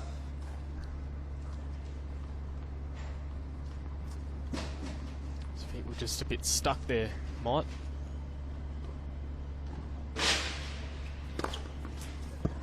Game. Smith. And a pretty clutch hold from JP Smith as he continues his lead in the semi-final Smith match. leads by 3 games to 2. He leads 2 sets and 3-2.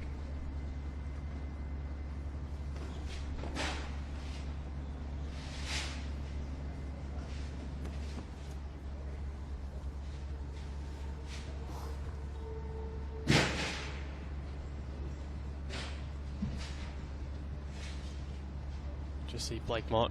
Yeah, so for now we'll go Not no sure what else he can do. He feels no played lights for that. such a but good still first couple of sets. Even still this third set, it's on serve. So he's done well, but the scoreboard doesn't say that. 2 sets to love down.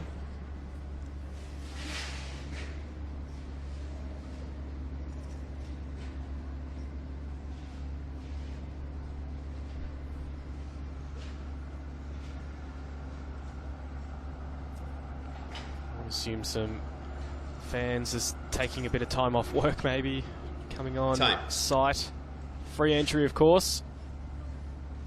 You can head in, of course, as well for free to Melbourne Park right now for the wildcard playoffs. Just hope their employers aren't watching, if in fact they've told them that maybe they've had a sickie.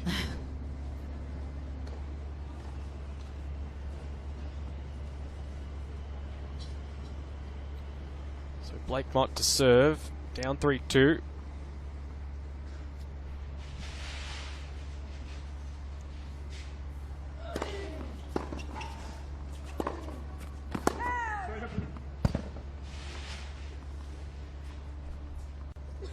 Just noticed in these last few games, Mott, when he misses his shots, they do miss by fair distance. I wonder if that has a little bit to do with fatigue.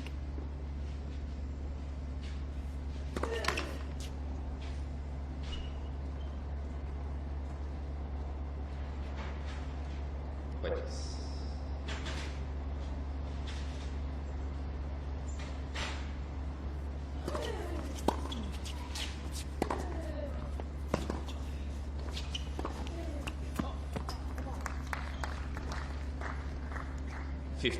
Work there from Mott.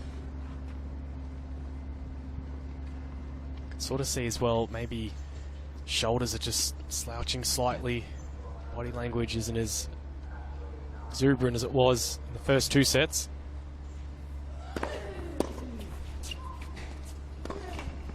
He's very late to get to that ball. I think he thought maybe it wasn't going to clear the net.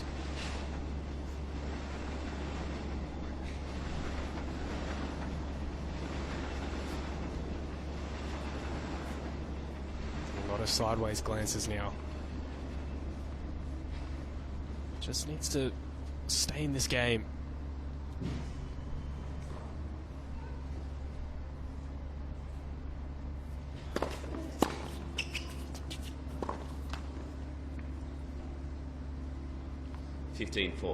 And it's the unforced errors that have let Blake down in this game so far. Just not getting or using his legs enough. We saw he's a little bit late getting to the previous point. And 2 break points now for Smith.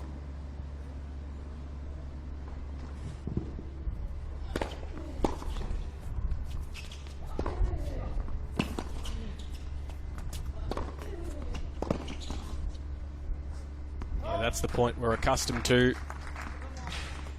30-40. Something must have just clicked in his head then, just saying, I don't want this match to just run away from me now. Good fight shown from the 20-year-old.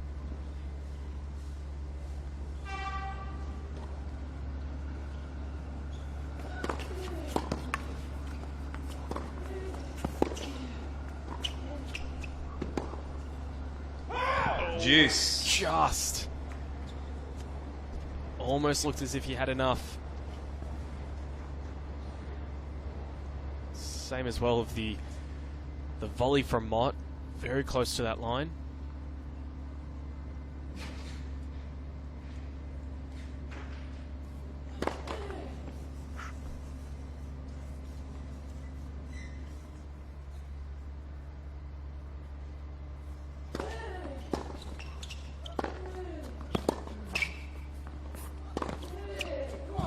Just landing too short.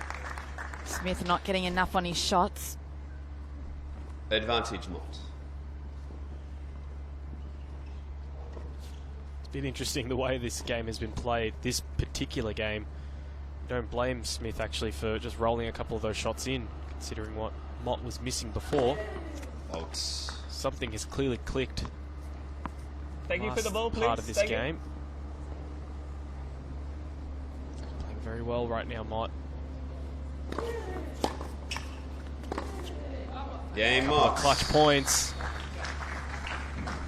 Almost let it run away from him, but Bodge just yet again, good way, good effort So we need the to two balls get in this out of jail. one.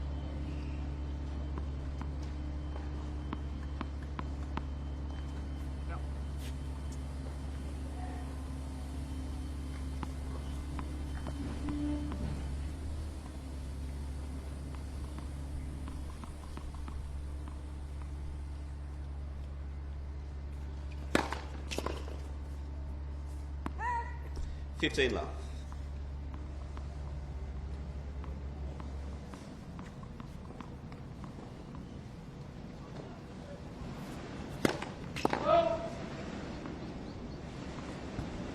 Thank you for the ball.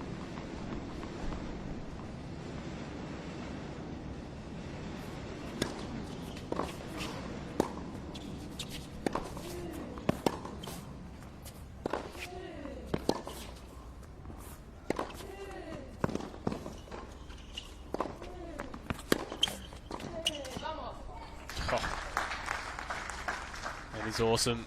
15 Awesome all. stuff from both wings. The ball off the racket of Smith is not deep enough. And it's landing just mid-court, allowing Mott to step up and dictate play.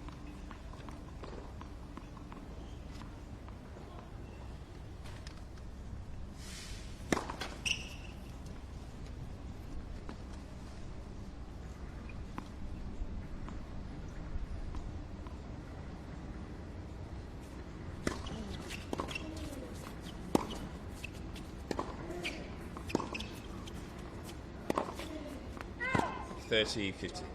Not by much. Not by much at all.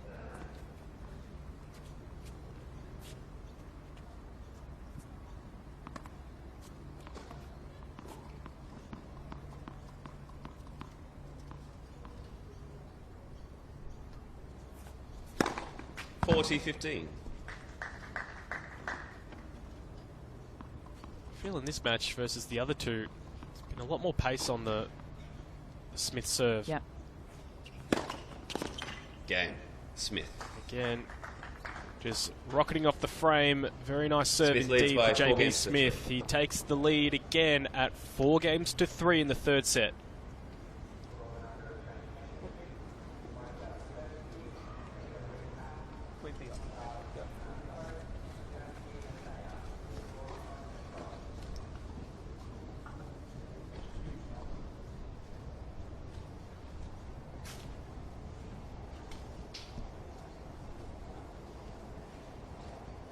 Yeah, 2 games to Newcastle.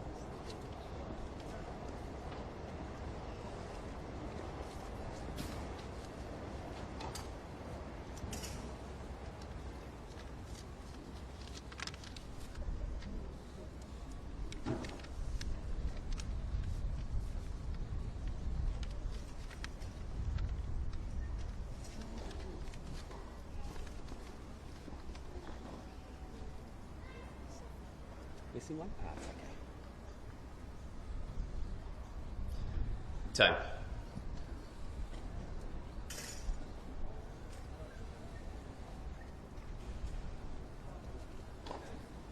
The ice, thank you. I'm sure plenty of fans here enjoying what they're seeing. The first semi-final between John Patrick Smith and Blake Mott.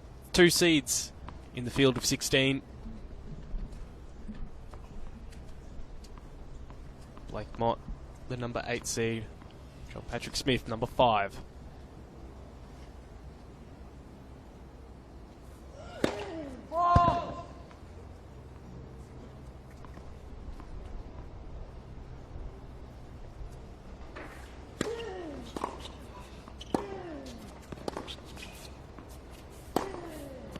15 left.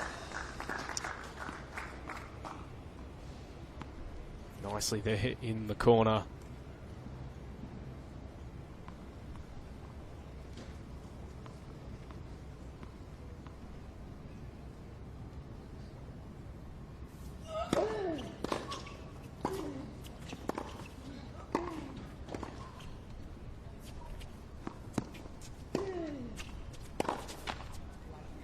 $30 left.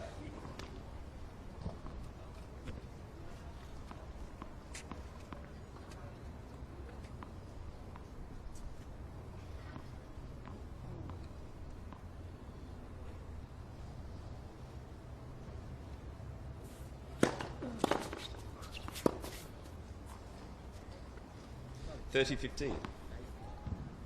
I'm not sure if that's what we're seeing or not, Bodge, but looking a little bit like that 20% chance of rain has come here. It's just missed, Sean. Just missed, yeah. Just missed. Okay.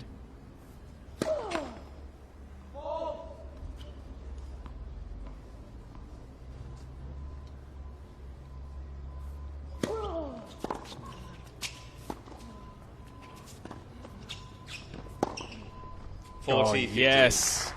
Just an impressive shot on the back foot from Blake Mott. The ball curving around the line.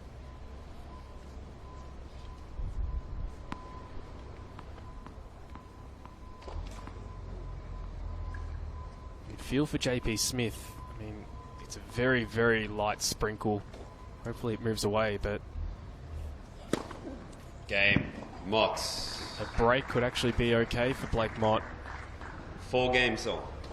However, we're long away from that, so let's just focus on what we've got right in front of us, and it's a 4-all position in this third set.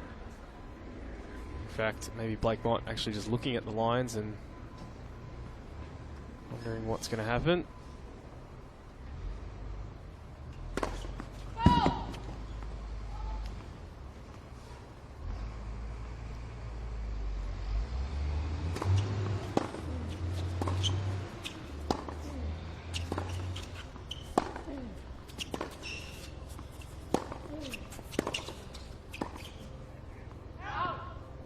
For a minute, why was he going back down that way? He had such an open court, but clearly he knew what he was doing, Bodge.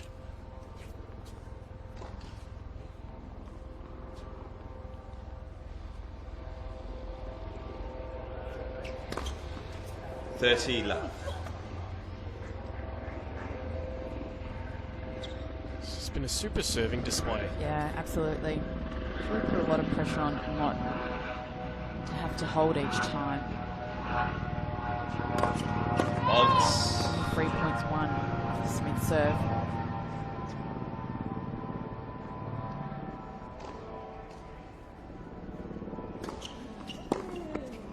Out. 40 left. Out.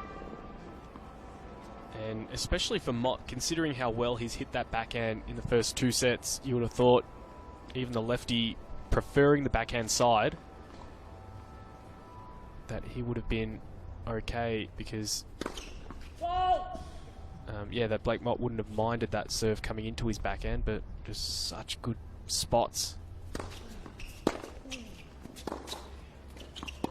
40, JP 50. has hit with that serve.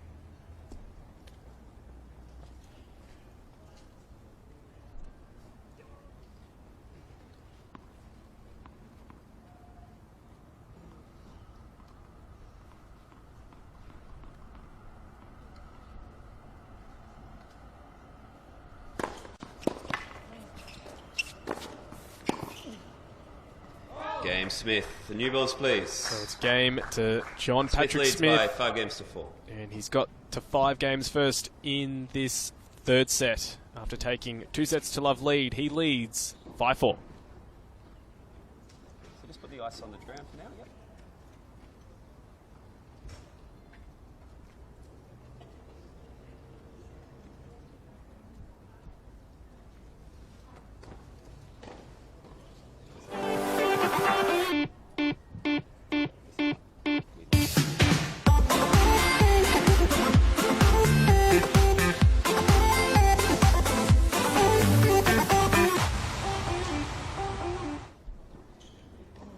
Make sure you plan your summer around the Australian Open for 2017, January 16 to 29. Head to ausopen.com for your tickets. And John Patrick Smith is very close to getting to the final to see whether he will be booking his summer bodge for the Australian Open. Time. He's done a very good job of holding serve and has had a look on some break points in this third set against the Mott serve. And this is what it comes down to. Can Mott hold his nerve to stay in this set and in this match? Only time will tell. New balls.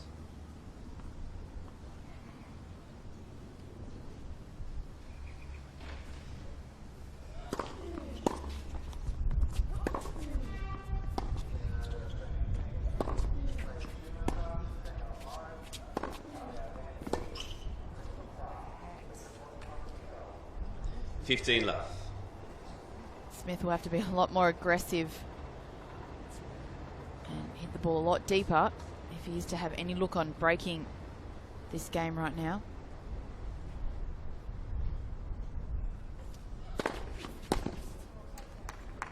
Great serve. 30 left. Right into the corner.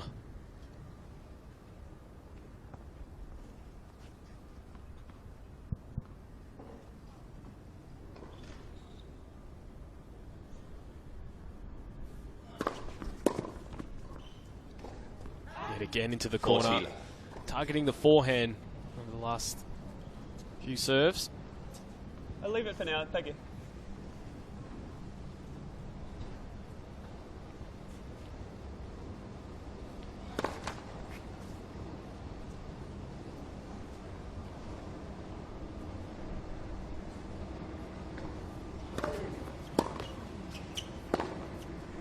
Oh! 40-15.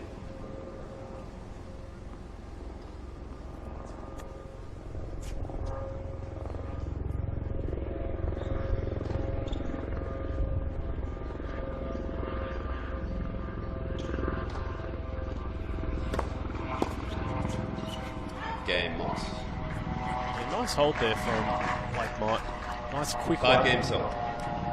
Considering a fair bit of pressure was on his shoulders to stay in this match. So he lives to fight on.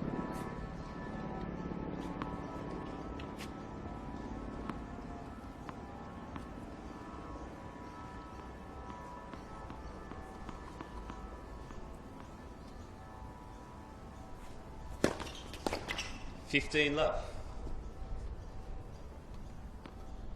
But he's going to have to do something special right now because this John Patrick Smith serve is really on song. 30 left. Yeah. I mean, he's thrown everything at John Patrick Smith.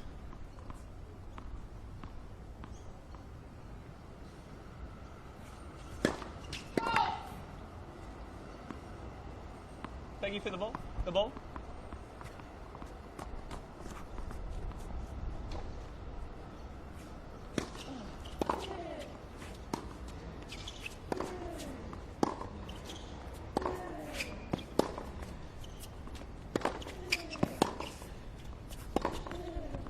$30-15. Catches the line.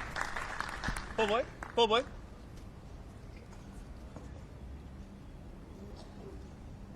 Just that bottle. Can you put the bottle inside the bag? Thank you.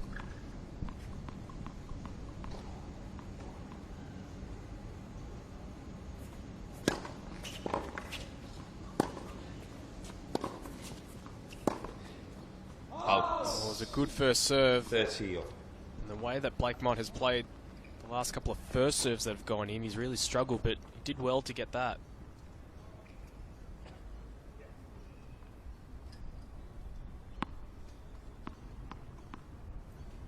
At least the positive thing is, looks like those little drops that we saw before have well and truly gone.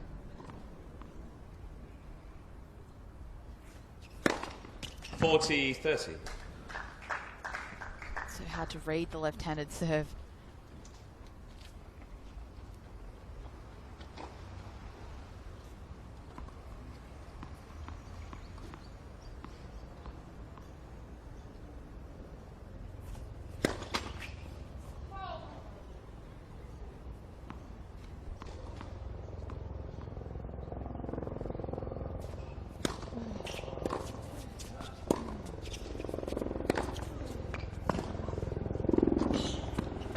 closing down. We saw a lot of that play in the first and early part of the second set, Bodge, just closing it down. We sensed that JP was going to slice that backhand, so he seized the opportunity, saw the balls coming in slower, and sprinted to close in. Beautiful backhand volley.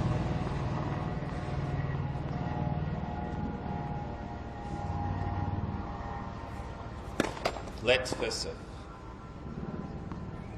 The ball. This is getting interesting, Bodge.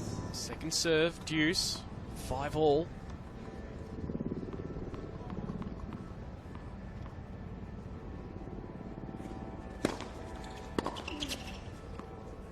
Oh, he leaves it. Advantage Mott. Misjudged that, Boyana. Oh, break point opportunity for Mott. Just kissing the racket, saying thank you, thank you.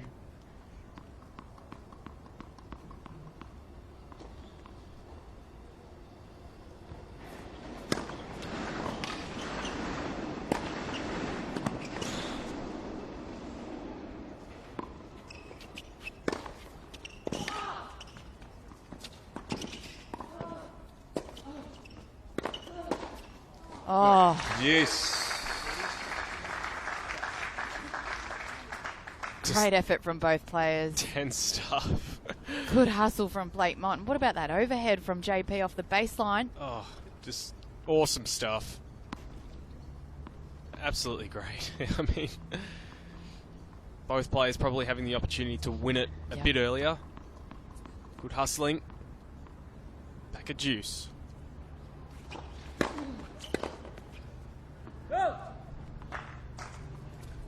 Advantage Smith.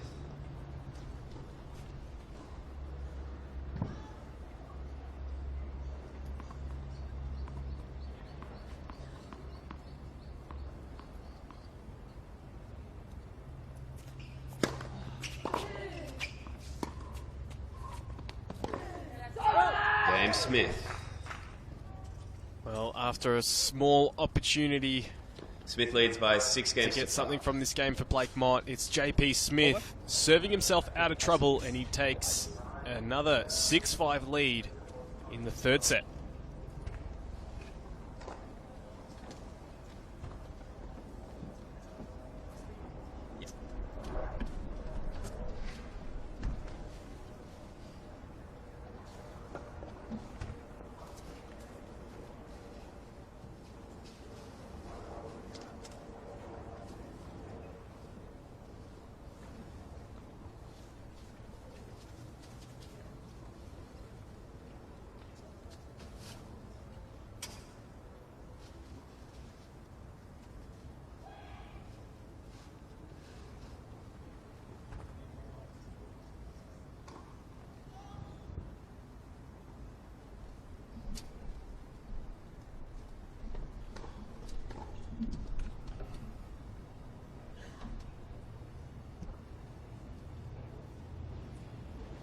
A bottle of water, please. Time.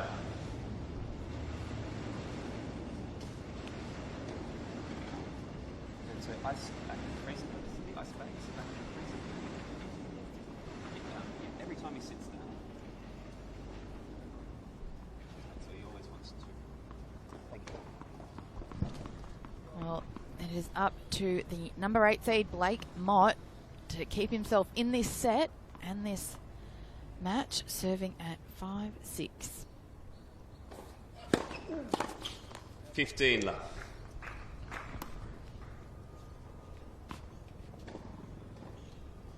In such tight sets, and credit to Blake Mott to keep this third set tight as well. Could have easily dropped away after dropping the first 2 sets.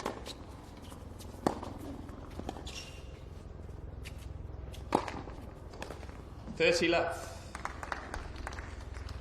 Not even just dropping away, but having the breakpoint opportunity in the previous game.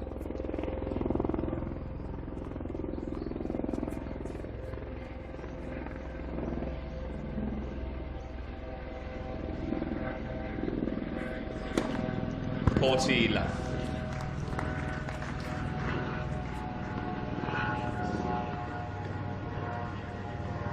racing through this game, Blake Mott.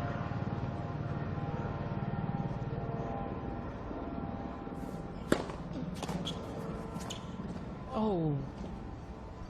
40-50. Luck.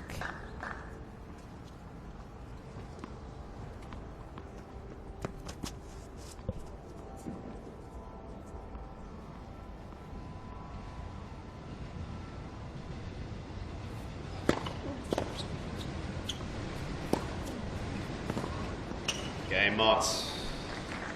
And we're off to another 6 tie games break. old, tie break. So we need the balls the other end? That one? 6 games all. Hard to tell which way this tiebreak will lean. I'm not even going to bother asking where it's going Too to go. hard to tell.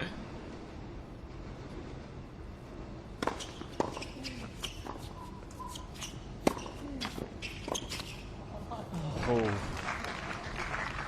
So good, JP. 1-0. Smith. Again, stay calm. Sometimes when the ball just balloons like that, you don't know what to do.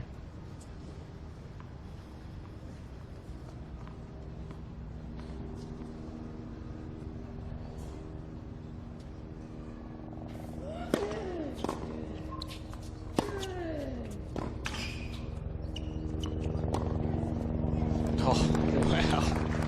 The angle. 1-0. Having to hug that line so much.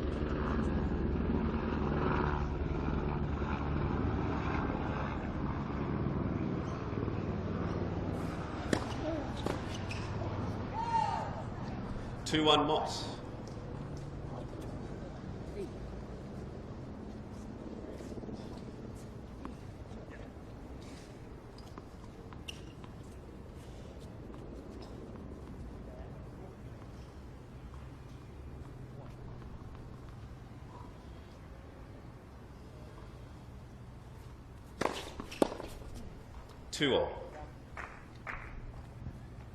Sean, any picks on who you think will get across the line here? It's hard to say. Just the fact that JP has been serving so well, Yep. I'm going to say that JP might have the edge closing this out. I mean, just have to have that first strike on the first serve is so important. See, the crowd's really starting to file their way in. Plenty of seats. I'm not sure why everyone's standing on the side.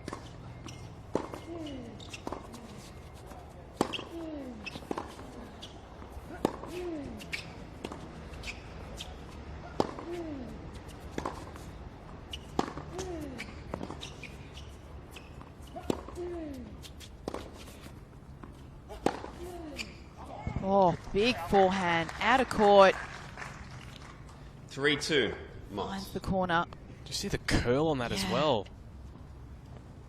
Not even sure how that curl's possible for a right-hander. First mini break.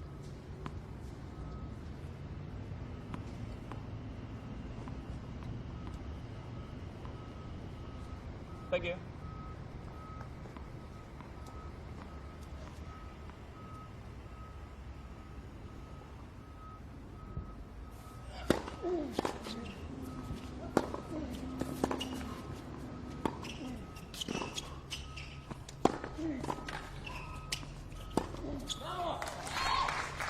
The towel, please. The towel. It is Blake Mott 4-2 Mott. doing very well indeed in this tiebreak. He is not going anywhere. They'll swap at 4-2 Mott. Can I change who I think will win this tiebreak? Or no, too late? I still think maybe that, yeah, the JP serve, if you just, get it on song. Tell you what, Blake Mott can get that serve and get to 5-2. It's game on.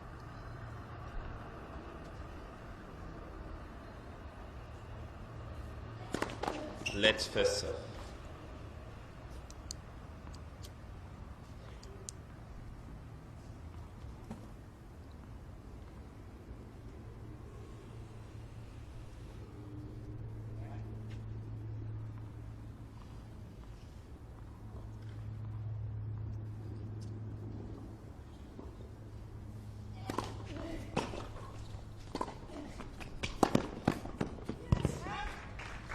And Blake Mott gives a bit of a 5-2. stare to his team, saying, I'm right here.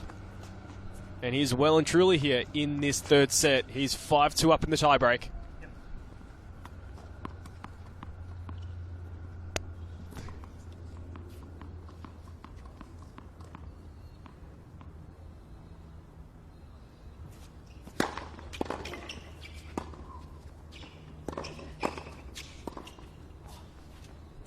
Oh. 5-3. Mott.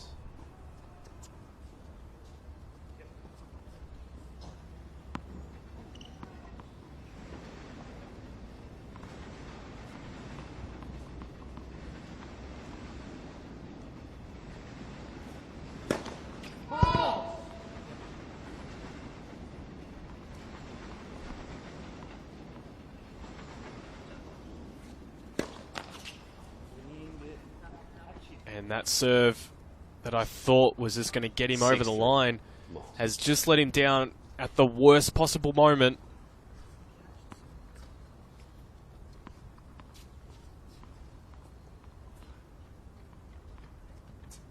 Here's Blake Mott with a couple of set points.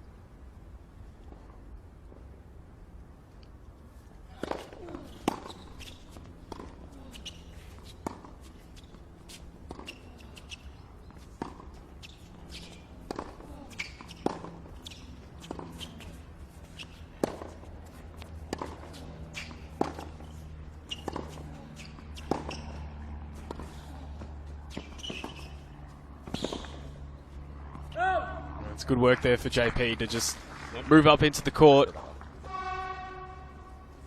6-4. 6-4 Mott.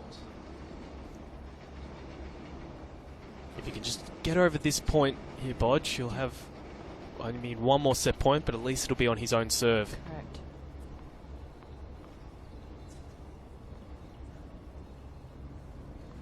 That's one set point to save against.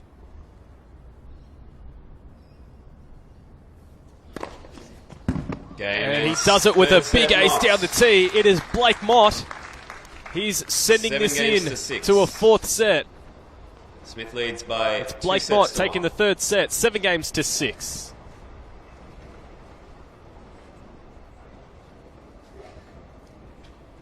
So we need the balls to line.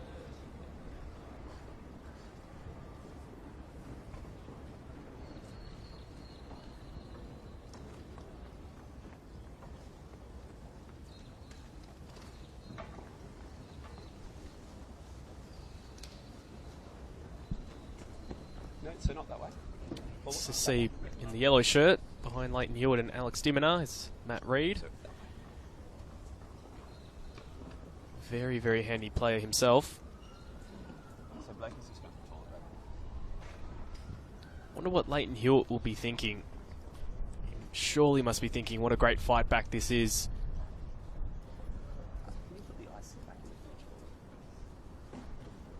And you have to say it has been an extremely impressive fight back.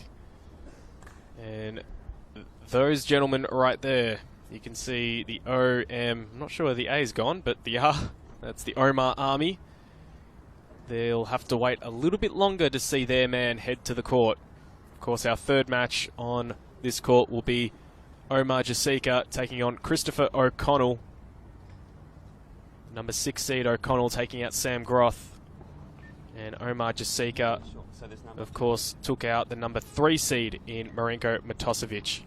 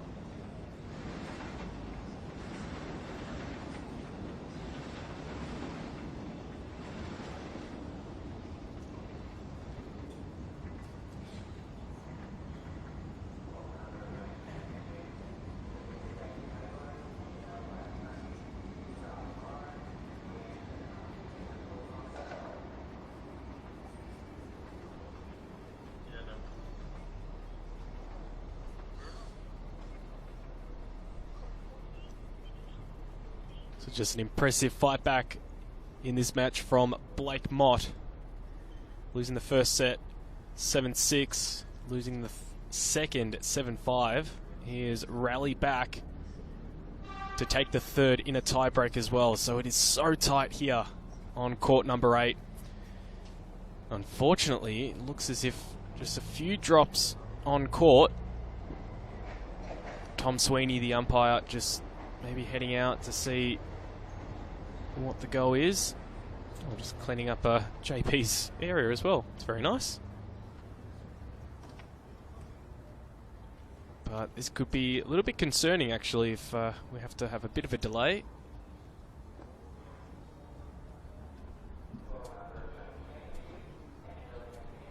Doesn't look too concerned, though, heading back into his position as JP still off court for a slight break.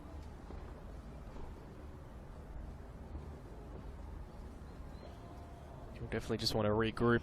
Played a very impressive set, JP, but it was Blake Mott that was able just to hang in there.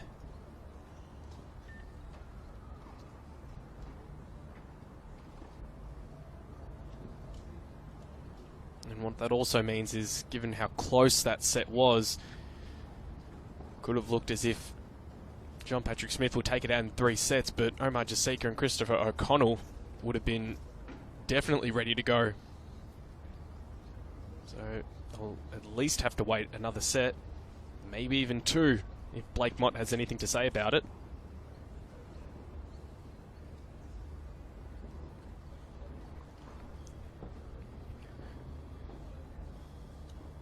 So if you're just joining us, we did, of course, have earlier today our women's doubles final, and it was Destiny Ava and Alicia Smith that were able to claim victory. But also tomorrow we've got some women's action. It's going to be absolutely amazing to see the women's singles out on court. And from yesterday, though, it was Alison Bai who heads into the next round. She defeated Sarah Tomic. It was a very tight affair, as you can see, 3-6 in the third set. We spoke to Alison Bai, the number 2 seed, now the biggest seed remaining on both the women's and, in fact, the men's side, because, of course, we lost Andrew Whittington, number 1 seed. And you can see the number 1 seed was defeated. Irina Rodionova defeated by Olivia Tranjamulia from Queensland. And a very impressive effort it was from Tranjamulia to claim that final set 7-5. Abby Myers defeating Neektha Baines in 2 straight sets.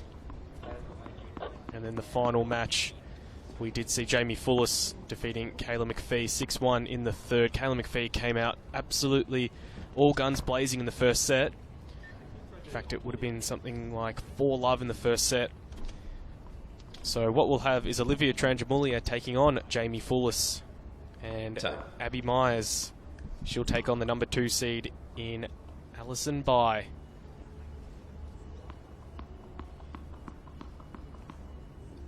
That's our women's semi-final coming up tomorrow on day 6. 4th set. However, it's men's final, semi-finals here on court number 8, day 5 action at the 2017 Australian Open Wildcard Playoff.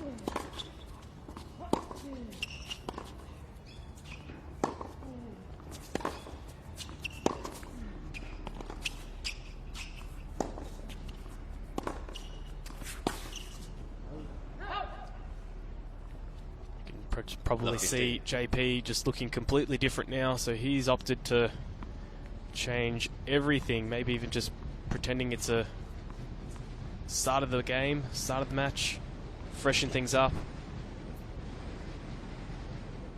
try and find what that edge was.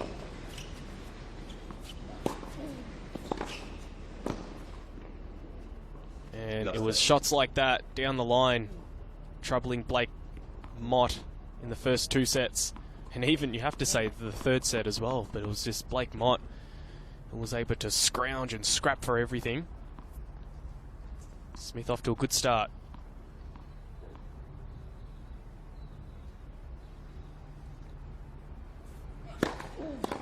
15-30.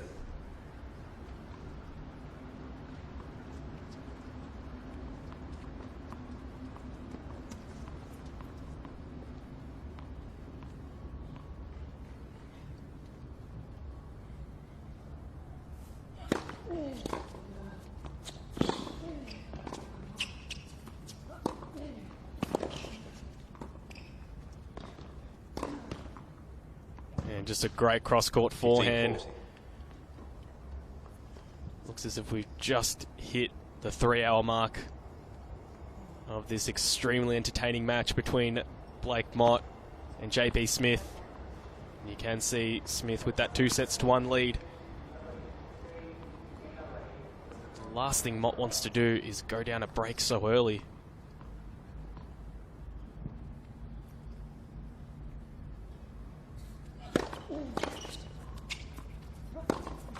Game, Smith. And that's in fact what happens to start this fourth set. It is Smith with a break of serve. And he leads 1-love in the fourth set.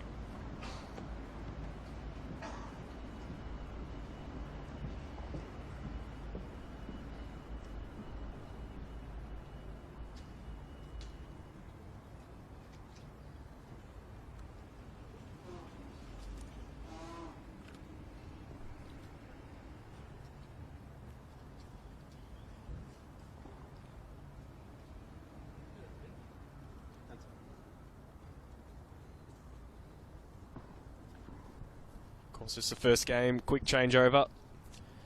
So it'll be Smith to serve. Clearly the change of clothes has done wonders for him. Serve to try and consolidate. Let first serve.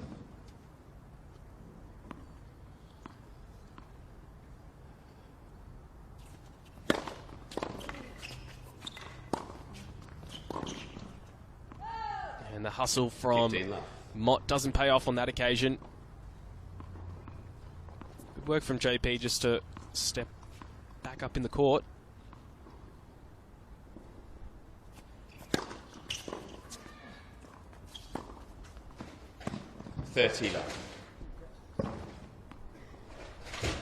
Mott just very infuriated, taking out his anger on the backboard there. He knows he's in this, right in this, but to get off to such a poor start isn't going to help the cause.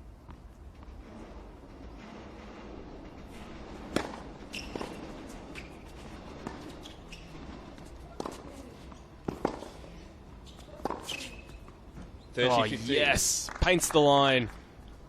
Super backhand.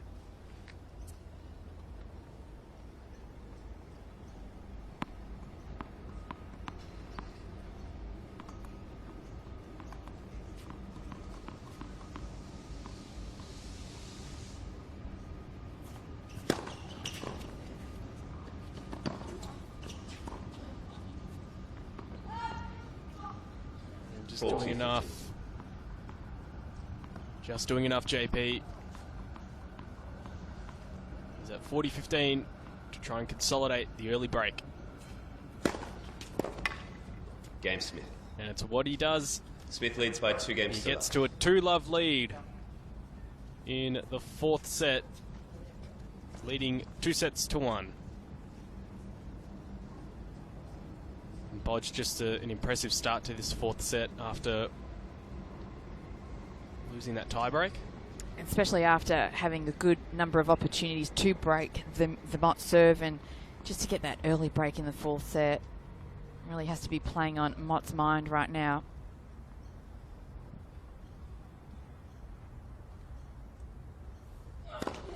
Bolts.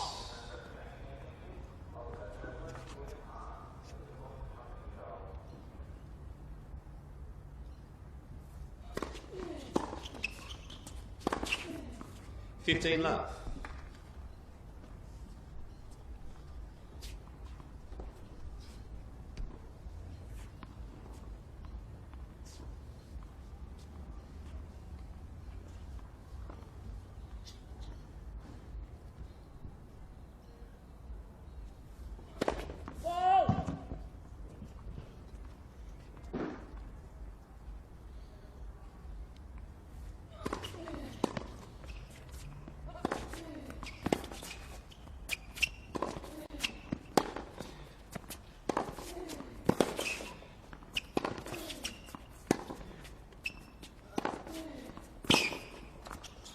It's an impressive 30 backhand. love.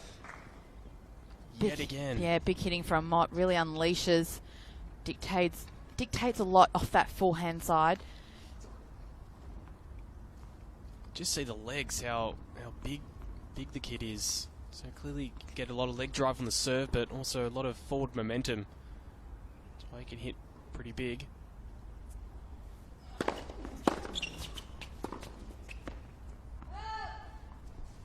$30-15. Just as you give someone a rap, the commentator's curse.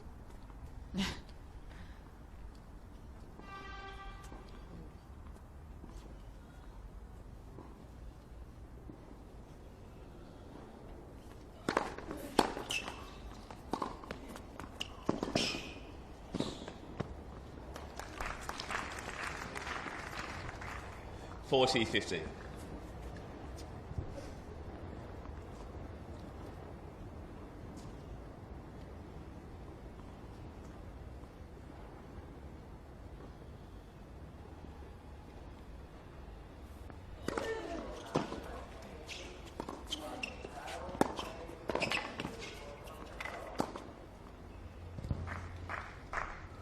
$40-30. JP would have been kicking himself if he missed that, considering how much space Mott gave him. That's all he can do in that situation, just try and dance around, try and put the opponent off.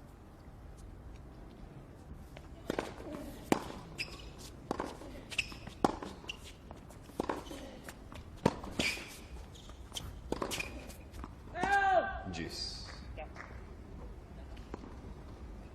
Mott just pressing, letting Smith back into this third game. Smith broke in the first game of this fourth set, and Blake again under pressure on his serve.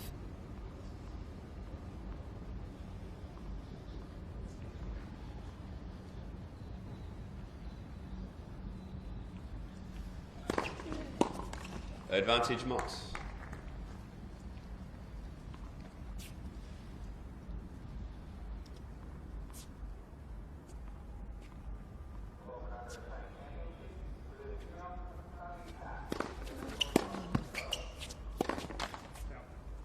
Juice.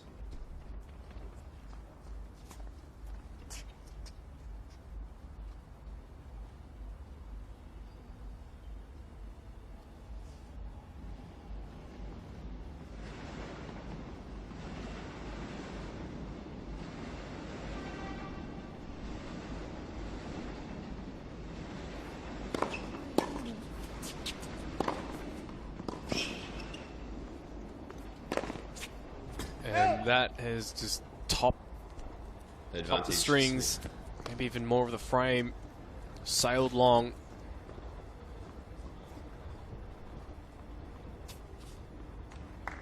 Again, just going back to getting that extra ball back in play. You never know what can happen.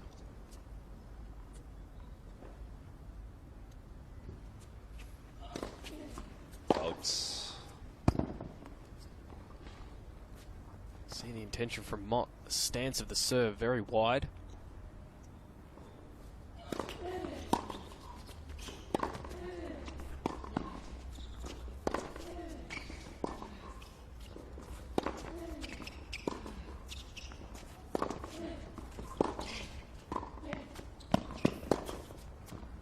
And he does it. JP Smith with a double break in this fourth set. Leads by 3 games to love. Leads 2-1 and 3 love. Could the ice bags on this side, please? 2 ice bags on this side. Very, very upset, Blake Mott. Launches the racket.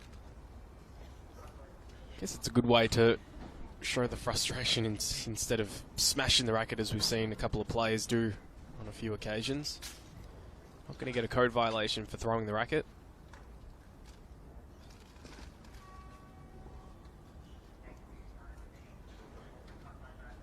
Clearly that time off court for JP Smith. Had time to regroup. It's amazing what a little break off court can do for the mentality. As Bodge just said, a double break. What a way to start this fourth set. However, just really bucking the trend. I mean, you can see the scoreline right there. 7-6, 7-5, 6-7. So close. And all of a sudden, I mean, unfortunately for Mott, has allowed this to really creep away. So John Patrick Smith will come out serving for a 4-love lead. Bodge, how did this happen? I mean, not only is it mental, but it's also physical come the fourth and fifth set. And maybe a little bit of lapse of concentration from Mott in that first game of the fourth. And JP Smith just carrying the momentum. 15. Plays on the mind.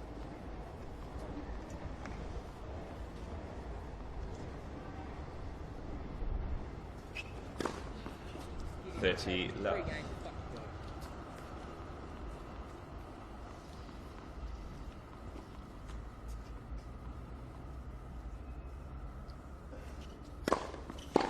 Traction was good.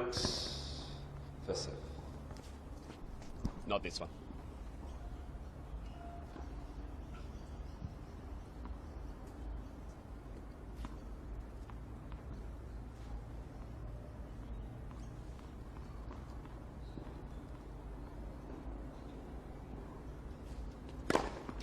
Forty left. And the one thing JP has done so well today is serve. He's won a lot of free points, made the points for him a lot shorter.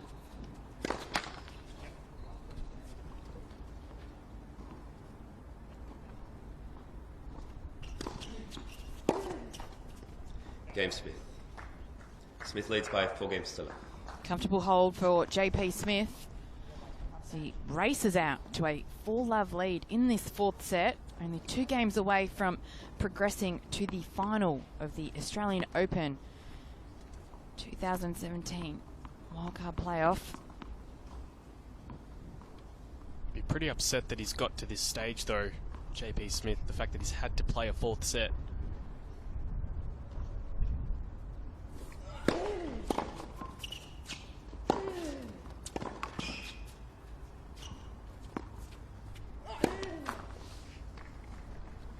Credit to Mott to get to this stage, but unfortunately for him,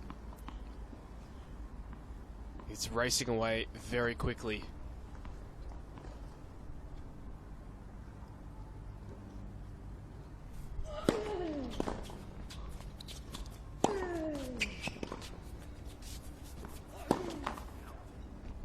Love 30.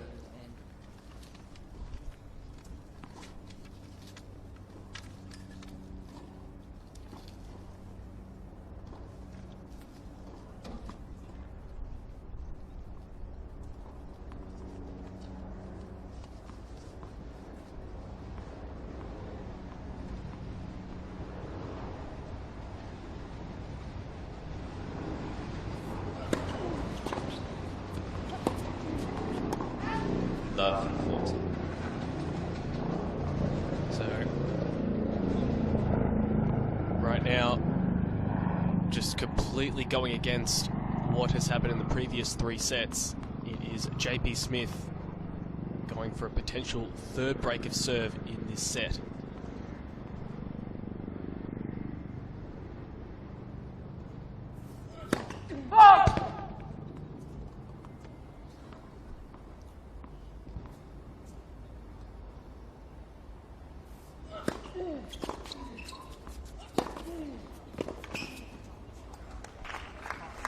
One saved. 15-40. Still a mountain to climb for the young man. 20 years old, Blake Mott.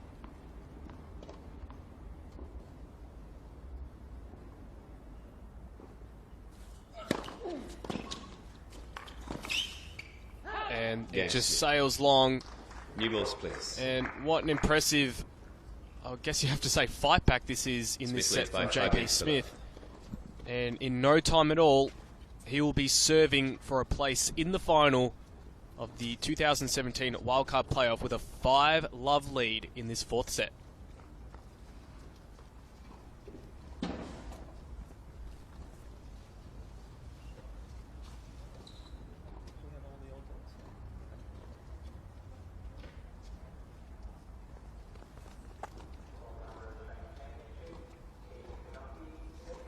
Still that way. That way.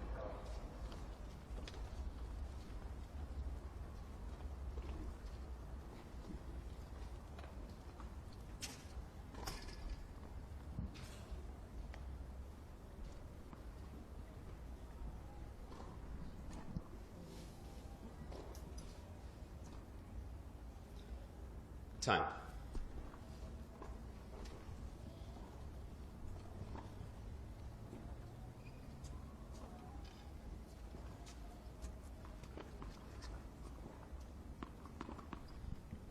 Just saw before, keen observer, Heath Davidson. Be surprised if he has his gold medal still around his neck.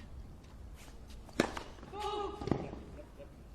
course, Australian Paralympian winning Paralympic gold medal with Dylan Alcott.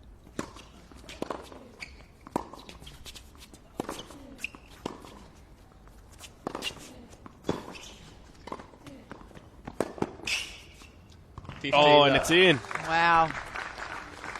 Huge from JP Smith. Hasn't put a foot wrong in this fourth set.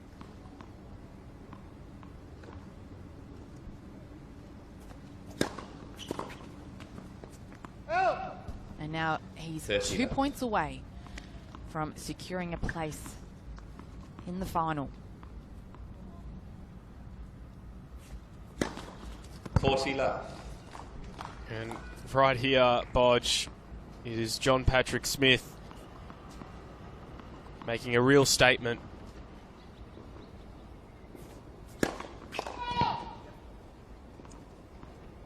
Does he go for it? The second serve.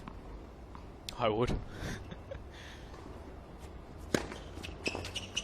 Game, set, match, Smith. And right there, it is John Three Patrick sets to one. Smith who 7-6, progresses to the 7-5, final of the 6-7, 2017 Australian Open wildcard playoff with a victory over his young opponent, Blake Mott, 7-6, 7-5, 6-7, and 6-love in that final set. Boyana, I mean, you have to say, disappointing to get to that fourth set for John Patrick Smith, but the way he's been able to close it out is very impressive indeed. He certainly had the opportunities in that third set, but kept his nerve. And that break in the first game of the fourth set really did JP favours because he just carried the momentum through, served it out, and got a little bit of extra court time, but nonetheless, he is in the final, and he will play the winner of our next match coming up on this court between Omar Yasika and Chris O'Connell. I'm sure he'll go away, get changed, get some food, and do all he can to recover to get ready for his final on Sunday. So, as you said, Omar Jasika and Christopher O'Connell coming up very soon. And what an encounter that proves to be. I'm sure there would have been moments, probably a fair few moments, that they would have been watching this match before, of course, getting themselves ready. Given the way, though, that that last set ended, do you reckon they might be actually rushing a little bit to get ready? No, they would have been ready quite a while ago, I Okay. think. You never know how these matches will pan out. But Blake Mott, impressive 20-year-old. He'd be disappointed with the way that match ended, but he should be proud of the way he carried himself within those first three sets. JP Smith, though, victorious today. Maybe the experience got him across the line. Well, a riveting match here on our Marathon Court 8, and it proved to be that, with a little over 3 hours this match taking. John Patrick Smith progressing through to the final, as we did say. But don't go anywhere, because we will be coming up with a very quick preview of our next match, which is Omar Jasika and Christopher O'Connell. The number 6 seed O'Connell versus the former Australian Open Junior champion. And we'll see you very soon for that match.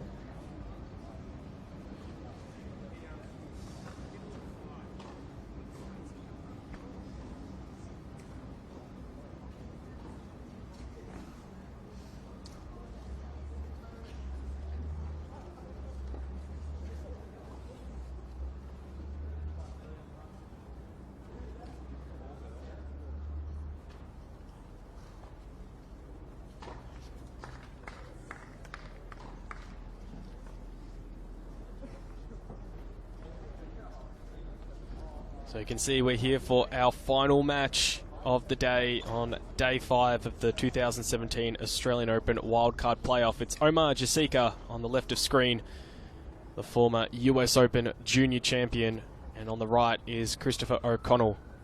The Giant Killer took out Sam Groth.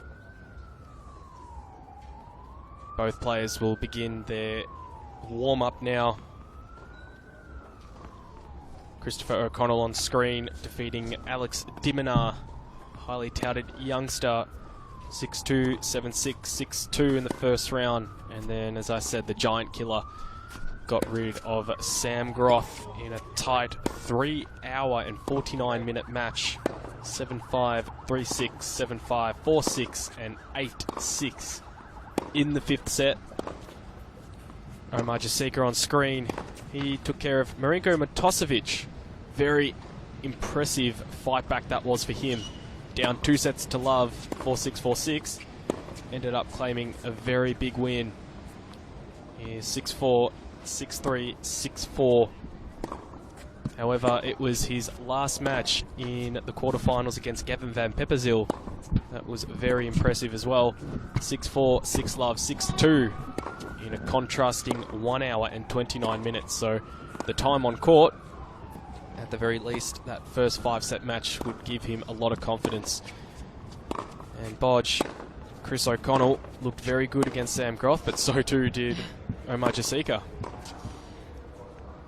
Christopher O'Connell getting across the line in 5 tough sets against Sam Groth on Wednesday. 8-6 in the 5th. Only 22 years of age, ranked 240 in the world. But boy, did he look comfortable out there. Moved so well. Question for him today is how has his body recovered? How will he be able to back up that long, tough win?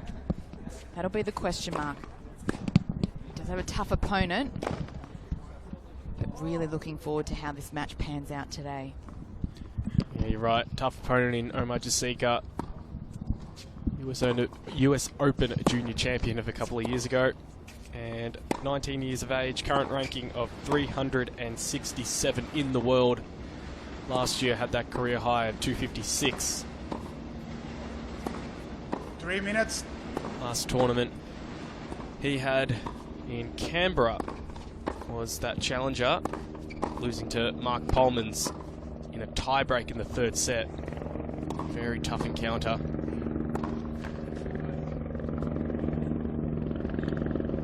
Enjoyed Grand Slam event in the main draw at this year's Australian Open, winning his first round against Ilya Marchenko in 4 sets.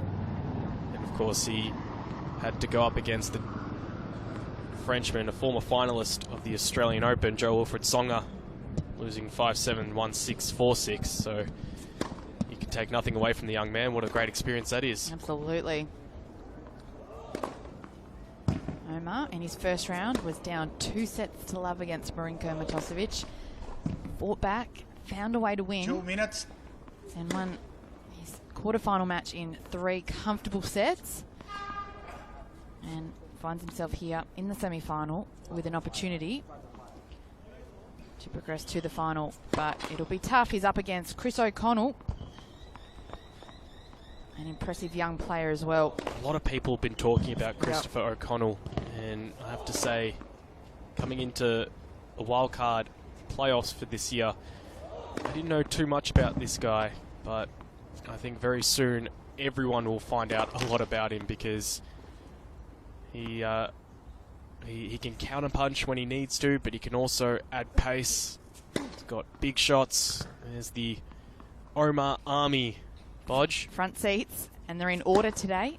Did you have sitting next to each other? Did you have? Yeah, they're spelled right, and I think that's a Spider-Man top or Scottish kilt. Not sure which one. Did you have the Bodge Army when you were playing? No. No. Did ask a few players coming in if they have the big fan base. I mean, this team is so organised as well. They've got a Twitter account. Yeah. They're the 21st century fanatics. Australian Open wildcard playoff semi-final consists in best of 5 sets, final set advantage. At the left of the chair from Australia, Christopher O'Connell. Final At the right of the serves chair from Australia, both players. Omar Jasika. Marathon Court 8, will it Jasika live won up the toss and to chose its to name serve. in this final set?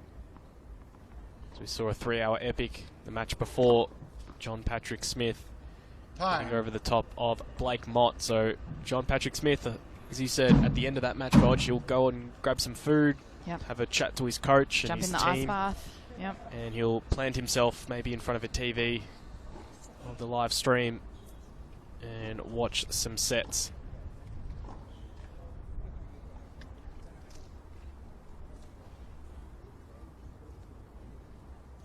Roller coaster day here in Melbourne. Quite warm on court, around about 25 degrees. Saw a little bit of rain. Well, shouldn't really say rain, just a couple of drops here and there on the courts. But we're all set to go. It'll be Omar Jasika on the far side to serve. Chris O'Connell closest to us First set. for a Omar place Jasika to serve. and a date Ready? against Play. John Patrick Smith.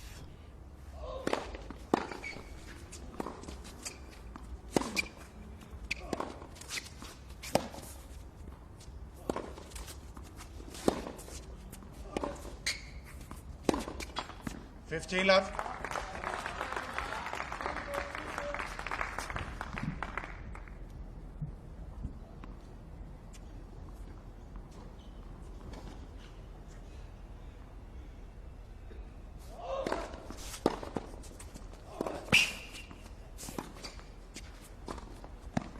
$30 love.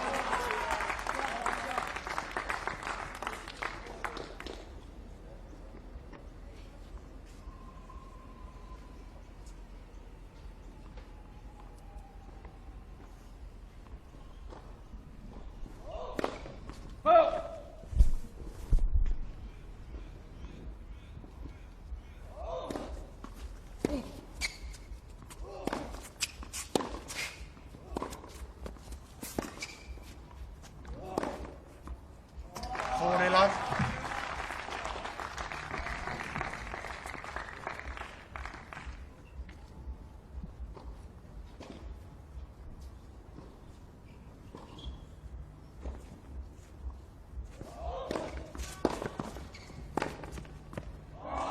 Game Jasika. Strong start First from game. Omar Jasika. Holds to love. Leads 1 love.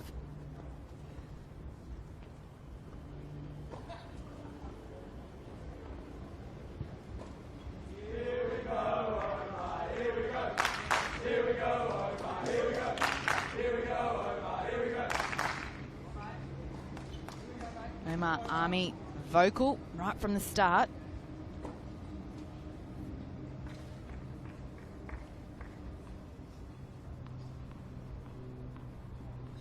Christopher O'Connell to serve.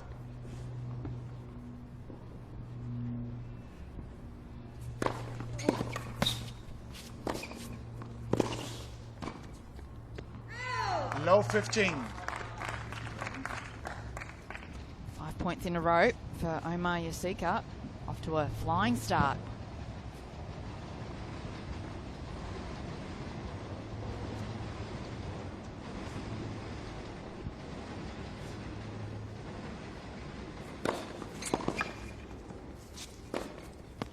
Out.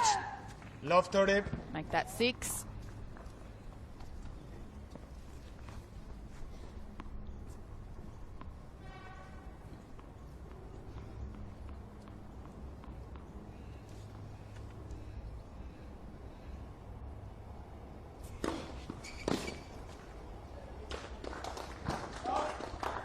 $15, 30.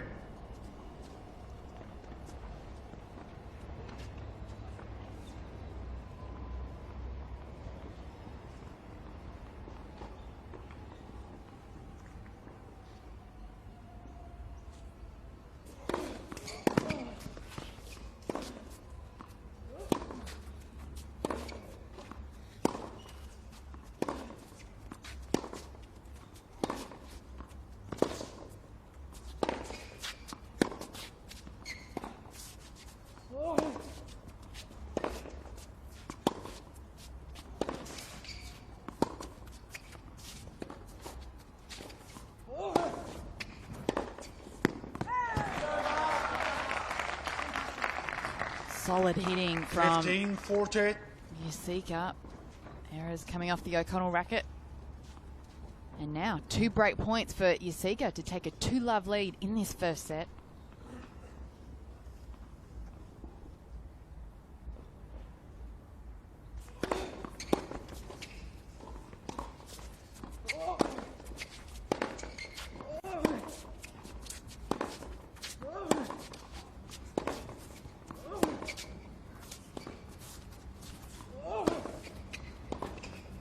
Game Jessica.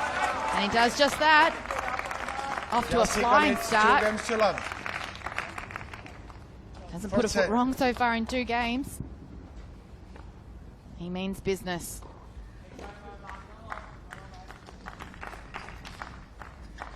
Sure does, Bodge.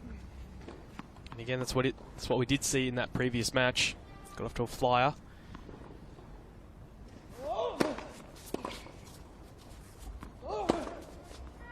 Low Key 15. now, though, is to just maintain the level of play. We know O'Connell can fight his way back.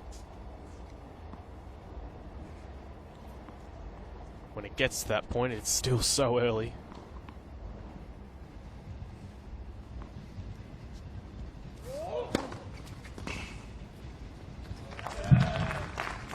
$15-0.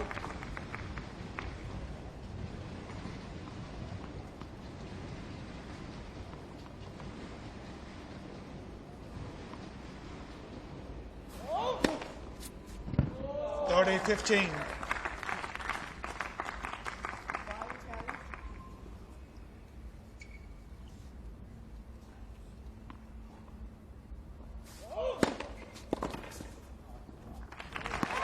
$40-15.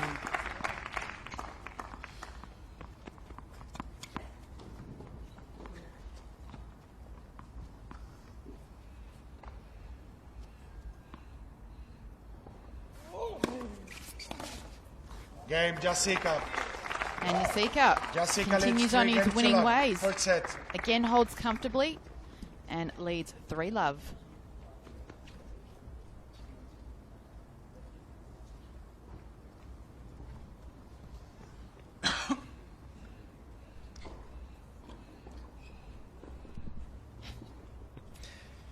Looking at our tips, Bodge, I'll give you a round of applause. You got John Patrick Smith correct, and we're looking at this match now. I've gone for Omar Jessica, and you've got Christopher O'Connell. So I'll be the exclamation point for the Omar Army in regards to our tips. Actually, I said Spider-Man before. It's That's Roland a Roland Garros Garros top. I was going to say I apologise to It did look like a Spider-Man tower. those though. at Roland Garros, but Spider-Man's pretty cool. Time. I love Spider-Man. Yeah. Oh, here we go.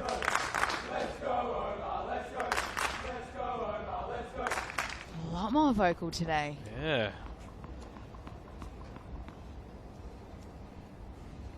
Well, O'Connell serving. Get himself on the board here in the first set.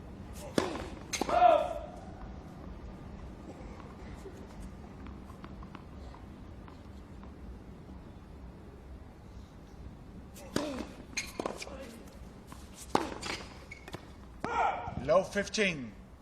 See O'Connell just really going for it. Yasika's barely even missed at all so far.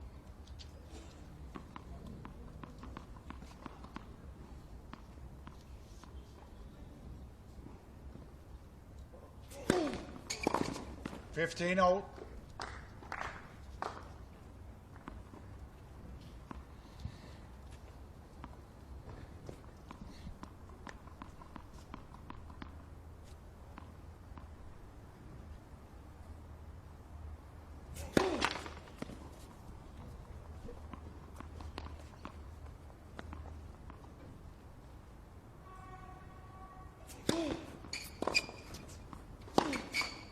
$15-30.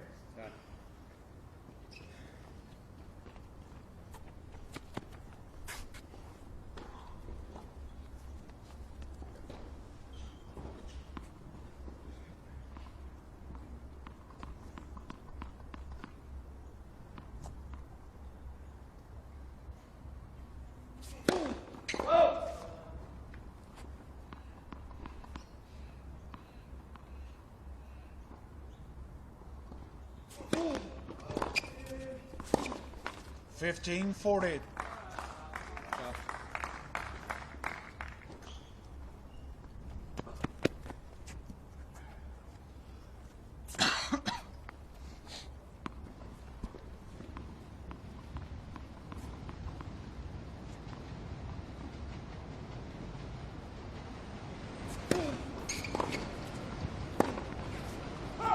Game Jessica. And Jessica breaks again. The double Jessica break in leads this 4 first games set. to love. And needs Third 4 set. love. Impressive start from the 19-year-old.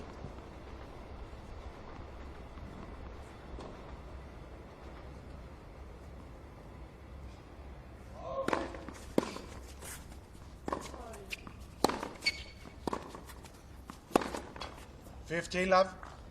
Wild forehand into the net there for Christopher O'Connell.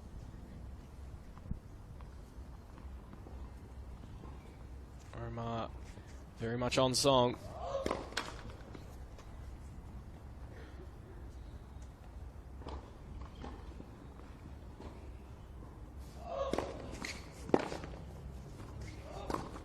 Oh. 15-0.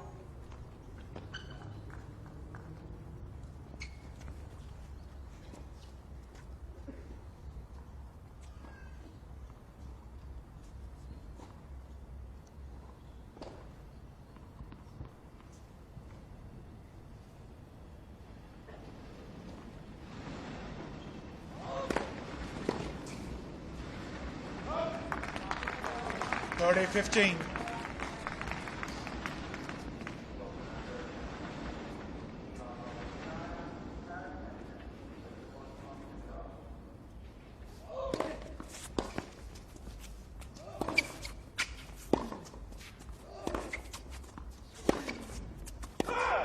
$40-15.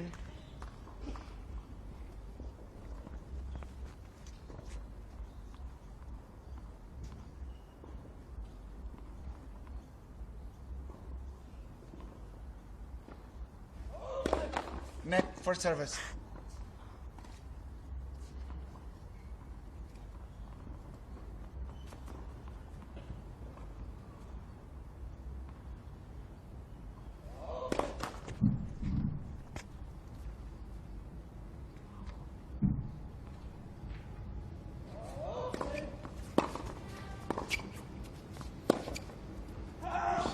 Game Jessica. Missing that.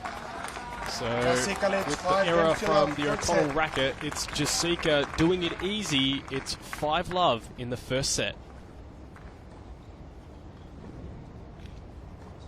This is a start bodge that I did not see coming. Well, a crucial break in the first game.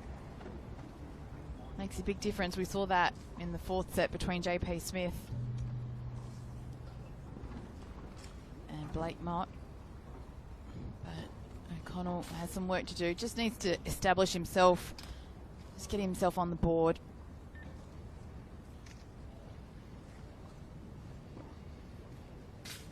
Now, take a few deep breaths. Take your time. A lot of people in the stands. Yeah, on the bottom of the screen. Bottom far right. It is the Olympic gold medalist He forgot it. in our Paralympic tennis team with Dylan Orcott winning the doubles. And those that followed it closely were very much down and out.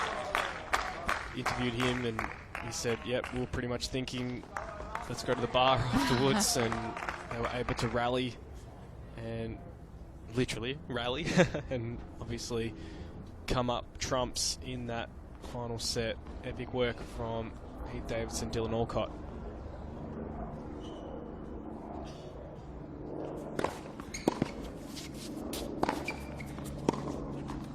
Love. Remember, you can join in the conversation with us using the hashtag AOPlayoff. How have you seen the first 2 matches of the day? How do you see this one panning out?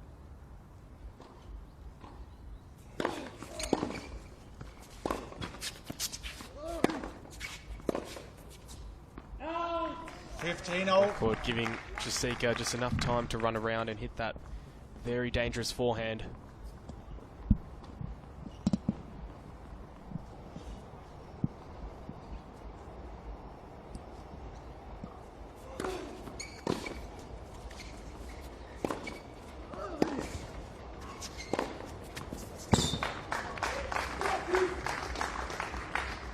30-15. Big forehand from O'Connell.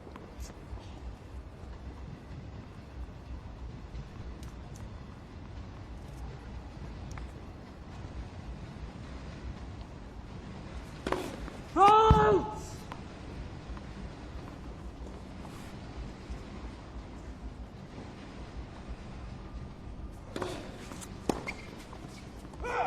$40-15.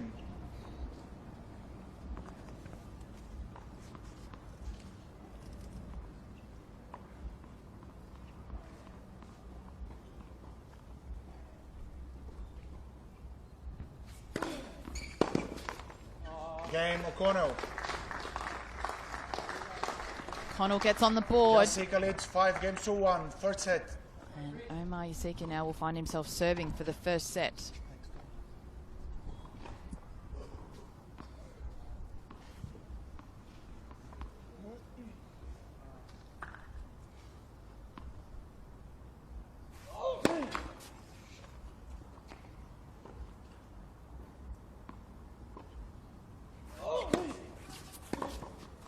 Love.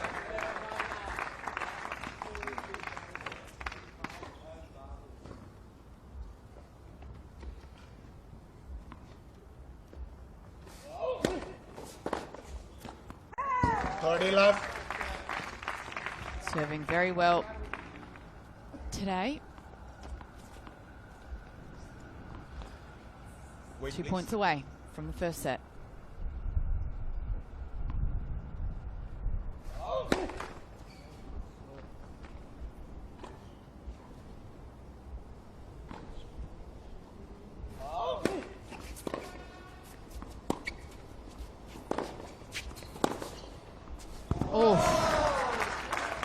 He takes the pace off a ball that's coming in hard and fast, and then when he has time, he just unleashes. Smart play, 3 set points.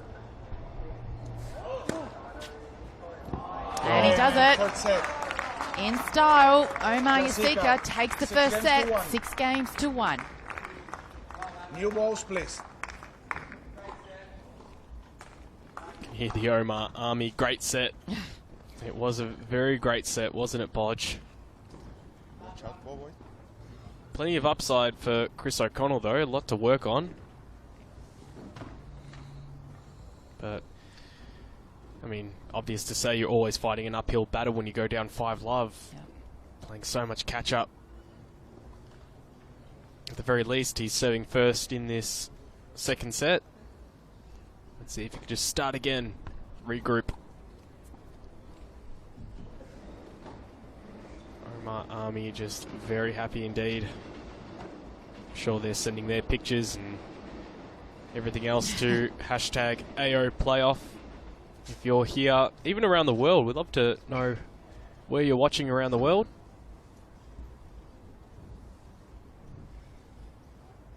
Especially if it's in somewhere like America. Be pretty early in the morning.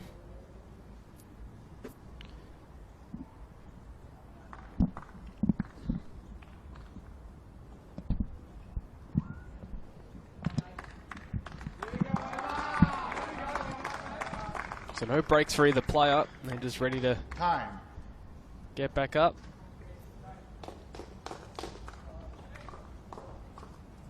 Balls, please. Balls, please. Go the balls.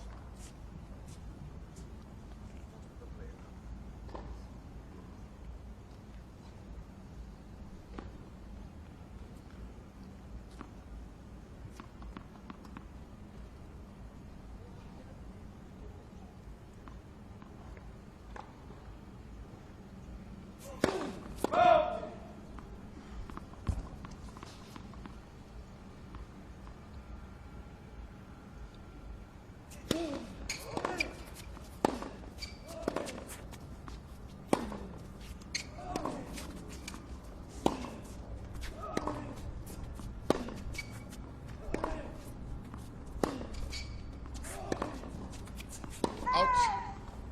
15, love. I think this could be maybe even a result of the Sam Groth match, Bodge. The fact that he played 3 hours and 49 minutes on court versus 1 hour and 29, Omar, in the previous game, previous match.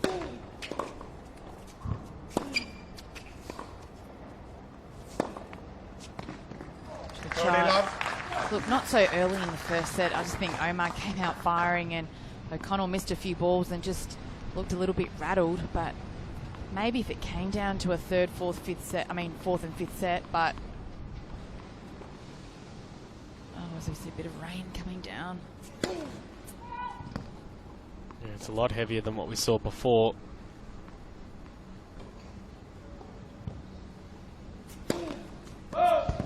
Players and 15. Even the chair umpire not too phased right now.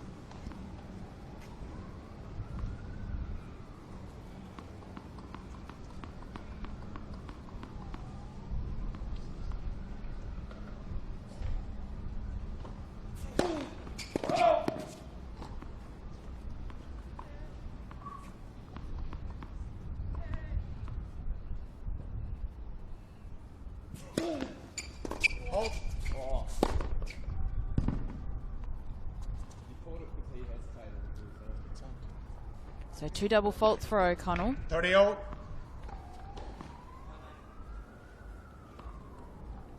Doesn't look like this will stay for long as well. The rain, we're just looking at the radar. Not much coming in after this.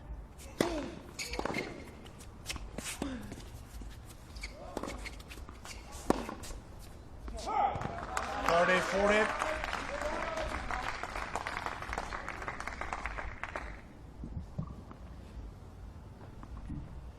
And now O'Connell again under pressure in his opening service game of the second set. Yasika with a break point.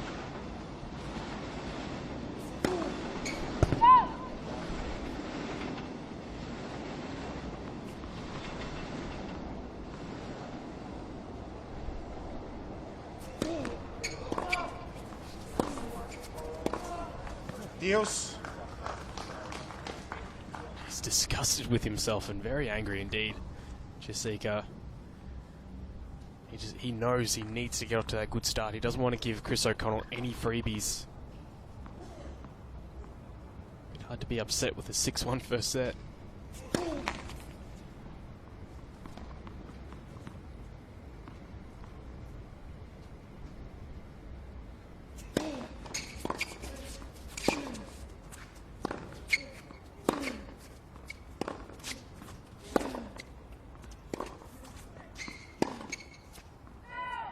Advantage, Jessica.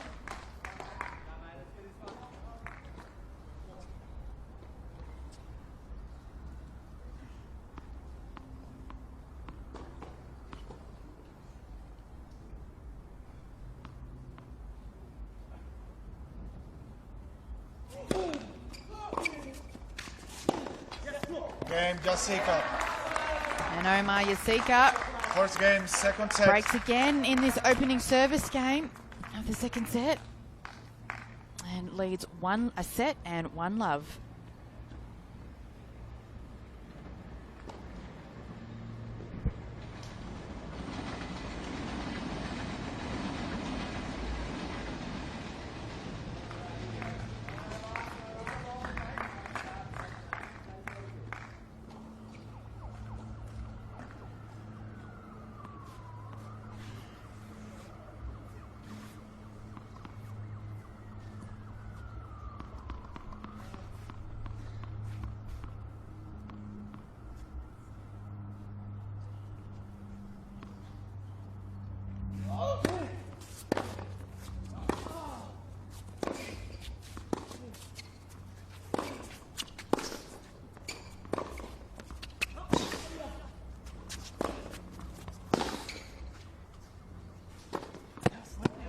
Well done from Christopher O'Connell.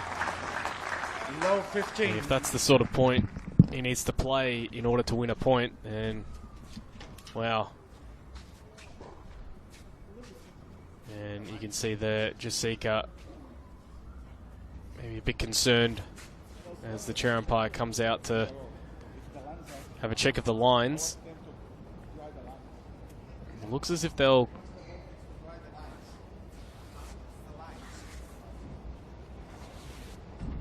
Actually, we might have just a slight delay to clean the lines.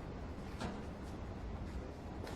can see the players just sliding there. I mean, that's the last thing you want. You don't want any players doing injuries.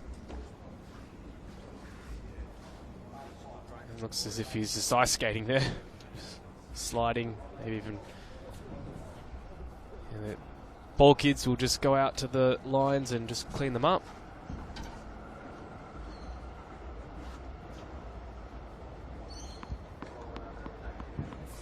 And again, we excuse me, are looking at the radar at the moment. Very little that's following this small band of clouds.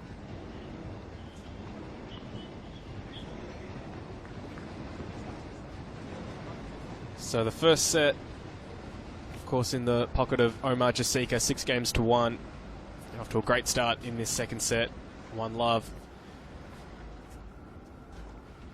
Often you see the chair umpire cleaning the lines. Usually they leave that to the ball kids and the lines judges. This man just wants to get into the thick of it. So, very small delay, very short delay, but we're back. It's 15-love. Sorry, love 15. So O'Connell winning the first point.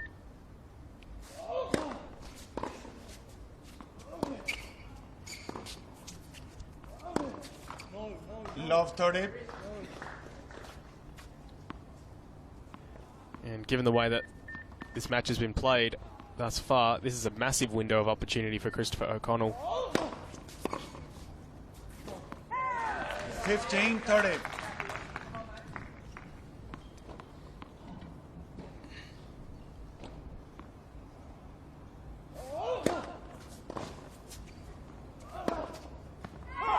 Just pressing. 15-40.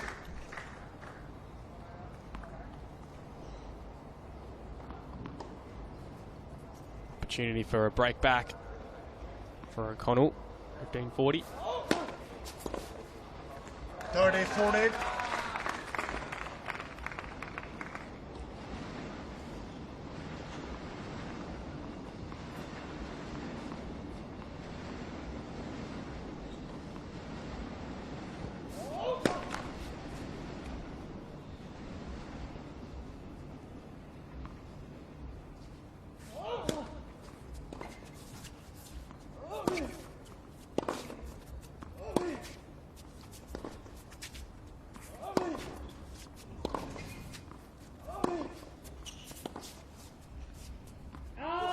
Dios. Another error off the racket of O'Connell for Jasika to get out of those break points.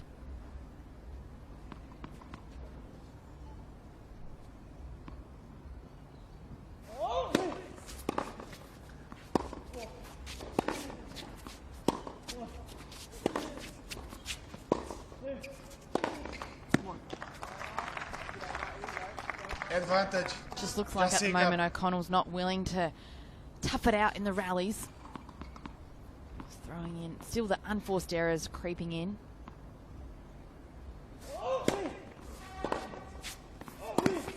Dios.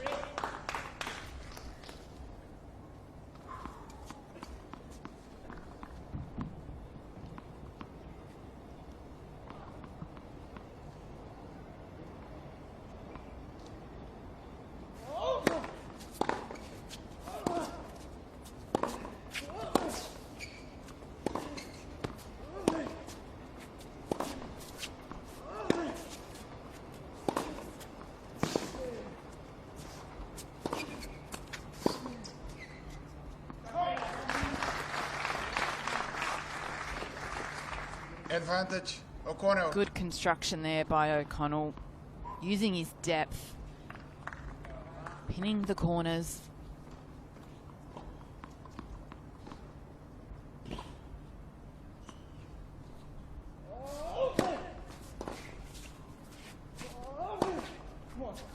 Dios. Another break point saved.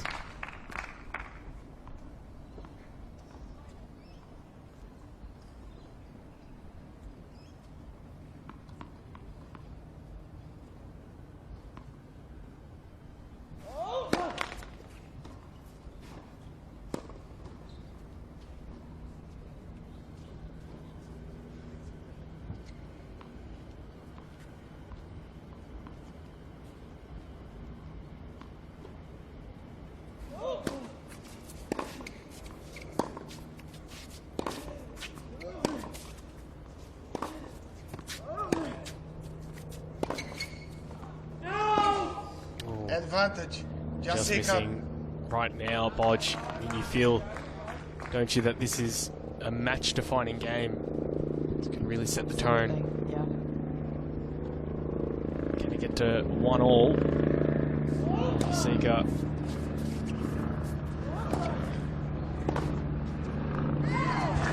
And just with that, Jessica, he answers the challenge from Christopher O'Connell by holding serve with a 2-love lead in this second set.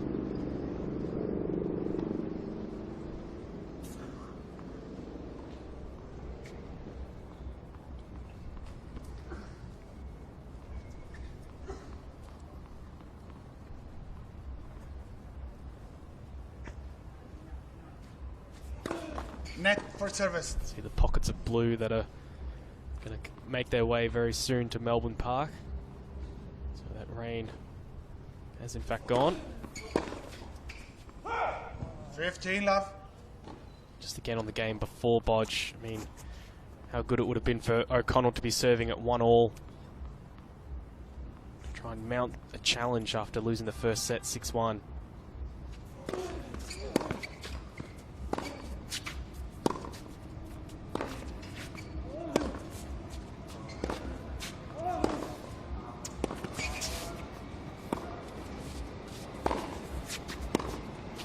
Oh.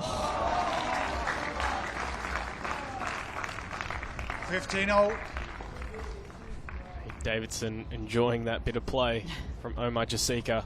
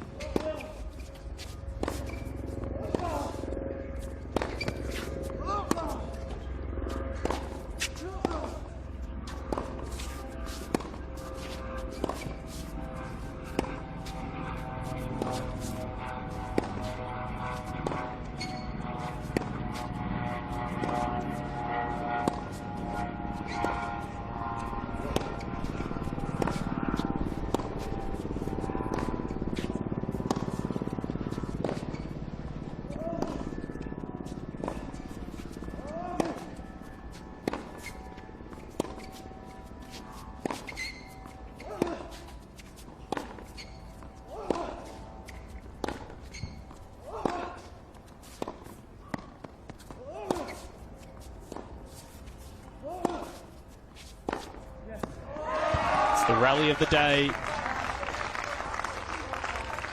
The rally of day 5, Bodge. 30. Great hitting from both players.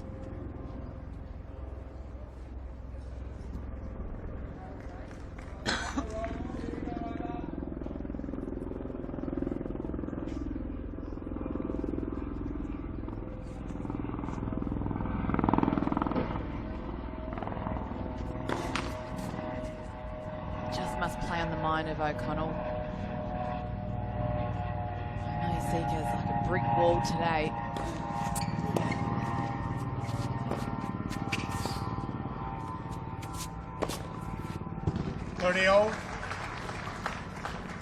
Great put away from O'Connell. Just that first shot, you saw Omar creep up, took it on the rise, but maybe didn't collect it because it landed quite short.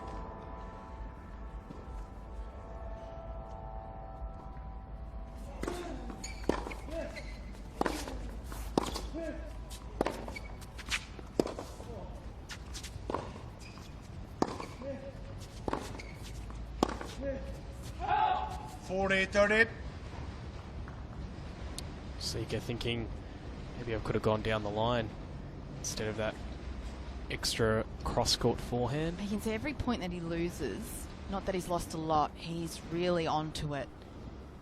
He doesn't want to give away any free points. Game O'Connell.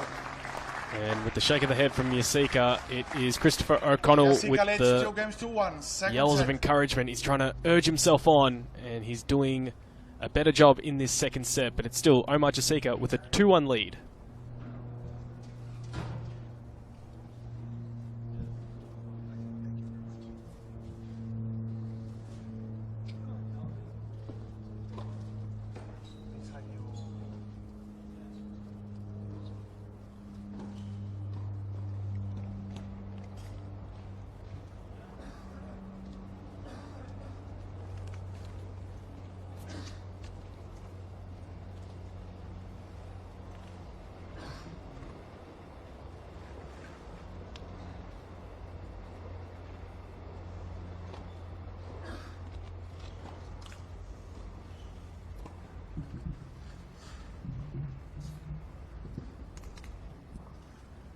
Time.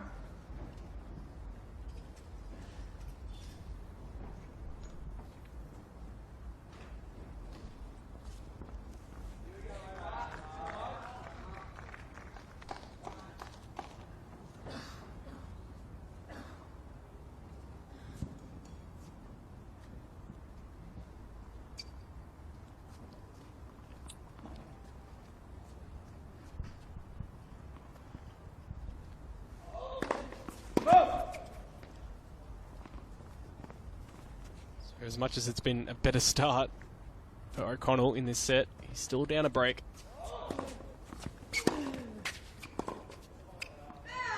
Low Good 15. start. Lead feet from Jessica.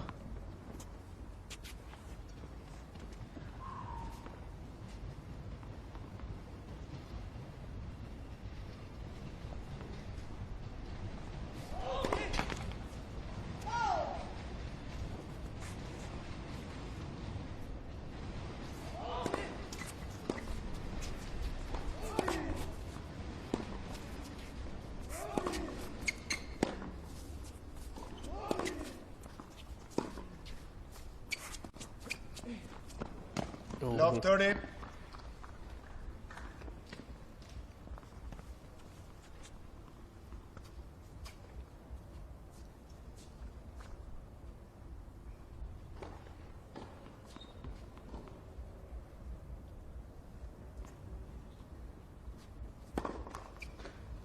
Just not happy with that ball.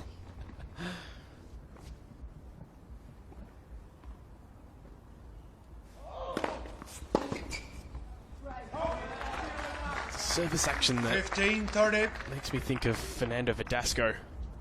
Gets that back foot, sort of really smacking his front foot.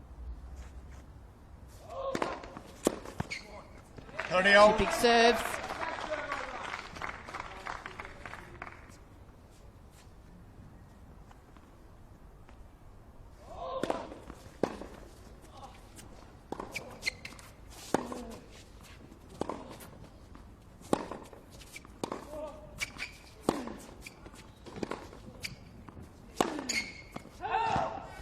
Thirty.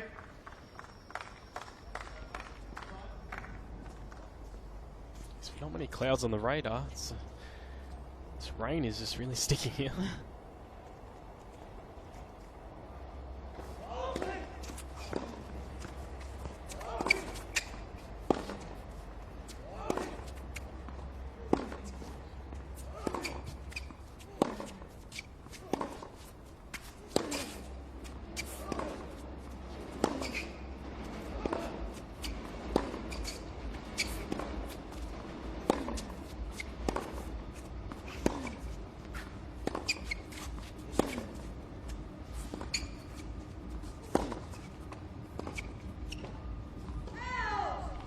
Dios. Just better rallying from O'Connell. Greece. And you know what, Bodge? This is why this precinct, this is why this Grand Slam has the 3 courts with the retractable roof. It's not just the extreme heat during summer that we are affected by. It is this odd sensation of summer rain. Looking on the radar, there isn't too much around, just a little shower, so wonder whether the players will just stay on court. Just looks a bit heavier now, doesn't it? Yeah. So as much as the chair umpire and a few others were on hand to clean the backs of the lines and a little bit of the high traffic areas for the players, they may in fact head off court. Yeah, just to see we're going to direct the lines. Just wait and see. So as soon as this little, I mean, you can just see right there how beautiful it looks on that opposite side. Sort of, what is that, Port Melbourne, I reckon, Bodge? You're from WA, aren't you? I am. I'm the Melbourne local, so I probably should know where that is. Hashtag AO playoff, you know what we were looking at before.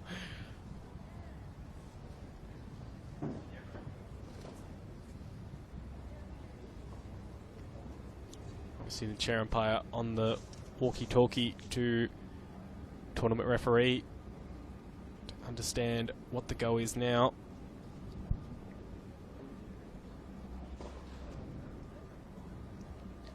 Do a good job here, the ball kids. A lot in their job description. It's not just picking up the balls, it's also cleaning the courts, picking up bugs when the players aren't too happy with things that are going on.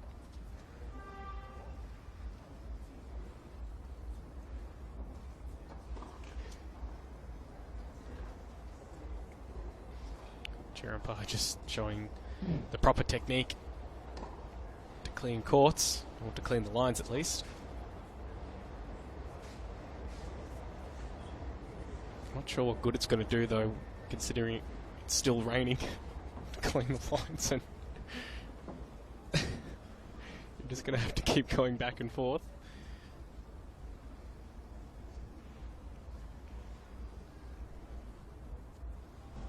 Good that the fans here are still waiting.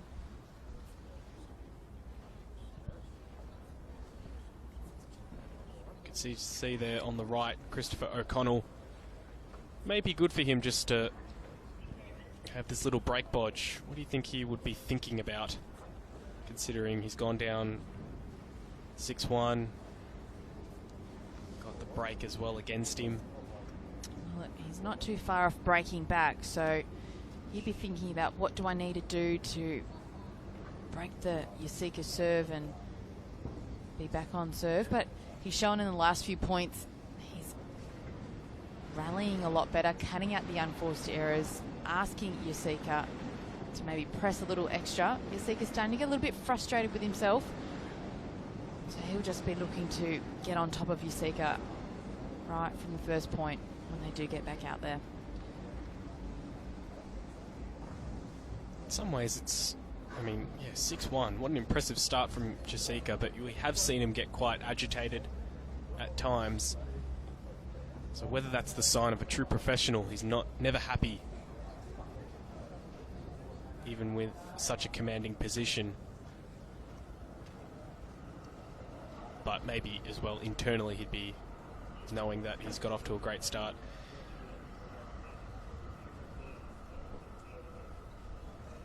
Again, in his previous match, Yasika taking care of Gavin Van Pepperzill, and he did that in 3 straight sets.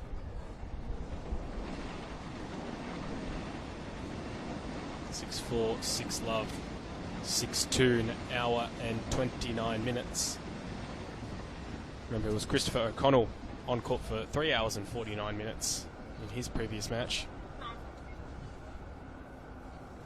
So it looks that the players will be heading off court. So an unusual rain delay during the Australian summer.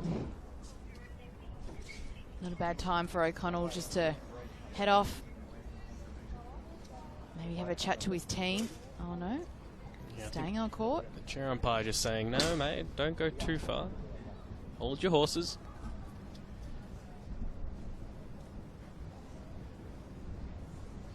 Again, the chair umpire would have constant contact with tournament control. They will be letting the chair umpire know the course of action to take. And clearly, the talk is just to keep the players close. I'm sure, though, if they wanted to take a break, they might be able to. At the chair umpire's discretion. Then we've got to be mindful of the time between the last point and the beginning of whenever this rain delay stops, because if it exceeds over a certain period of time, they would get a little bit of a warm-up period. A bit unfair to ask the players to get right back into the match if they've had such a long wait between points.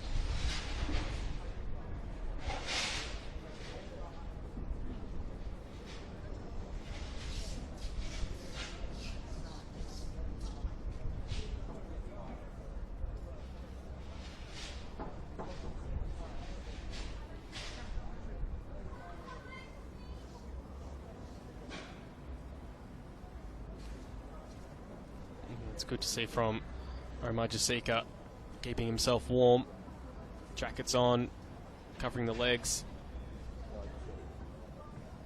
Wayne McEwen in the white hat, he'll be walking onto court. He's been in this position many a times.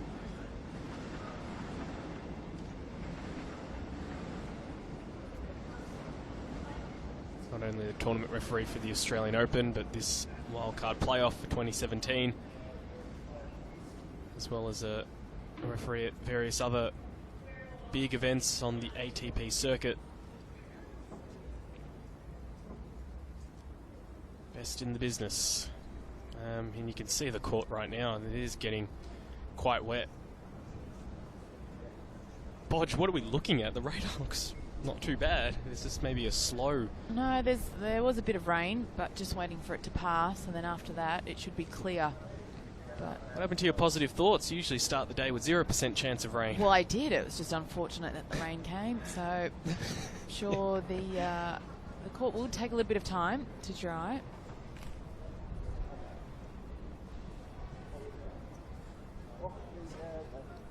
I think maybe the chair umpires sort of conceded that we may be going off court. You see the ball kids collecting their water bottles. They may be escorted off court as well. Yeah, the Lions judges too.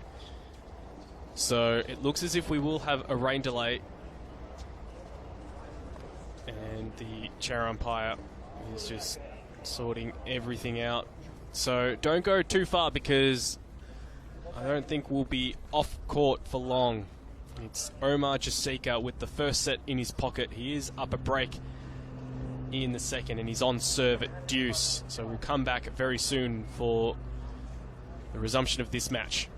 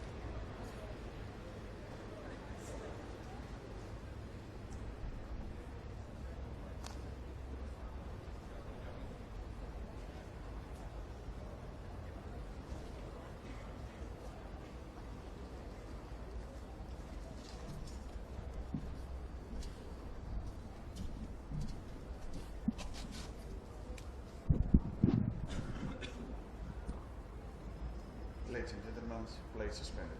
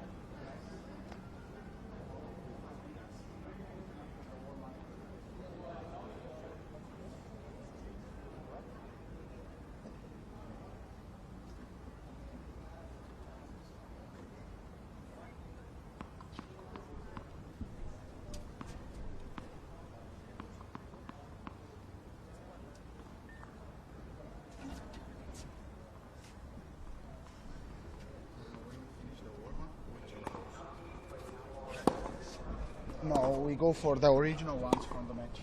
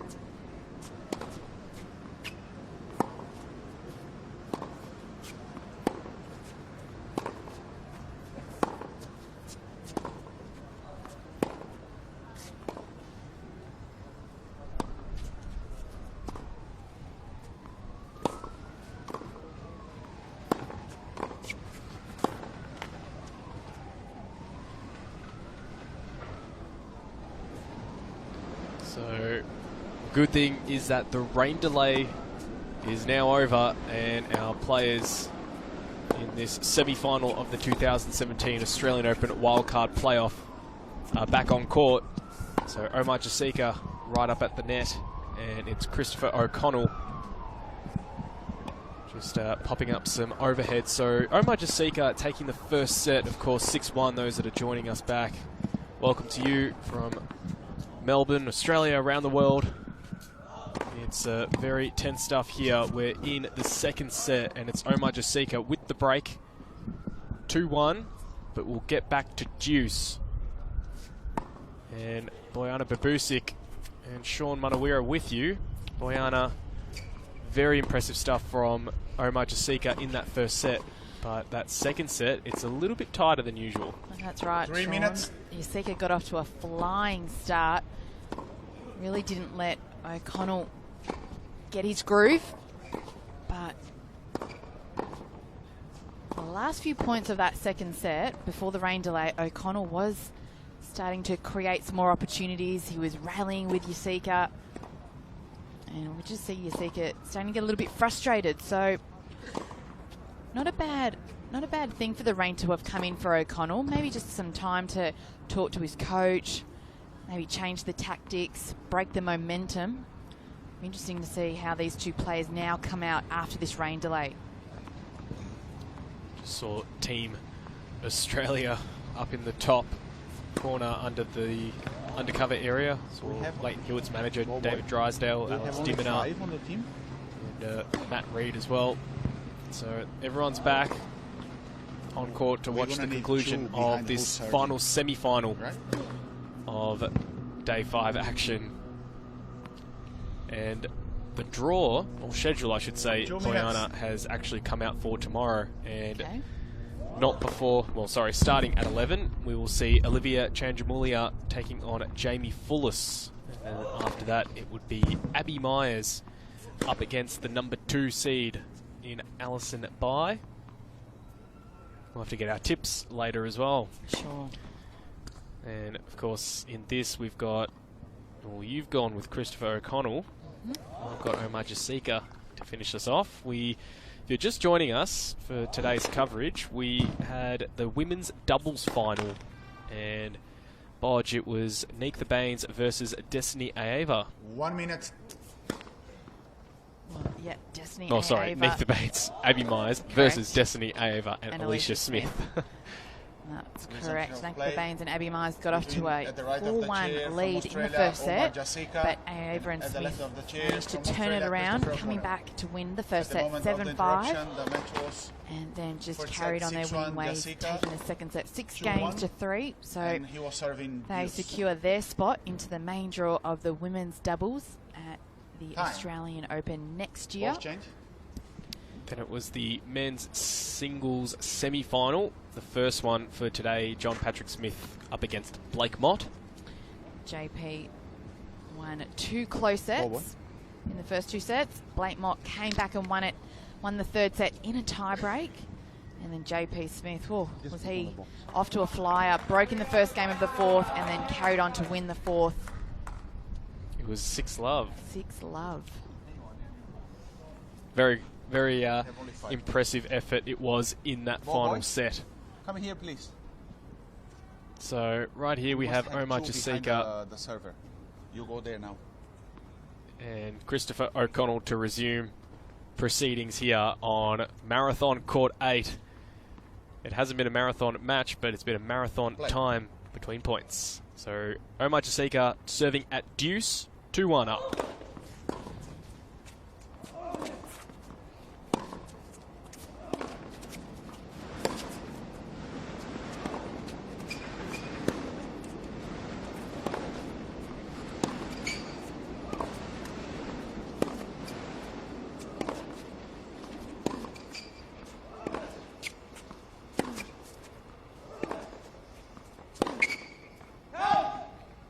It's going to be tough, Bodge, to come out for both players and get right back into a deuce game. So now we see O'Connell flying one long and Omar Jasika with a chance to go 3-1. Game Jasika. Jasika leads 3 games to 1. Second set. Ball boy.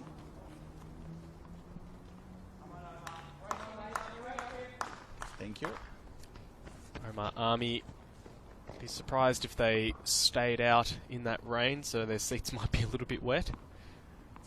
They're right up in the front row.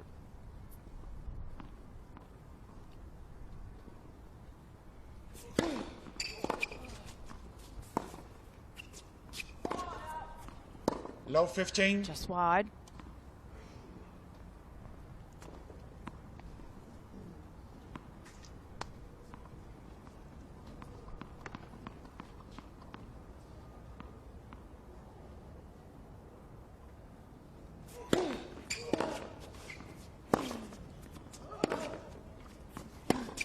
Love 30. What would you do, Bodge, on such a long period off court during that rain delay? Just regroup with my coach and talk through, you know, the happenings of the match so far, depending if I was up or down, and just try and stay calm, focused, warm. Love 40. You wouldn't eat anything, or would you? Oh, maybe just a light snack, but nothing too heavy. And now 3 break points for Jasika to take a 4-1 lead in this second set.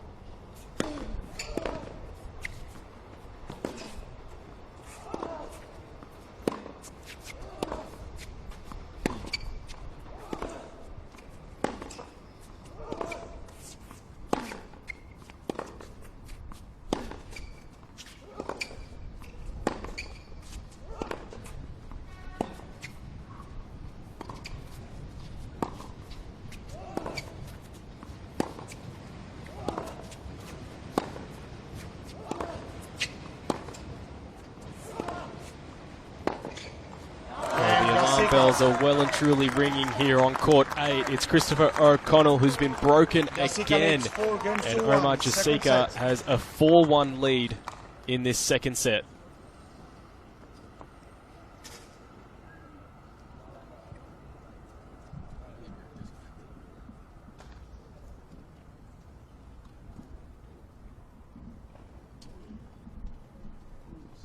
Just have to give a bit of credit, of course, to Jasika. Yeah, such a long delay. Could have been good for O'Connell to really regroup, as you said before. Try and forget about what's happened previously, but clearly Jasika hasn't forgotten about what's happened previously. Thank you.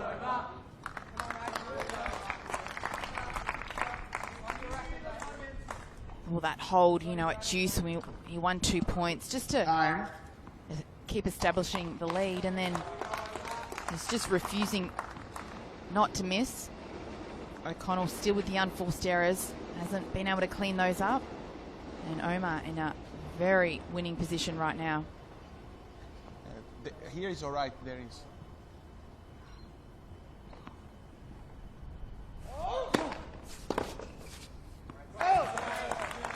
$15, love.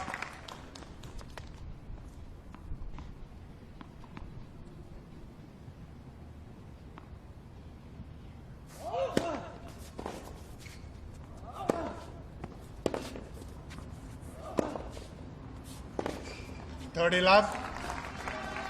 Some of these defensive positions that O'Connell is finding himself in. Maybe he's just going for a bit too much. Probably just needs to maybe float a couple deep.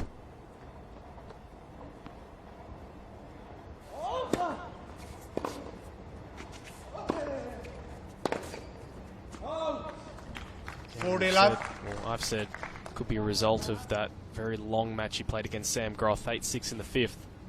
But at the same time, he can take nothing away from Omar Jasika. He's playing absolutely superb.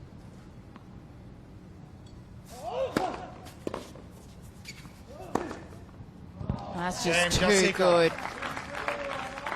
Jasika leads 5-1, second set. And very quickly after the break, Bodge, it's been 3 games in a row to Omar Jasika. Wasting no time at all.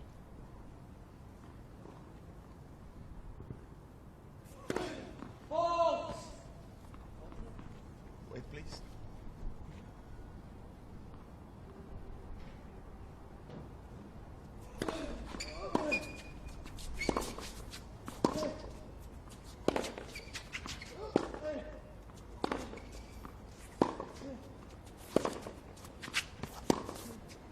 Oh.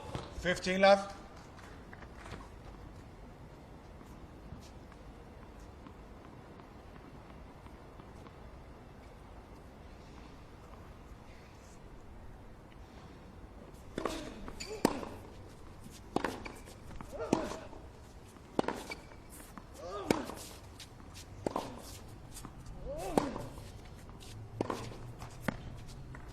No real pressure for that error, so just not getting into position quite right.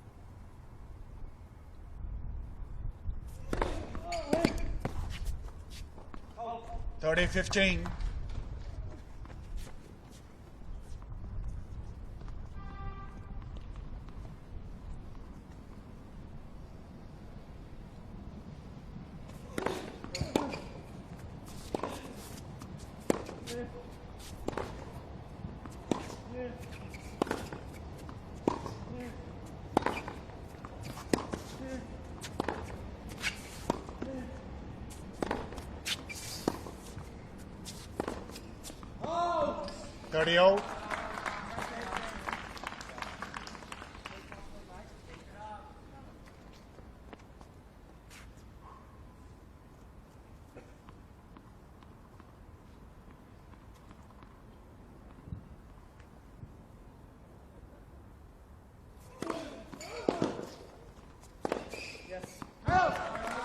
Wild forehand.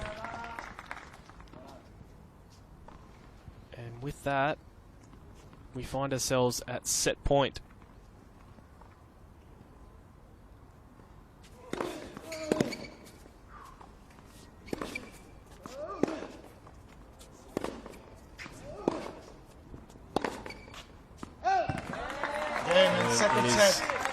On song here for Omar Jasika. An ominous warning, I dare say, for John Patrick Smith, because Omar Jasika has gone to a 2-sets-to-love lead. 6-1, 6-1.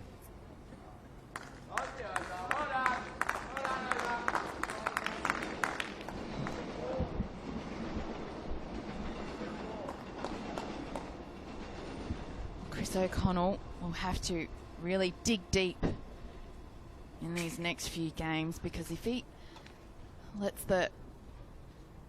his opening service game or, the second or the third, fourth game slip away, he's going to find himself in a lot of trouble. Just looks like he's finding it hard to find his rhythm, maybe pulling the trigger a little too soon. Omar Jasika not putting a foot too wrong. Yeah, but just a bit concerned with that defensive shot that O'Connell sometimes is playing, where maybe he's just going for too much. Yep. I've seen a couple. You see their shoulders slouched. Confidence must be really shot at the moment. He he's just, again, Time. I have to go back to just feeling a bit fatigued because this is a bit of a contrasting Chris O'Connell that we saw in the first 2 matches. And who knows how much experience he's had playing 5 sets, and in terms of the recovery of the body. Third set. Jessica Again, to serve. nothing against this man, Omar Jessica.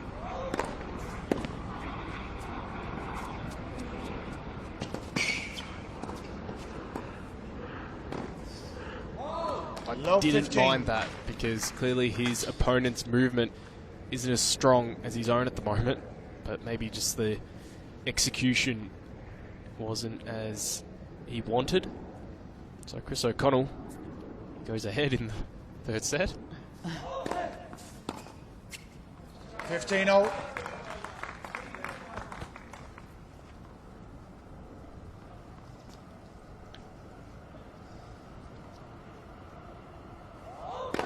Net for service. Ball boy.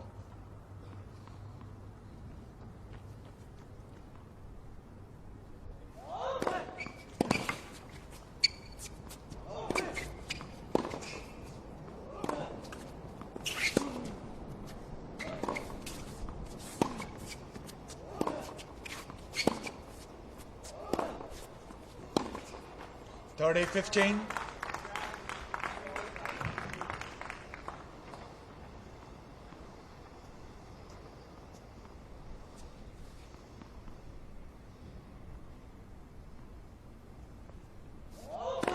Net for service.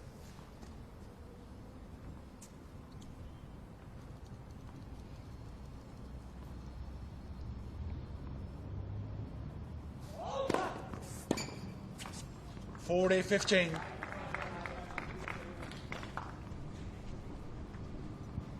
Just the labouring between points to get ready in position.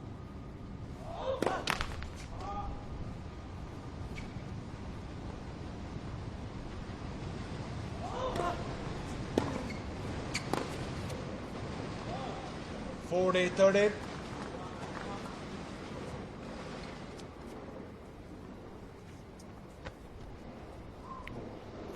Lost a ball under the Chris O'Connell area. Game Jessica. Picked up well by the ball kid. So First game, it's third Omar set. Jessica who claims the first game of the 3rd set. That delay, please. This will be the true test for O'Connell's service game. He has to really make sure he holds here, especially those first few points. Omar Army.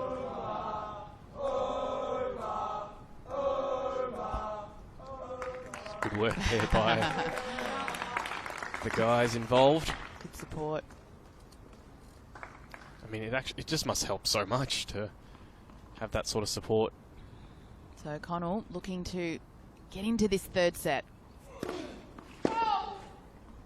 Just feed off the energy. Such a commanding position right now.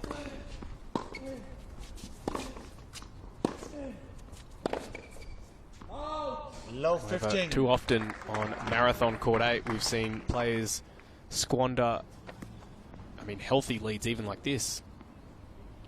Omar was beneficiary of that. Down 2 sets to love against Marinka Matosevic.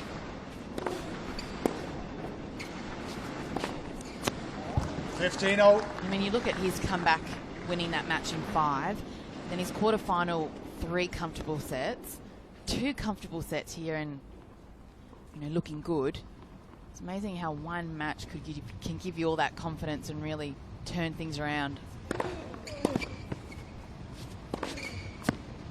30-15. And it was a bit different to the Blake Mott and John Patrick Smith, as we saw they were just so close those sets. Whereas the first 2, Matosevic was all over him, so he had to find something different.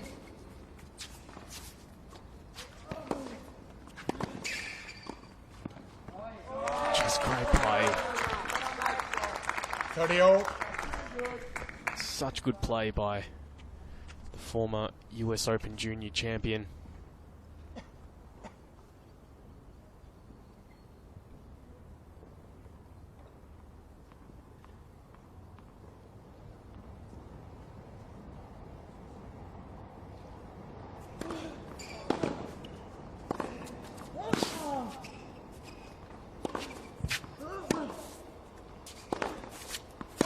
30-40.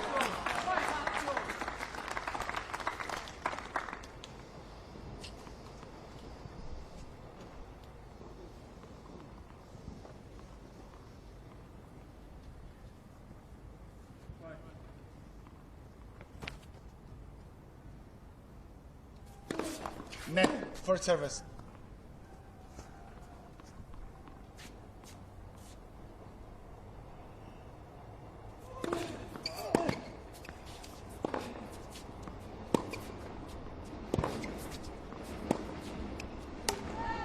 Dios. Bit of a sloppy backhand from Yasika. Disappointed with that. I completely understand being disappointed, but 6-1, 6-1 up. It's demands perfection, doesn't he? Advantage. O'Connell.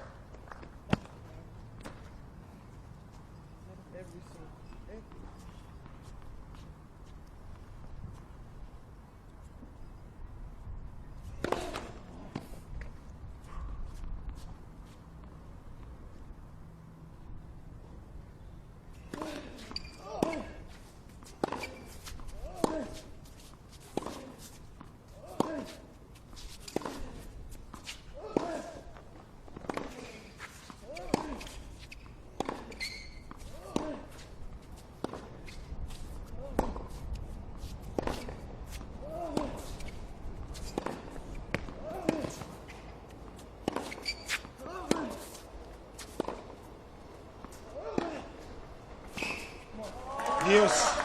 Well played there, working his opponent around. Chris O'Connell had some nice shots down the line, but Jasika able to counter that. His forehand's really working a treat.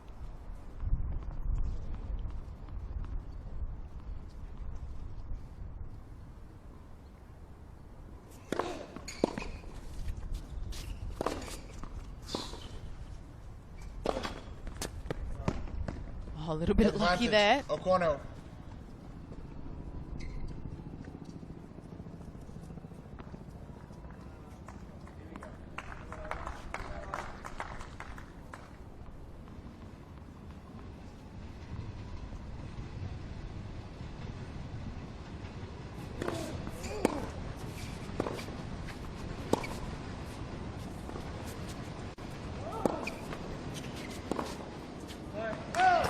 Dios.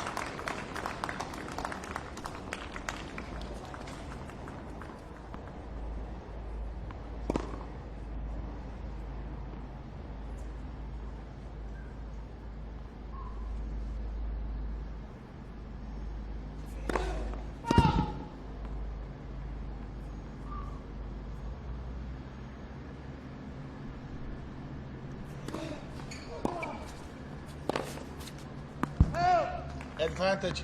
Jasika. Jasika just again showing. Just gotta be careful there. Jasika just showing how much you need to do to win a game in this entire match. Probably the other reason why he was so upset with himself earlier in the game. He knows that players have been able to get out of trouble, get out of these situations, and he doesn't want to be a victim of that.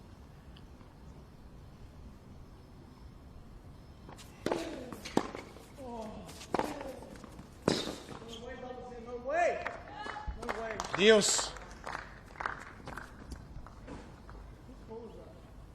On both lines were really in. I'm a bit concerned with the call there.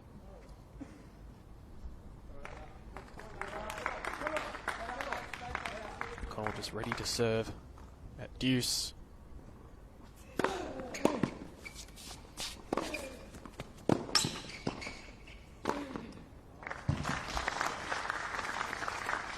Advantage. O'Connell.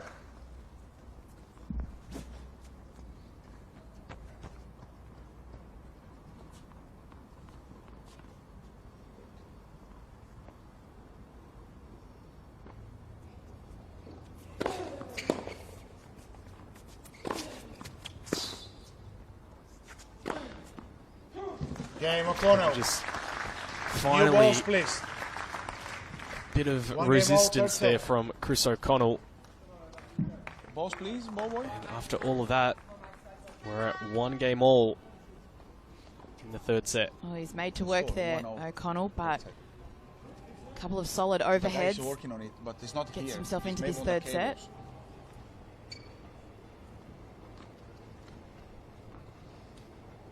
Give the ball to him.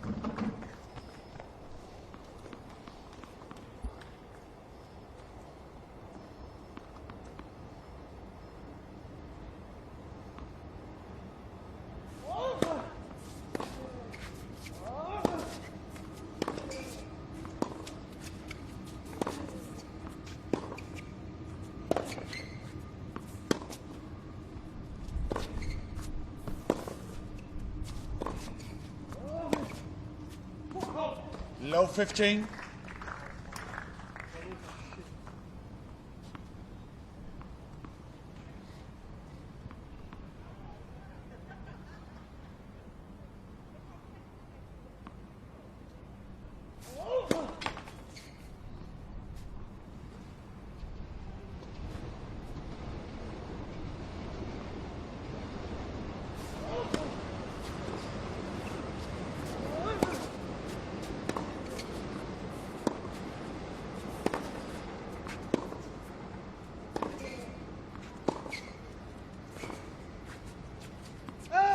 Fifteen-0.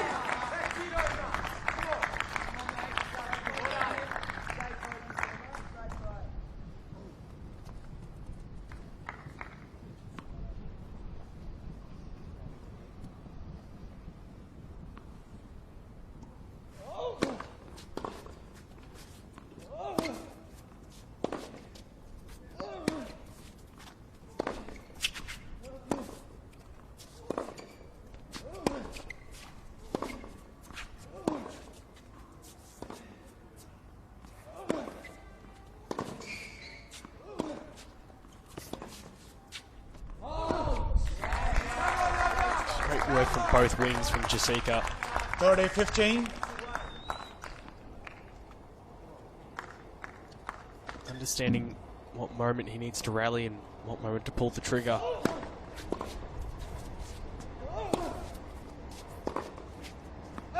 Forty 15.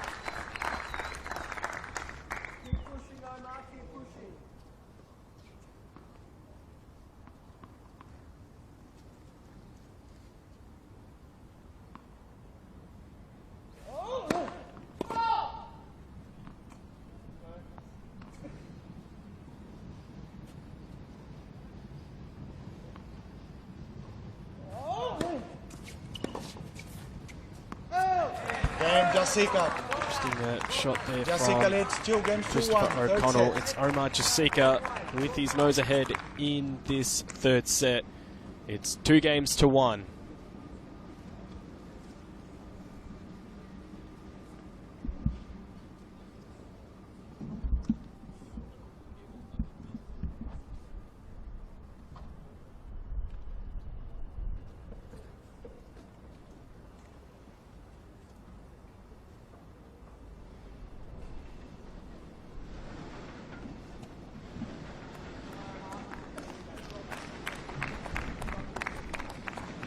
Someone behind me is saying that O'Connell's not my own saying, what about the first surveys? What's the first surveys that you got before? Oh, he's the coach in Grey. Hasn't really put a foot wrong so far in this match, Omar Yasika. Hung tough in all the rallies. The way he's acting, though, I mean, he sort of looks like, if you didn't know what the score was, that it's a lot closer because he's been a bit frustrated at times. He's just so particular about some of the shots he's been playing. I said before, just really the sign of a true professional.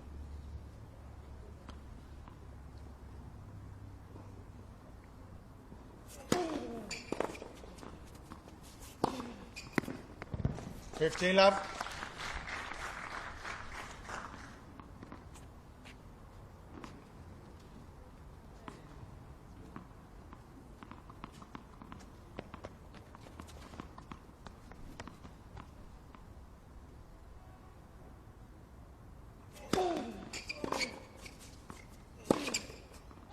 15-0. Connell just has to cut those errors down. He's doing a better job of playing within himself. Just can't allow those errors to keep creeping in.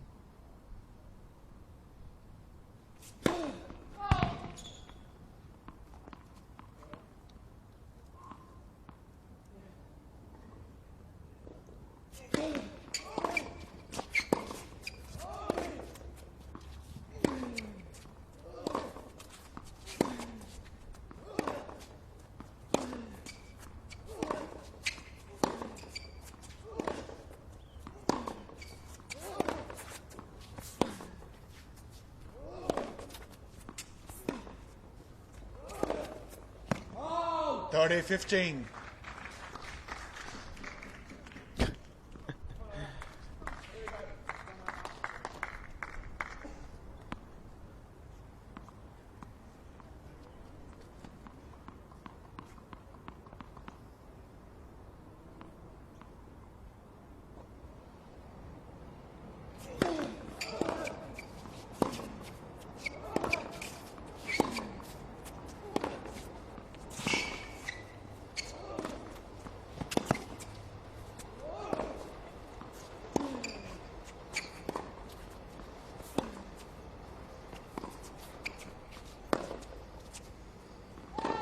I was going to say the defence there from O'Connell was better. He saw that slide forehand that he had to dig out.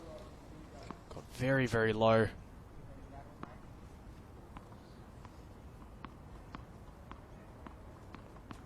So 30-all.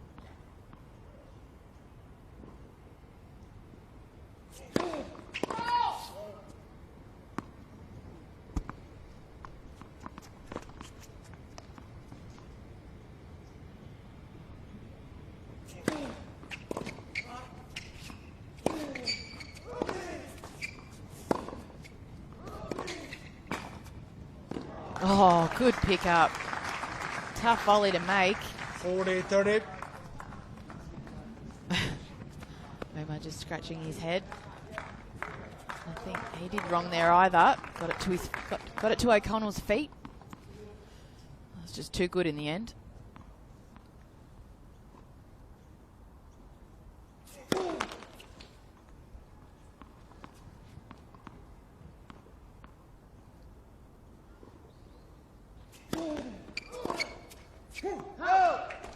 Chris O'Connell keeps things on serve. Third set.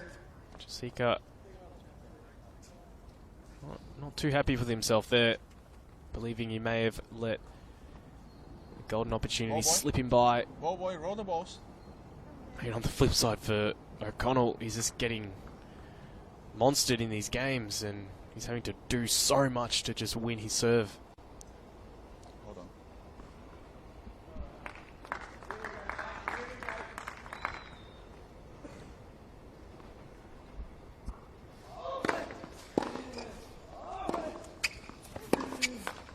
$15 love.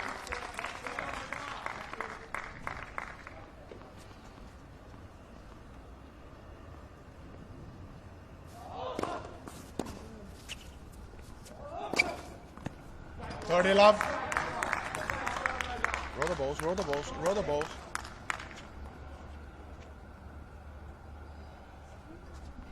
Wait, please. Poor boy, he's just getting himself sorted.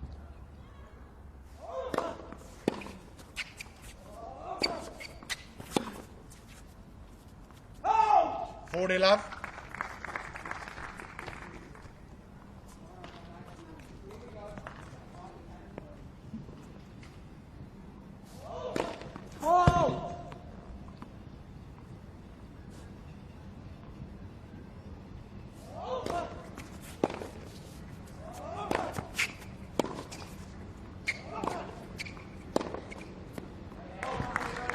Jasika. And an easy hold for Omar Jasika leads 3 Jasika. against the 2, third set.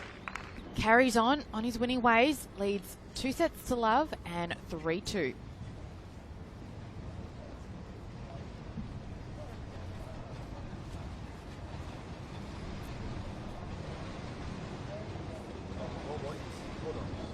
Hold on.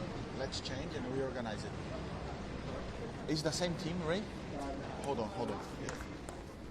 Let this team come out and we organize it. You are leaving or you are coming? Just give to him. Hold all the balls, please. Sorry, thank you. And now you can. We have 6. Roll the balls to them. That side. Time.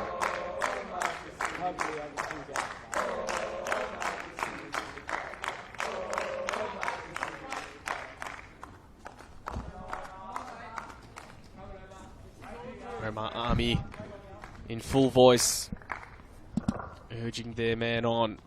He's doing it well. It's 2 sets to love up. 3-2.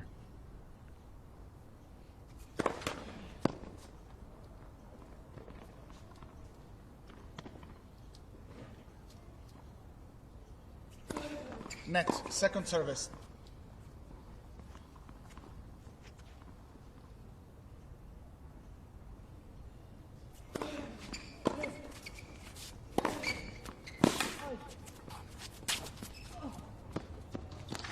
Too good. 15, love.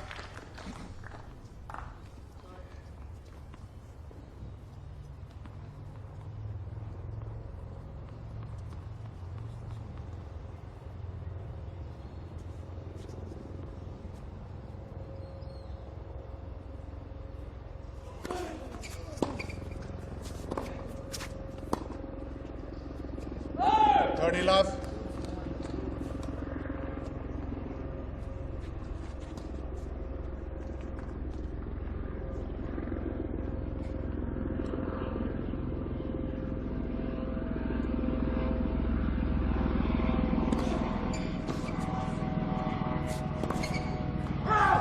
Thirty 15.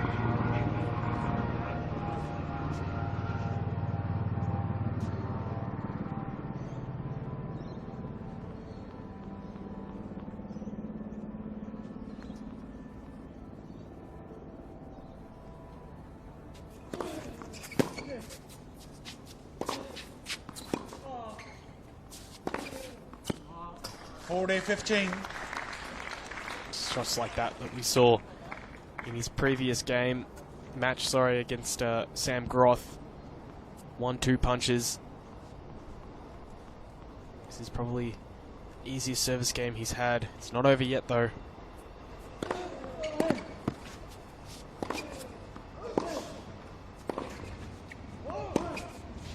Oh, too good. 30.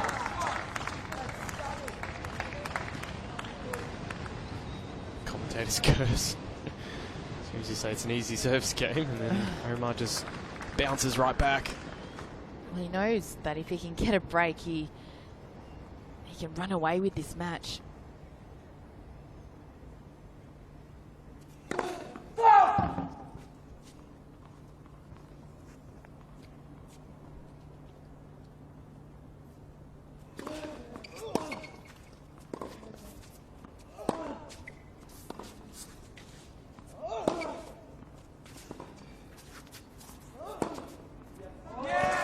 Just great footwork. I mean, his ability to run around that forehand, get those little steps out of the way and react to the shorter ball. Not painting the lines, not needing to.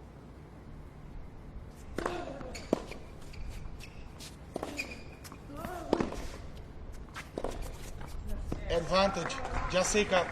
Almost thought he had a slight opportunity to move forward, Chris O'Connell, after that nice forehand down the line. Can you put this on the beam? So with it, it's a breakpoint opportunity for Omar Jessica.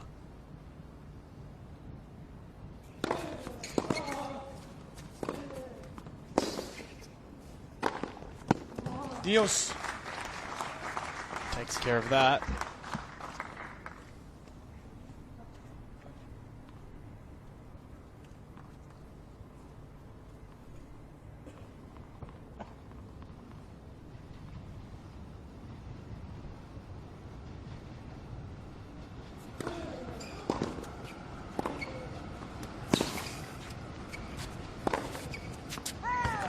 advantage. Jessica.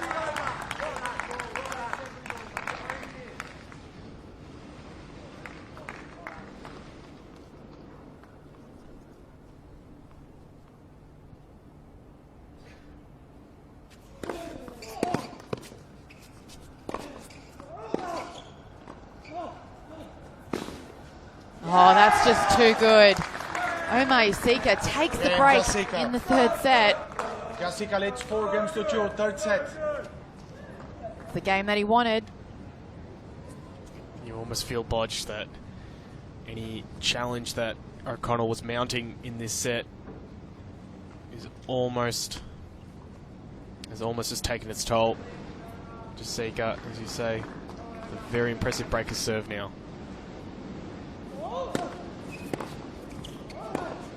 Low 15.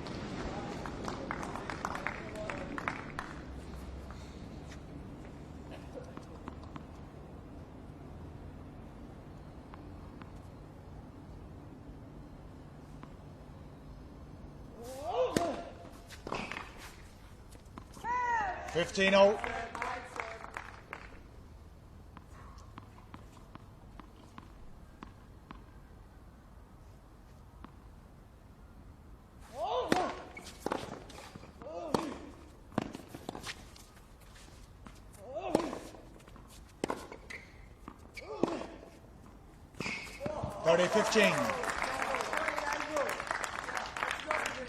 So good. Yeah, just his ability to hit winners from all sides of the court. From behind the baseline, when he's inside the baseline, on the run.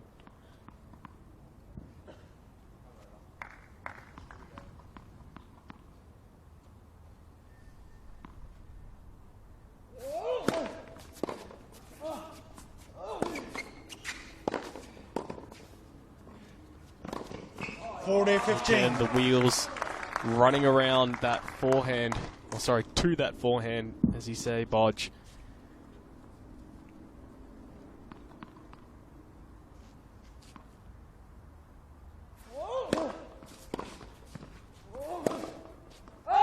Forty 30.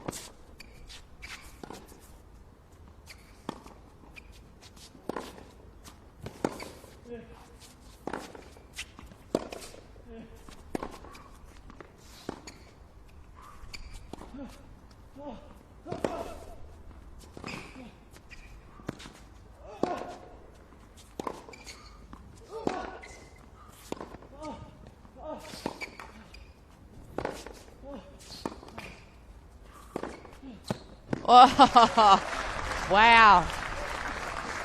Rally of the match so far. O'Connell not giving up without a fight.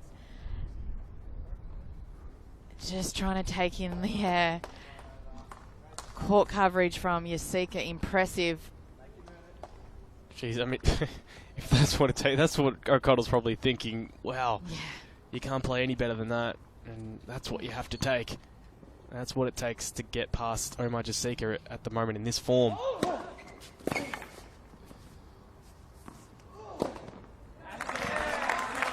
So, probably the longest rally of the match, followed up by a very short one. And Jessica with an opportunity again to go 5-2.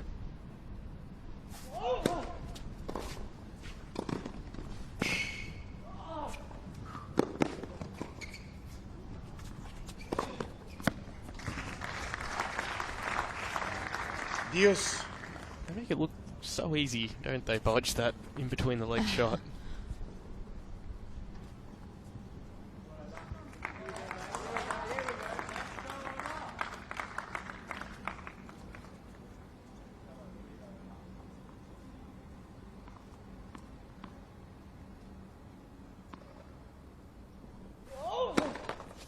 first service.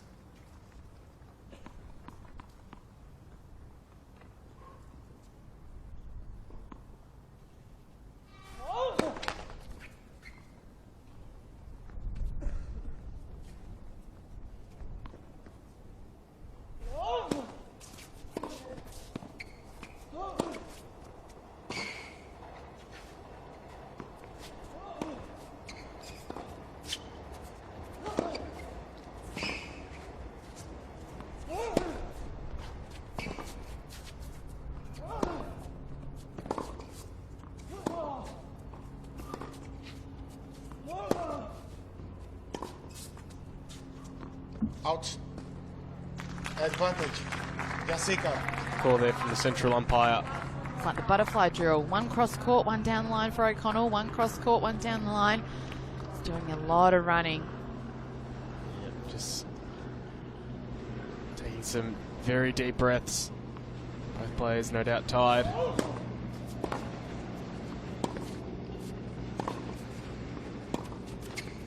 Deals. Typical Melbourne. We had a rain delay, of course, earlier. And now the sun's out. Beautiful sunshine here now at Melbourne Park.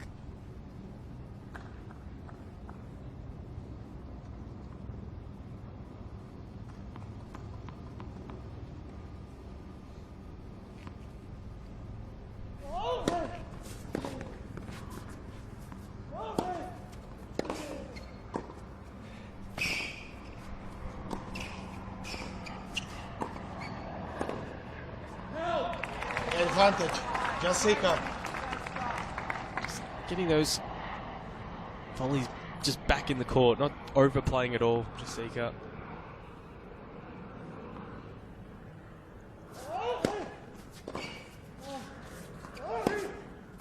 That's just And Jessica. awesome tennis from Omar Jessica leads Jessica. 5 games to 2. Third set. Was pushed, but he holds for a 5-2 lead.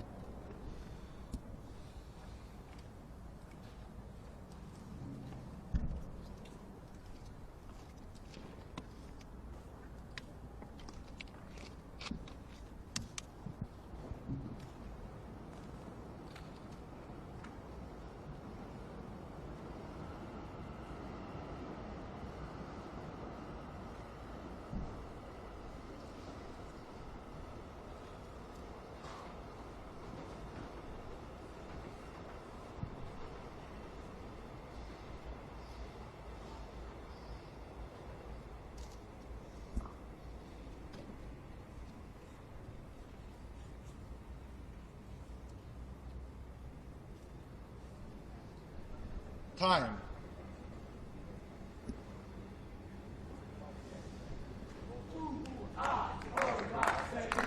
Boyana, you have to say, one of the more entertaining games that we just saw previously, with Jessica to get to 5-2.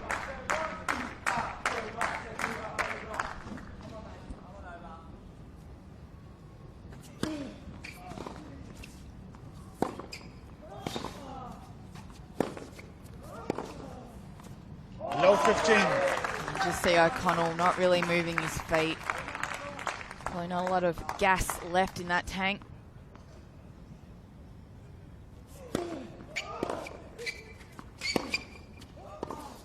You can see just a lot of upper body movement. His legs are, as you say, gas is almost out of the tank.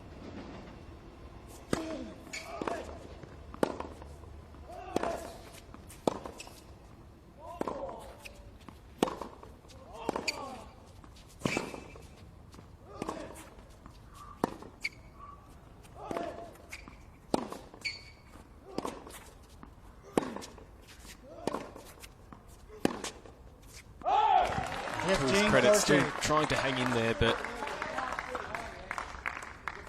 clearly a difference in the conditioning of both these players. 2 points from the match for Jessica. 30-0.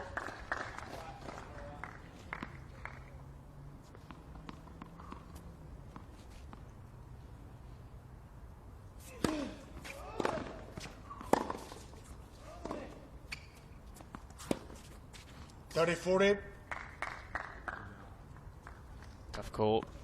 You can hear O'Connell was saying that was out. First match point for Omar Jasika.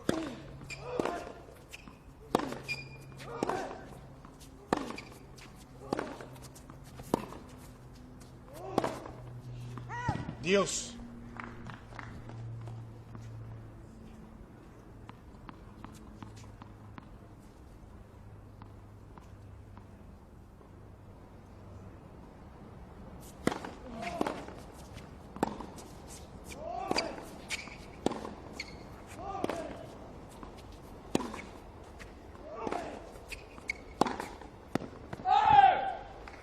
Advantage, Jasika. Going long. Sets up another match point for Jasika.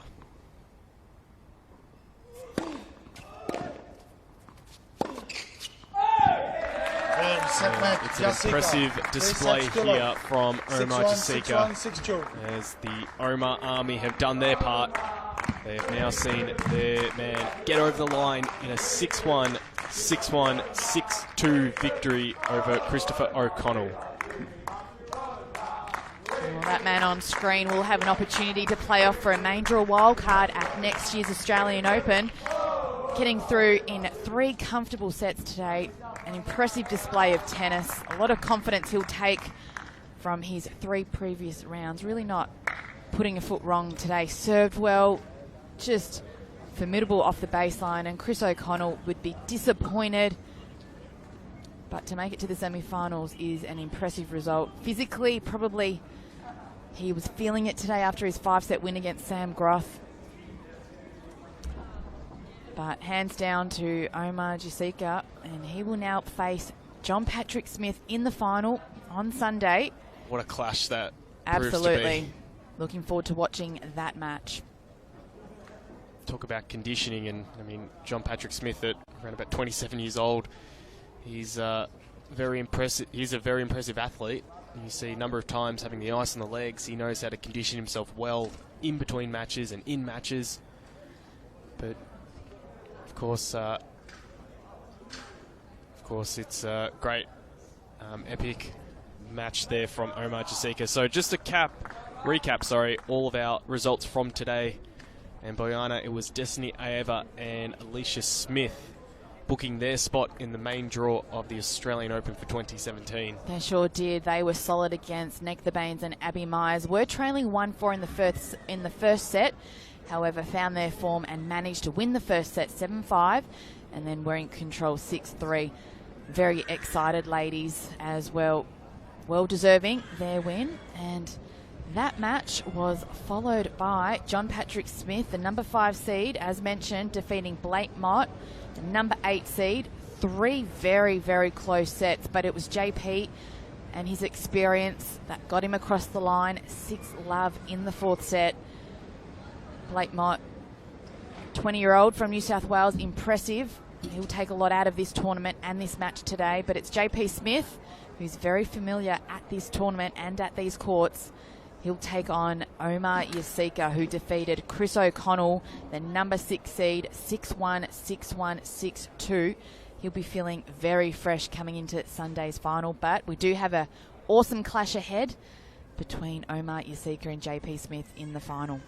So just a very impressive display from John Patrick Smith and Omar Jasika. That'll set up a very great clash that we'll have in a couple of days' time. So we hope that you join us tomorrow. It'll be women's semi-finals day here from the Melbourne Park precinct, home of the Australian Open. And that's all from us, Sean Monawira and Bojana Babusik.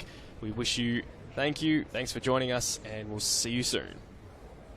Under largely sunny skies, clouds, nothing to complain about.